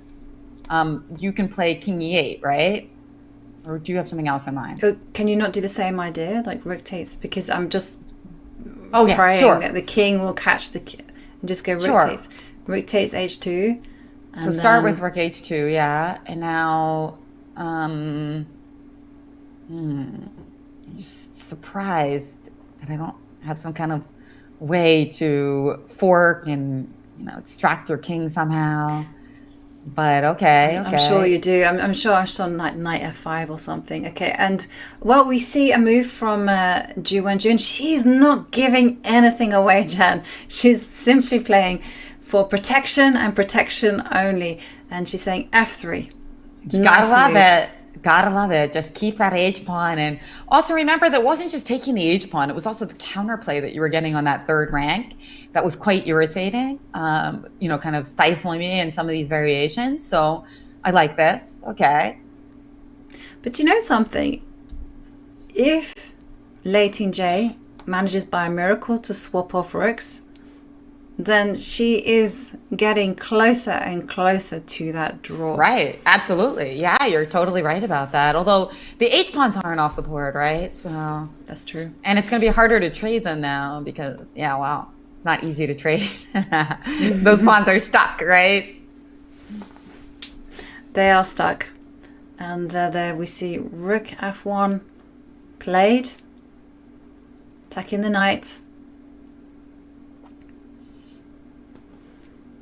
Yeah, I mean, we could see something, but it does require a lot of help. So what I'm thinking is that if the rook found its way on h3, then you could have some ideas of rook takes knight.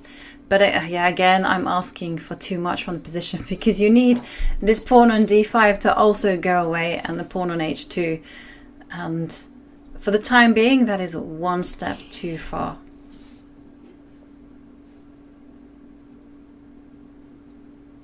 Still, you know, fighting possibilities for Lei Tingjie. And she moves her knight to d4.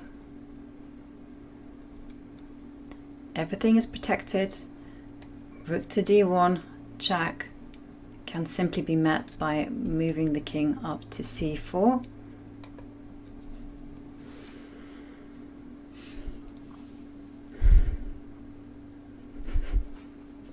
Right. And we can see Lei Tingjie.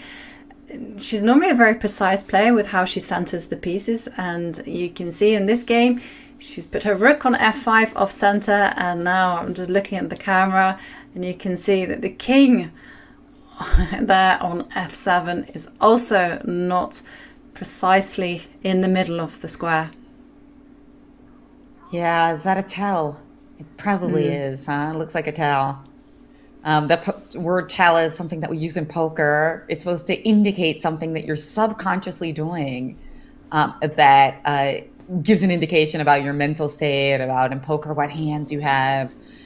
In this case, Lei Tingjie's position. This one is a bit more egregious than the one before, Jovanka. And I don't mean that in that like Lei Tingjie is doing it on purpose or to be rude. Absolutely not. I think it is subconscious. But I think if I were white, I'd be tempted here to make a little adjustment. I was going to ask you on the subject. You know, you've commented on a lot of chess games, and obviously you're an amazing poker player, and you're used to looking at those tiles. Have you noticed any particular tile from any of the top players? Oh wow! You know, I think that one thing I always noticed about Nakamura is that a lot of times Nakamura's facial expressions don't always match like the quality of the position. So especially, you know, years before when he was doing, now that he's doing streaming, of course, professional streaming has changed a little bit. But I think like, you know, 8-10 years ago when I did commentary on his games, he used to be so upset when he was totally winning. Because I think it was like, oh, he wanted to win faster, or like, you know, something like that, right? It's just like it was almost like all of the tension like showed itself not in the way that you would expect, right? You would expect the tension to resolve itself with happiness, but it doesn't always happen that way, you know? And in fact, I think there was a press conference with these two women, the first game that Ju Wenjun won, and it was Lei Tingjie who was smiling, and it was like Ju Wenjun who looked really stressed and upset. It's weird how sometimes it's like this delayed happiness or this delayed gratification. It doesn't always match your feelings right away. That's a really good point, actually. I remember seeing this press conference between these two, and it did look like Ju Wenjun was the one suffering, even though Ju Wenjun had the most comfortable game.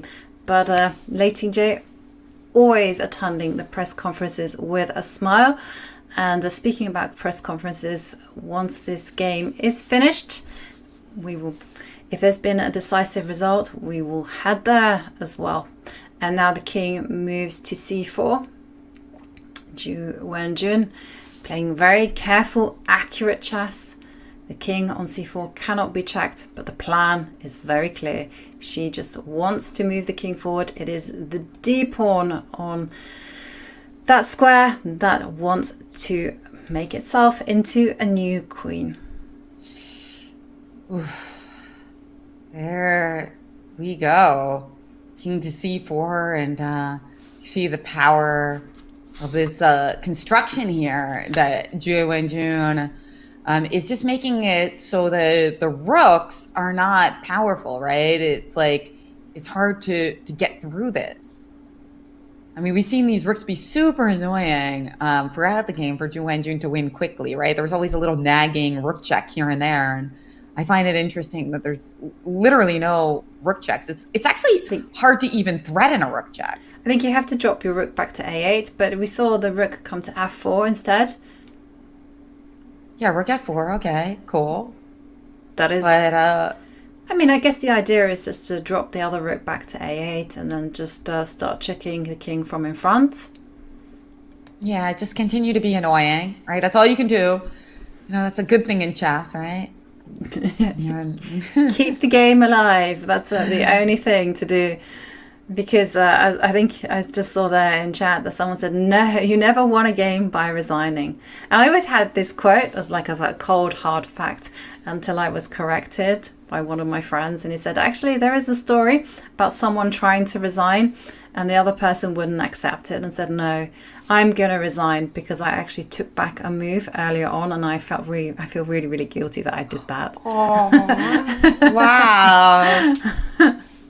So apparently you have won a game. There is someone who has won a game by someone else's opponent resigning. I don't accept your resignation. I love that. Oh, wow. I mean, I think that's pretty admirable because correcting it while the game is still going on is much better than trying to correct it later. So, Of course, I'm sure, you wish you had done it at the time, the player. You wish he had maybe corrected the move right away. But the fact that he gave that honest truth at the end of the game is heck of a sportsmanship show. And I think these two women are also being great sports as well. As I don't imagine that we're going to see much gloating. There are good friends off the board, right? And I wouldn't be surprised if Ju Wenjun is very, not that it would be bad for her to be extremely joyous and ebullient after winning this, but I have a feeling she's going to be a little understated. What do you think, Jovi? If she wins this game, the moment of resignation, is she going to break out into smiles or is she going to be pretty chill?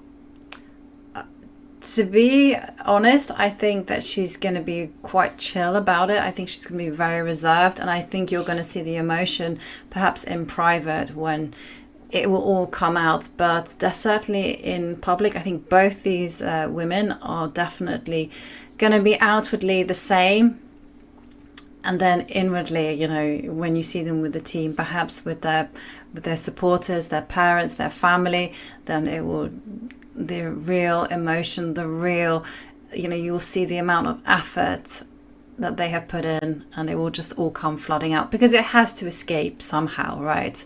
I just don't think it will be at the press conference, but I could be mistaken. And this is a dream, right? I've always wanted to use my soul rook in conjunction with all my other pieces here, and she's getting that dream as rook to b2 is just played. She's won this 3 times before, just an historic accomplishment. But also there's that feeling. My friend, it would have been her first title. And at the game, she's not thinking about that at all. She's a champion. She wants to win. But after the game, I think you can't help but think about it, right? So it's difficult sometimes emotionally for both players. True. And I remember reading a passage by Max Erver that when he became world champion, I mean, everyone was congratulating him and, there was a big emotion. But inside, he just felt numb. Because he was like, oh, right, like how am I meant to be feeling? Like I'm now the world champion, but what do I do next? And maybe there is that element of that as well. That they had, you win a 5th one. You keep winning. But if you've been training for this for so long, because you do have those moments where we've been training for something for so long, and then when it happens, we're just sat there, just like rabbits in the spotlight. We're just like, oh my god. Rook h4. Rook h4 is on the board. Played. Yeah. Still, there's some hope for Lei Tingjie, and it's based on the fact that if she can swap off rooks, if all the pawns leave the board, then those 2 knights alone will not be enough to win the game. And if Ju Wenjun does not win the game, then tomorrow we'll be back here commenting on tie breaks. Now, don't forget, though, even if we get all your pawns, but we're left with a pawn from the black side, that can end up making us lose against the 2 knights, because in a critical position that would normally be an escape by stalemate, we're forced to move our pawn and we get checkmated. So, wow, can you imagine the World Championship ending like that? That would be really good for endgame mastery of 2 knights versus king, because everybody would be forced to study it as we watched it. But I don't think it's going to happen, just because Ju Wenjun isn't going to trade rooks here. I think we've passed the moment where that trade was in the offing. At this point, she's determined. I mean, why would you trade a pair of rooks here? Your rook is finally poised to go. Totally. I don't think we are going to see that trade. And I'm looking at ways that Ju Wenjun can possibly go wrong. And I'm thinking, I mean, maybe, but it all seems quite secure, right? Because I was thinking maybe she can put her knight on b5 and have these two knights supporting each other and use the rook to check on e2, and the king is still coming forward. I don't know. I feel like it difficult to go wrong. I feel like it might be finally time to just go because we're ready. Rook b7 check. You can't even play king d6 because of knight b5 check, winning your rook on a3. You're forced to go backwards, it looks like, or go to f6, allowing me to play d6. Yeah, this might just be the end. With the you see what I mean? Let's rook b7 check, right? I mean, let's put that one on the board, and that step forces the king to step backwards. And the question is where to step backwards. Somehow you don't want to, but you feel like you might get checkmated if the king comes to d8. I feel like there might be some mates. Like, for instance, this is what I'm looking at, and then the knight comes to d6, and then the knight comes to e6, and it will be like a double knight checkmate. So just to kind of okay, so something like this. Oh no, I've blundered. Okay, but okay, you get the drift, and the knight comes into e6 and c6. Oh, nice. Yeah, the problem, I think. Wait, why is this? Why did? Well, because rook a4 check. So this is a way that you could go wrong. You get really overexcited, and rook a4 check, and whoops! If you play rook's king to c5, the rook will come to c3, and the loose pieces do drop off, and the knight will disappear. Oh my god, wow, that's something. Yeah, okay, got to be careful to the end, because these things could happen. But nightmares in this case, not with a K. So let's see, rook b7 check, king d8. I guess you can go for the principle of overprotection. It's worked beautifully for Ju Wenjun so far. Everyone is protected, and still you've got this idea of knight c6 check or knight e6 check, and then knight d6. Maybe knight d6 is gonna come. Yeah, we just need to play c5, king c5, right? We just need to get our king out of dodge. And like, suppose you put your king on f6 instead of d8. So if you put your king on f6, can we just run with the pawn with d6? That's the question, because finally it's like really well supported, right? So d6, there's no rook a4. I mean, everything's protected. What do you do? And actually we're threatening d7, and you can't even step back to e7 because of knight f5 check. Oh, well, I'm pinned. Maybe you can go for the one hope in this position. Good. I'm not pinned anymore. Okay, now d7. Now d7, and now rook a8, and like hope and pray that the rooks are traded off. No, I don't think it's going to happen. No, I don't think it's going to happen either. No. Knight c6 or something like that, right? I mean... Oh, but knight c6, this could be a way that you could go wrong. And, for instance, you queen. And that immediately would be a draw. No. Oh. I was just making the moves. It wasn't you suggesting that. I was just wanted to highlight that there are ways that one.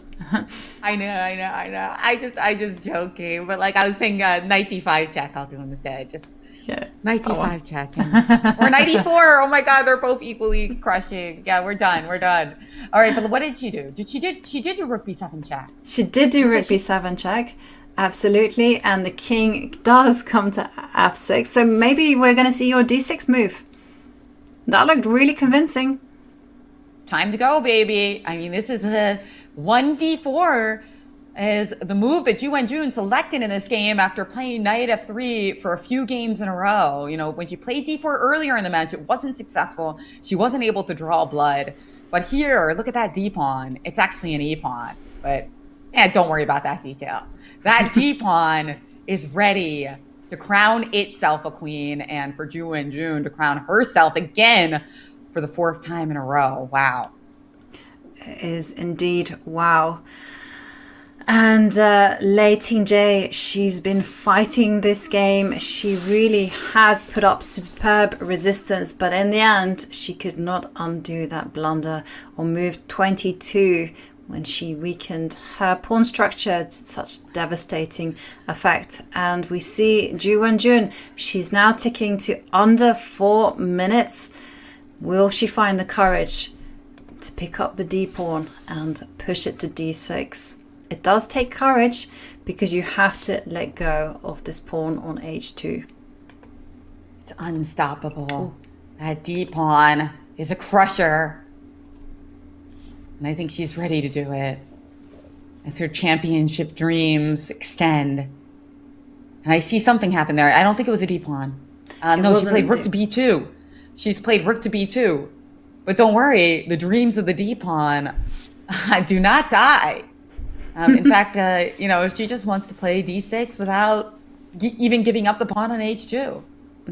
This is very typical from this game that we've seen by Ju Wenjun. Win without giving your opponent any chance at all.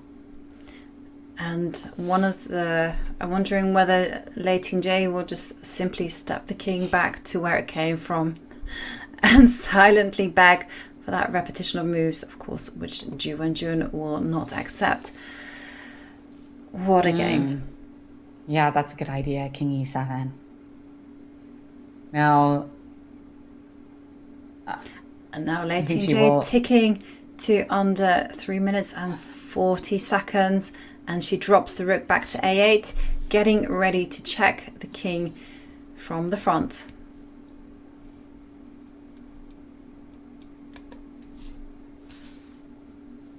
Rook to a8 on the board, that's right. Okay, so what now? Should we check on b6? Should we check on f2? She's moved her king forward. She's getting ready. Exactly, unpinning, and this unpinning allows her to shield the king from any checks. With knight c6, that's right. Knight c6, and what a beautiful move knight c6 is, because notice how the knight and the pawn are actually creating a force field, and the king is not able to return to help with defending against the d-pawn, right? So knight c6 would be quite a nice move. All right, let's see. What is she going to do to try to ward off disaster for a move or two more? Because don't forget, now that that king is unpinned, you also have to worry about just the basic geometric effects in the position, like rook f2 check. And you can't play, speaking of force field, you can't play king e7 or king e5 because I'll hit you with a knight f5 or a knight f3 check, forking you. You'd have to go to one of the light squares. And there's only one light square that you can go to, g6.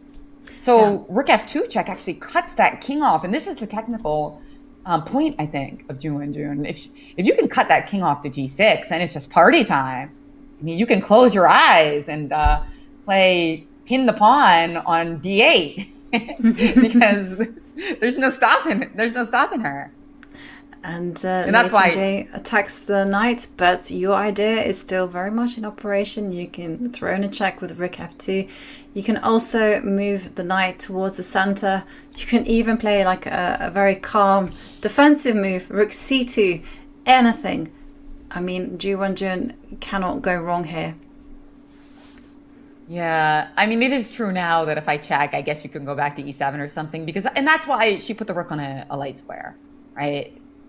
She put the rook on a light square so that there would be fewer knight forks. For those of us who get knight forked all the time in blitz chess, I feel like this is very instructive, right? So the knight always switches colors. So when it goes from a dark square on d4 to a light square, it means that if you're on a light square, you can't get eaten. Totally. Yeah, if you put them in opposite squares, like you say, there will be no fork. And I just love your description of the force field, and the force field is around white's king. You know, anytime black tries to check with rook c8, it's just going to be met with that shield of a knight coming into c6, blocking it, and you still have the problems of this pawn marching forward to d6. The rook is going to drive away the king. I mean, white's position is working in beautiful harmony. And There we can see Lei Tingjie.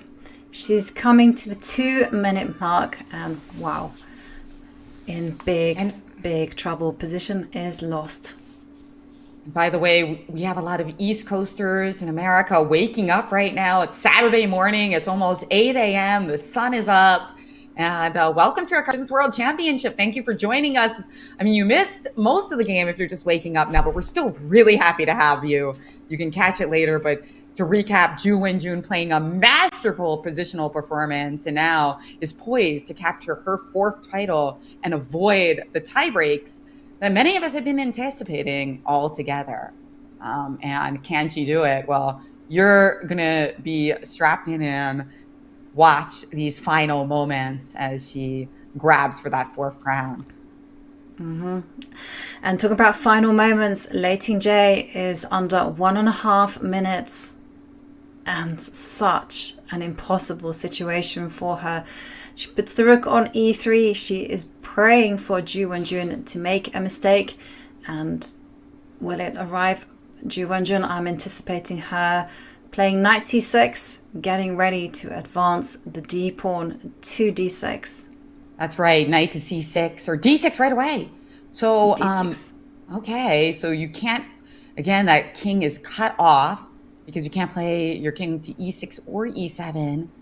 And rook f2 check cuts them off even further. Meanwhile, we're ready to march the pawn forward with the help of the king and the knights. I mean, this pawn has plenty of amazing bodyguards around it. You know, the knight will come to c6, the king can walk over to b6 if checked and go to c7. And in the meantime, these 2 rooks and the king, they just cannot withstand this pawn's advances. Rook c8 check. Are we going to play knight c6 or are we going to play king b6? So you got a couple different options there. Oh my God, showed on the board. Rook c8 check, king d5. Oh, for Lei Tingjie, one for Lei Tingjie fans. Oh, okay. So this is a big pitfall. Do not put your king in the middle of the board. A nice spot there, Jennifer. And the rook Don't worry, will come to e5, guys. and that would be checkmate. So still, Ju Wenjun has to be careful. That's why you don't resign. But that didn't happen. So e5 was played instead of a check. Knight c6 check on the board.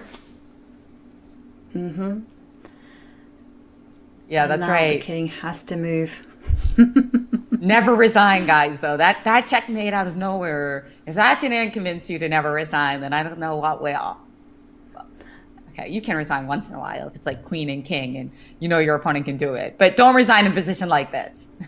and don't let the analyzing with the engine in situations like this to make you do that, because remember, these end games are very complicated and things can turn around. But here we are, knight c6 check. Where is she going to go? King e6? What's she going to do? Lei Tingjie ticking to under 20 seconds on the clock. But it is mission impossible for Lei Tingjie. Moves the king up the board. Perhaps she has the plan. Yeah, maybe she's just banking on sacrificing her rook for the d-pawn and then hoping somehow or other that this king and the rook can coordinate to eat this h2 pawn. So d7, you're saying d7 you think is going to happen? d7. d7's on the board. There it is. d7 is on the board. I mean, it's either you resign or you try to fight in any way possible. But so you're saying rook d3 here? Maybe king f3, I was thinking. Rook d3, there is rook knight d6 check. Rook d3, there's a knight d6 check. Well, it's going to happen. Well, she's done it. She's done rook d3. This could be the end of the World Championship. You've been with us the entire 2 weeks, Jovi. I mean, well, 3 weeks, really. And it comes down to this. Played. And it does. It came down to the 12th and final game. It was so tense, full of fighting chess. And in the end, it was all down to nerves in the final game. But here it is, we could stick something on b8 and we're just going to make a queen for nothing. You stick a rook or a knight on b8 and what do?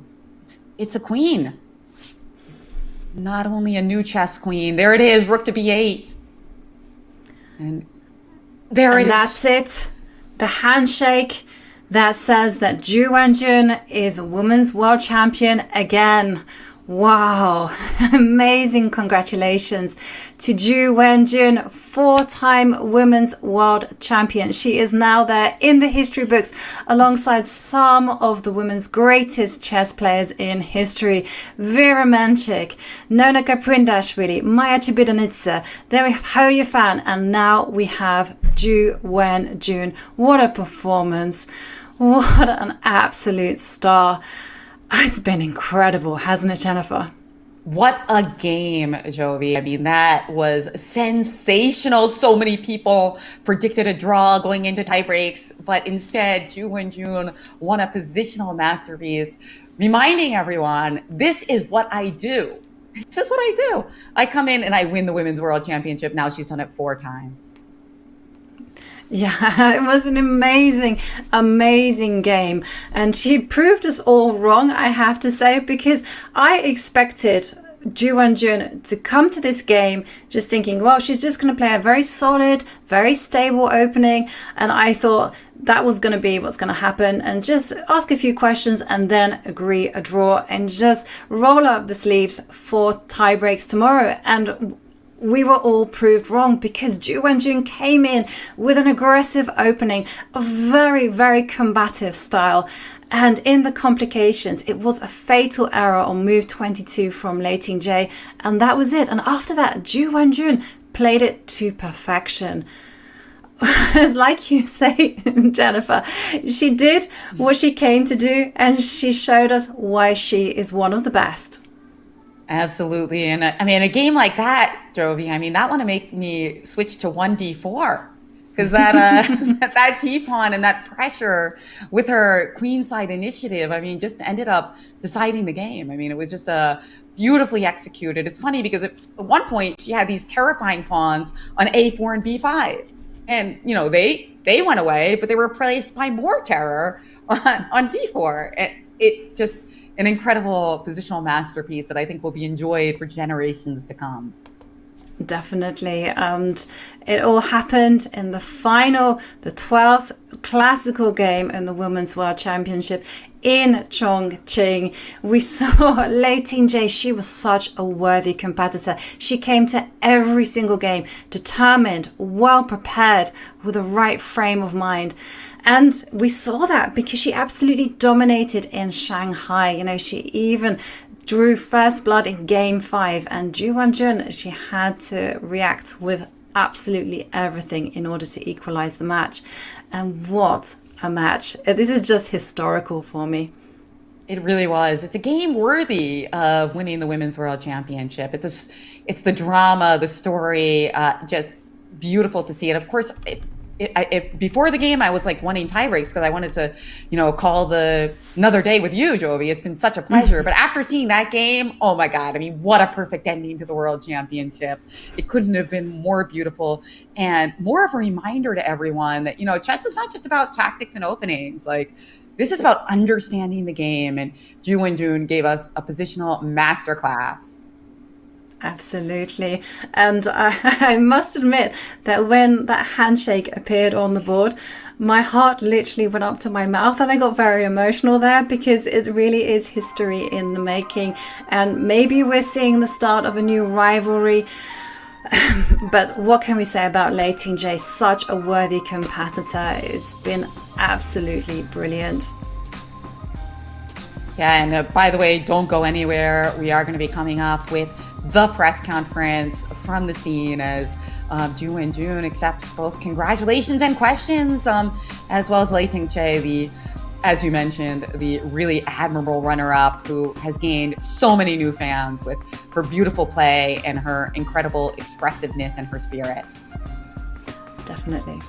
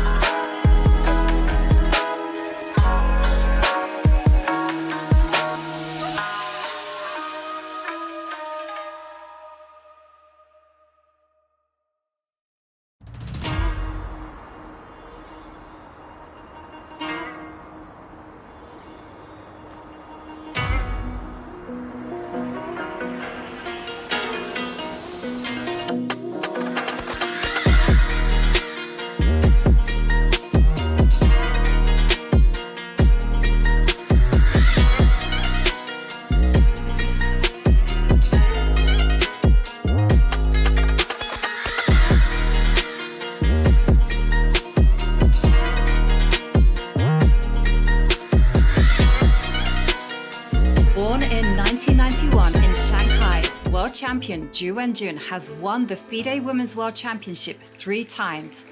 Now she attempts to become the 6th four-time champion. In that time, she has established herself as one of the strongest women to ever play chess. As a teenager, Ju was already one of China's best players. At age 13, she finished second in the Asian Women's Chess Championship. At 18, she earned FIDE's official Women Grandmaster title. And at just 19, she won the Chinese Women's Chess Championship. The next year, she had already fulfilled all the requirements to become a Grandmaster. By 2016, Ju found an even higher gear. She won 2 of the 3 events she entered in that year's FIDE Women's Grand Prix, the latter by a full point. Easily winning the entire series, Ju earned a World Championship match in 2018 against Tan Zhongyi. Ju proved that her stellar consistency in the Grand Prix was no fluke. In the early part of the match, Ju went on a hot streak, winning 3 of 4 games. After 10 total games, she was world champion. But there was not much time for Ju to enjoy her accomplishment. FIDE had scheduled a large field world championship tournament just 6 months later, with no special privileges for the champion. In the end, however, the knockout event was simply another opportunity for Ju's star to shine. Not only did she win the tournament to stay champion, she coasted through most of it. In the first 4 rounds, Ju didn't need so much as a tiebreak. When it came time to face Katerina Lagno in the final, resilience was also called for. Ju fell behind with 1 game left, needing a win on demand to force a playoff. And she did just that. Then she won the tiebreaker as well, proving that her excellence extended to rapid chess. Ju had now won the World Championship not once, but twice in the same year in 2018. She joined Vera Menchik as the only woman to win 2 in a single year. In nearly unprecedented fashion, Ju had proved she was no one-off. In her career to date, including a 3rd World Championship in January 2020, Ju has shown the ability to dominate several formats. Large matches, small matches, knockout tournaments, even the round robin of the Grand Prix. All have gone her way. But Ju Wenjun, she's too strong, too experienced to freak out and make a mistake. Whether enjoying a 3-1 run against the world champion or nearly going undefeated in a large field knockout, she is simply one of the best. The challenger, Lei Tingjie, will have to be at her best too. Otherwise, the world champion will once again be Ju Wenjun.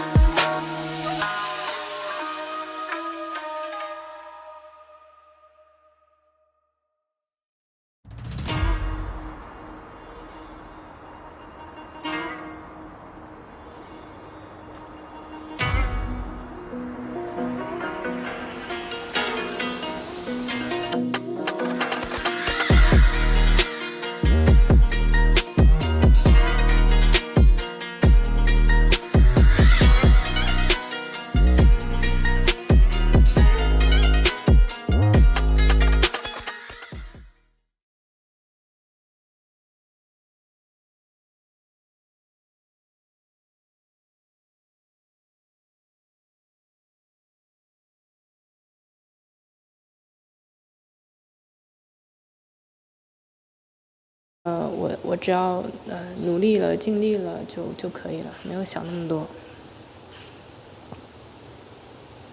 好，还有其他问题吗？没有。好，那我们现在就来到 OK， let's welcome Anna to host the English part.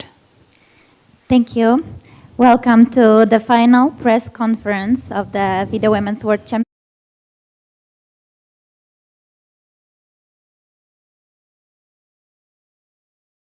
Managed to defend her title. Congratulations. Thank you. Thank you to both players for joining us. Ju Wenjun, you must be really happy to have defended your title.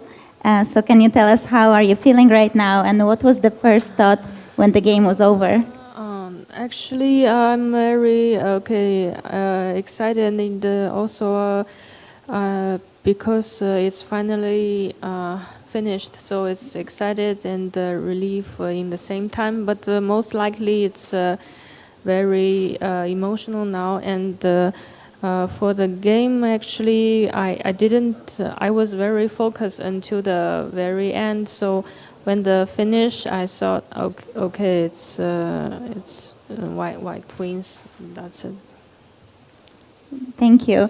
After the first game that you won during this match, I asked you in the scale from 1 to 10, how happy were you? And your answer was 8. Is it more now? Now, okay. I feel it's 9, okay. 9. Because it's finished. Okay, thank you so much. And how would you compare it to the previous World Championship? Is the excitement level now that you won the same as before? Is it bigger? Or the first time was somehow more special? Can you compare it? Actually, I think each time is very special for me, and I feel in this time I feel okay. It's really, really good. I mean, good quality the chess game, and I think both players are playing very well this time, and I feel okay. It's lucky for me. Thank you. And Lei Tingjie, thank you so much for joining us again. I know it's a difficult moment, but you both played great throughout the whole match. Does the fact that the match was so close makes the disappointment a bit smaller, or maybe because it was so close, it's even more painful to lose this one? Can you tell us your feeling? I mean, just right now, I just think that, okay, finally the match finished. Then, no more pressure, and there are so many things look forward to do it. So for me, it's like kind of a release. And what are you looking forward to the most now? Maybe eat some tasty food. Okay, hopefully you will get that very soon. Thank you so much for the answer. And let's start, Ju Wenjun, with you. What made the difference today? How would you describe today? Was the critical moment of the match for sure? Do you think it was experience, preparation, or maybe ability to handle the pressure? Okay, I feel maybe when she played knight b3, I take some time and decided to play bishop f6. But after that, I feel it's complicated, and in the endgame, I feel black is fine. But maybe she didn't see this knight b1, and after that, white is better, and then it's very difficult to defend. And so, in general, you think it was strictly chess connected, or something more like experience helped you, or ability to handle this emotional? I feel maybe maybe it's just I was just more lucky, and also I feel that some prep is helped me. Yeah. Okay, thank you, Lei Tingjie. How do you feel? What made the difference today? I think just like the last question, like for me, okay, I lost a game, I lost a match, but yeah, there are a lot of things to look forward. And yeah, I mean, I will still play chess. I mean, I will try my best to play chess. So, and also, I mean, actually, I'm very happy to play with her in this match, and I learned a lot. So, I mean, yes, probably I will come back in the future, but it's hard to say. Thank you. And what do you think are the biggest lessons that you can take from this match for the future? I think the biggest part is like the first thing I think is how can you control yourself under such pressure, and also I learned like some spirit from my opponent, like just fight for every game and fight until the end. So such things like this. Thank you. And Ju Wenjun, any lessons, any things that this almost 3 weeks have taught you? Yes. I mean, this tournament means a lot for me. Also, I learned some from my opponent. I feel she is really has some fighting experience and plays nice. And for me, it is I mean, it is a very long tournament, and it really means a lot for me. Thank you. Do you think the fact that you played previously 2 matches, because the match format is very specific, very long, as you mentioned, do you think it has helped you? Yes, I guess I was more experienced for this match, but I feel when we are in the game, then we're just focused in the game. Thank you. And let's talk for a moment about today's game. Are you willing to share how deep the preparation was today? And also, from the opening perspective, there were some ideas with G5. Did you know them, or were you considering them, Ju Wenjun? Well, yes, I know them, but let's say there are many choices for black, and I just ready to play in this any positions in this this line. Thank you. Lei Tingjie, I don't want to ask this question too much, but I believe since it was a critical moment, it would be good to know when you played e5 and then knight f5, you lost the pawn on e5 afterwards. Can you tell a bit more about this decision?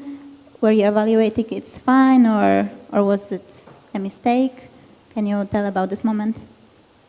Yeah, I mean, I think knight b1 was a good idea for white, but before I play e5, I think I already considered about it, but I didn't take it seriously. So I think yeah, overall I think e5 was a big mistake for this game, but yeah, at that point probably I should play carefully. Thank you. Ju Wenjun, you mentioned the moment when you took bishop f6. Can you tell? Can you tell about it? Because there was, for example, Engine really preferred to choose something else. So did you want to simplify, or like, of course, this is totally different. But like, what was your strategy at this point? Okay, I think maybe I can try rook a2, but at that moment I was confused that maybe I'm fine after bishop f6 or after rook a2. I'm not sure if it's good for me, so I decided to take that. Did you want to simplify, or? I just think it's more like complicated, but okay, knight rook a2 is also a good move. Okay, thank you. And moving on from the game, now that the match is over, can you tell us a little more about the team that was here with you, about the preparation, maybe about your time here, Ju Wenjun? Okay, for chess, I want to thank that my coach Wei Yi and also Hare Krishnan, and also for a company I want to thank Miss Wang Ping, who's who works from Shanghai Chess Center, and she accompanied with me in the Chongqing whole time. Can you tell how long you were working together to prepare for this match? Okay, actually, it's about not very long. Actually, for Wei, it's about half year, and for Hare Krishna, it's even less. But they really helped me a lot, and I appreciated them. Thank you, Lei Tingjie. Any words about your team? Can you reveal who was here with you and how was the preparation to the match?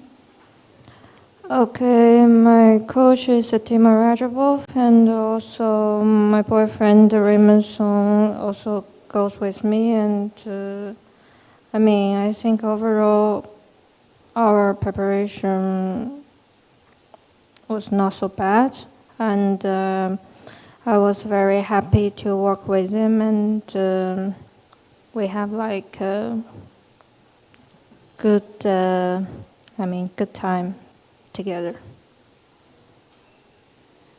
And how does it look like when you work with your team? Do you work on chess? Can you give us some background? Of course, if not, that's okay. Or do you do also non-chess related activities together?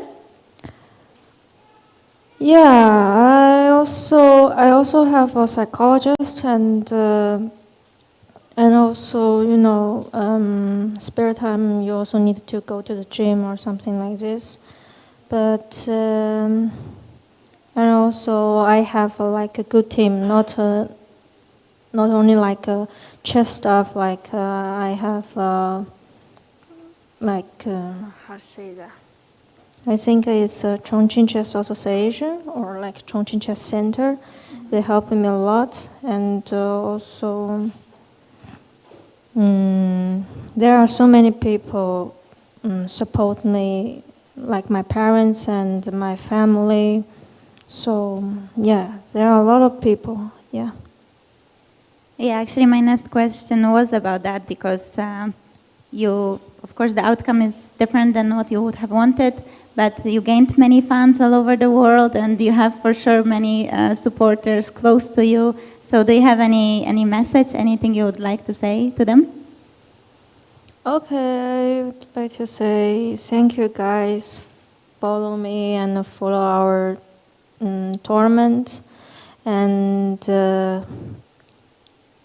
hopefully you can enjoy playing chess in the future, and also look forward to play better chess in the future. Thanks. And yeah, I wanted still to ask you what are the next steps for you. You mentioned that probably you will be back, so yeah, can you tell about the next plans and also maybe something about preparation for the candidates?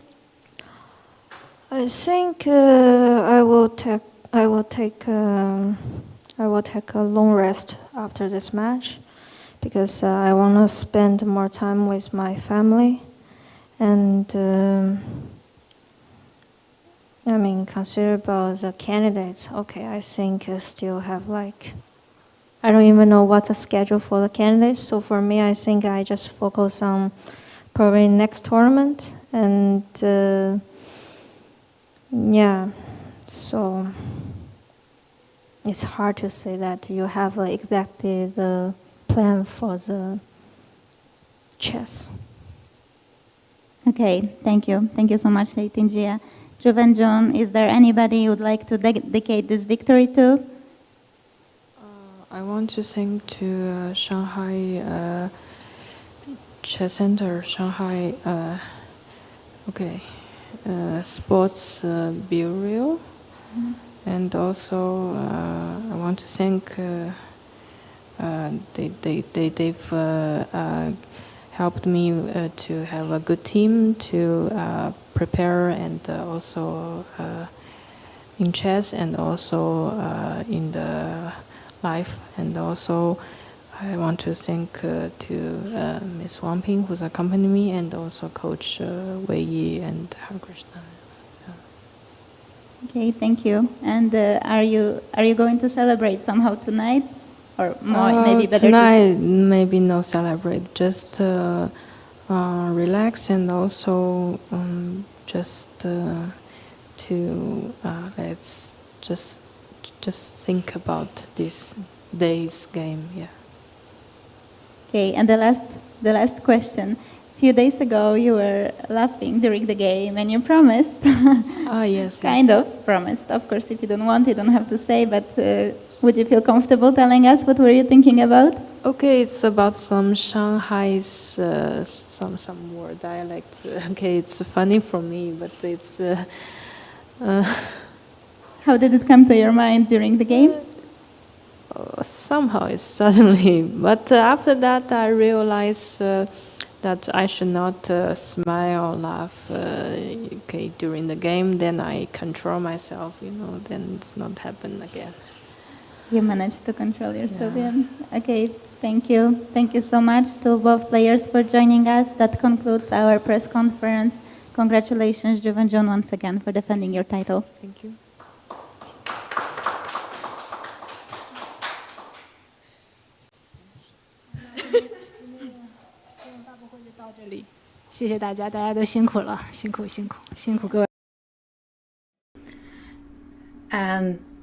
And I'm sure everyone at home will also join us in giving Ju Wenjun a round of applause as well. I mean, what a champion. 4-time women's world champion, joining the history books. I mean, it's been such an extraordinary match. And this press conference as well, both players revealing their character. You could almost see the relief just in Ju Wenjun's face. It's over. There's been so much emotion. And Lei Tingjie, of course, entertaining us with her quips. And for me, the biggest surprise was learning who the seconds were. Yeah. What was surprising to you? What was surprising to me was Wei Yi was working with Ju Wenjun. And of course, Wei Yi, he was the youngest person ever to become 2700 Grandmaster. I think he got that when he was 15 years old. Also remarkably strong chess player. Terry Krishna, we did know. And Ju Wenjun, Lei Tingjie also telling us that she was working with Rajabov and her boyfriend, Taiwan, number one grandmaster from Taiwan, Raymond Song. I didn't know these details. Oh yeah, and also Ju Wenjun mentioned Wang Ping, who's quite a strong player in her own right. She gave her a lot of kudos for accompanying her during the tournament. 2,500 peak rating, won the Chinese Women's Chess Championship, represented China many times in the Olympiad. So she just had a phenomenal team behind her. And Jovi, I mean, you've done an incredible job this entire tournament. I mean, I'm seeing so many kudos for you in the chat for the last 3 weeks. And I got to give you extra kudos today because you did see that knight b1 move. You saw how strong it was. And it's interesting to me that Ju Wenjun also pinpointed that as a moment. Like, to go backwards was a way to go forward to her fourth crown. And sometimes you have to take that step back, as you mentioned, to go 2 steps forward. And yeah, I did feel slightly sorry, well, very sorry for Lei Tingjie there in the press conference, as everyone hammered down on that e5 move as being the game that completely spoiled her chances for the Women's World Championship crown. But what can we say about Lei Tingjie? Just a worthy competitor. And she, of course, she has the candidates coming up next. And she will be in preparation mode for that, because one thing that has shown us very clearly is that she is a very worthy competitor, and it went right down to the wire here. It was game 12, just a blunder on move 22, deciding absolutely everything. And for Ju Wenjun, we know that, well, she will not rest either, because she might have won the Women's World Championship title for the 4th time in a row, but she will be off to the World Cup, which is starting, I think, in almost a few days. No rest for this 4-time champion. And yes, I completely agree. Lei Tingjie, just really inspiring. She's gained so many new fans. I mean, just kind of hilarious with her expressions. And even though, of course, she's disappointed to lose the match. I mean, you don't need to ask the question even to know, because she was so close, you could smell it. But just pointing out the relief and the pride, I think you could tell that she was proud of how she performed here. She knew that she brought everything and she almost got it done. And now she gets to enjoy some tasty food. I mean, who can't relate to that, Jovi? I certainly can relate to that. I can smell lunch cooking as well in the background. So I'm also looking forward to tasty food. And I have to say, Lei Tingjie and Ju Wenjun, both of these players playing such accurate, such precise chess and entertaining us every move of the way. There has never been a dull moment with these two just locking heads over the chessboard. What a performance, what a match. It's been memorable for me, I have to say. And for you, what was your biggest takeaway, Jen? Well, I am so privileged to get this front row seat, and I think my biggest takeaway was that I just assumed that the tiebreak was going to happen and that it was going to be super exciting.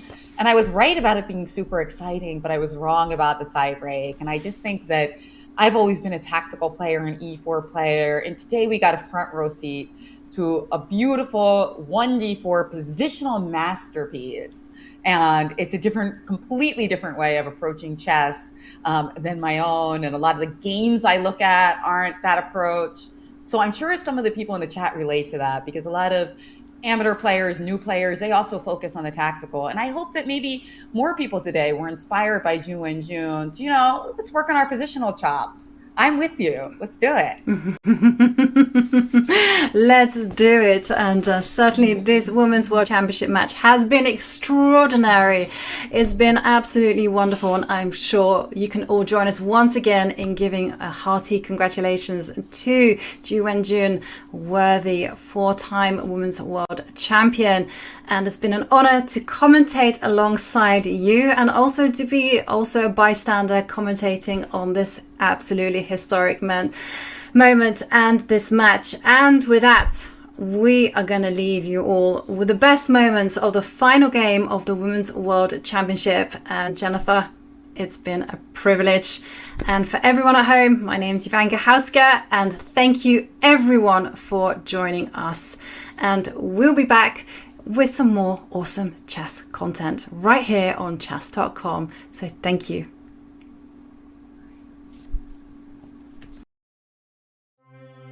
A decisive result today will see dreams being made and broken. And look at that, there's a question mark on the move, and oh no.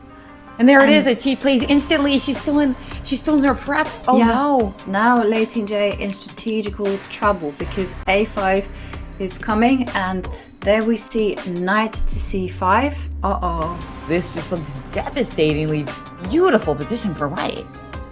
Okay, but something else happened, I think. What happened? She's played E5. We thought it was a bad move. It is a bad move. Knight F5. I see that knight. Knight B1. Nice, beautiful, well spotted.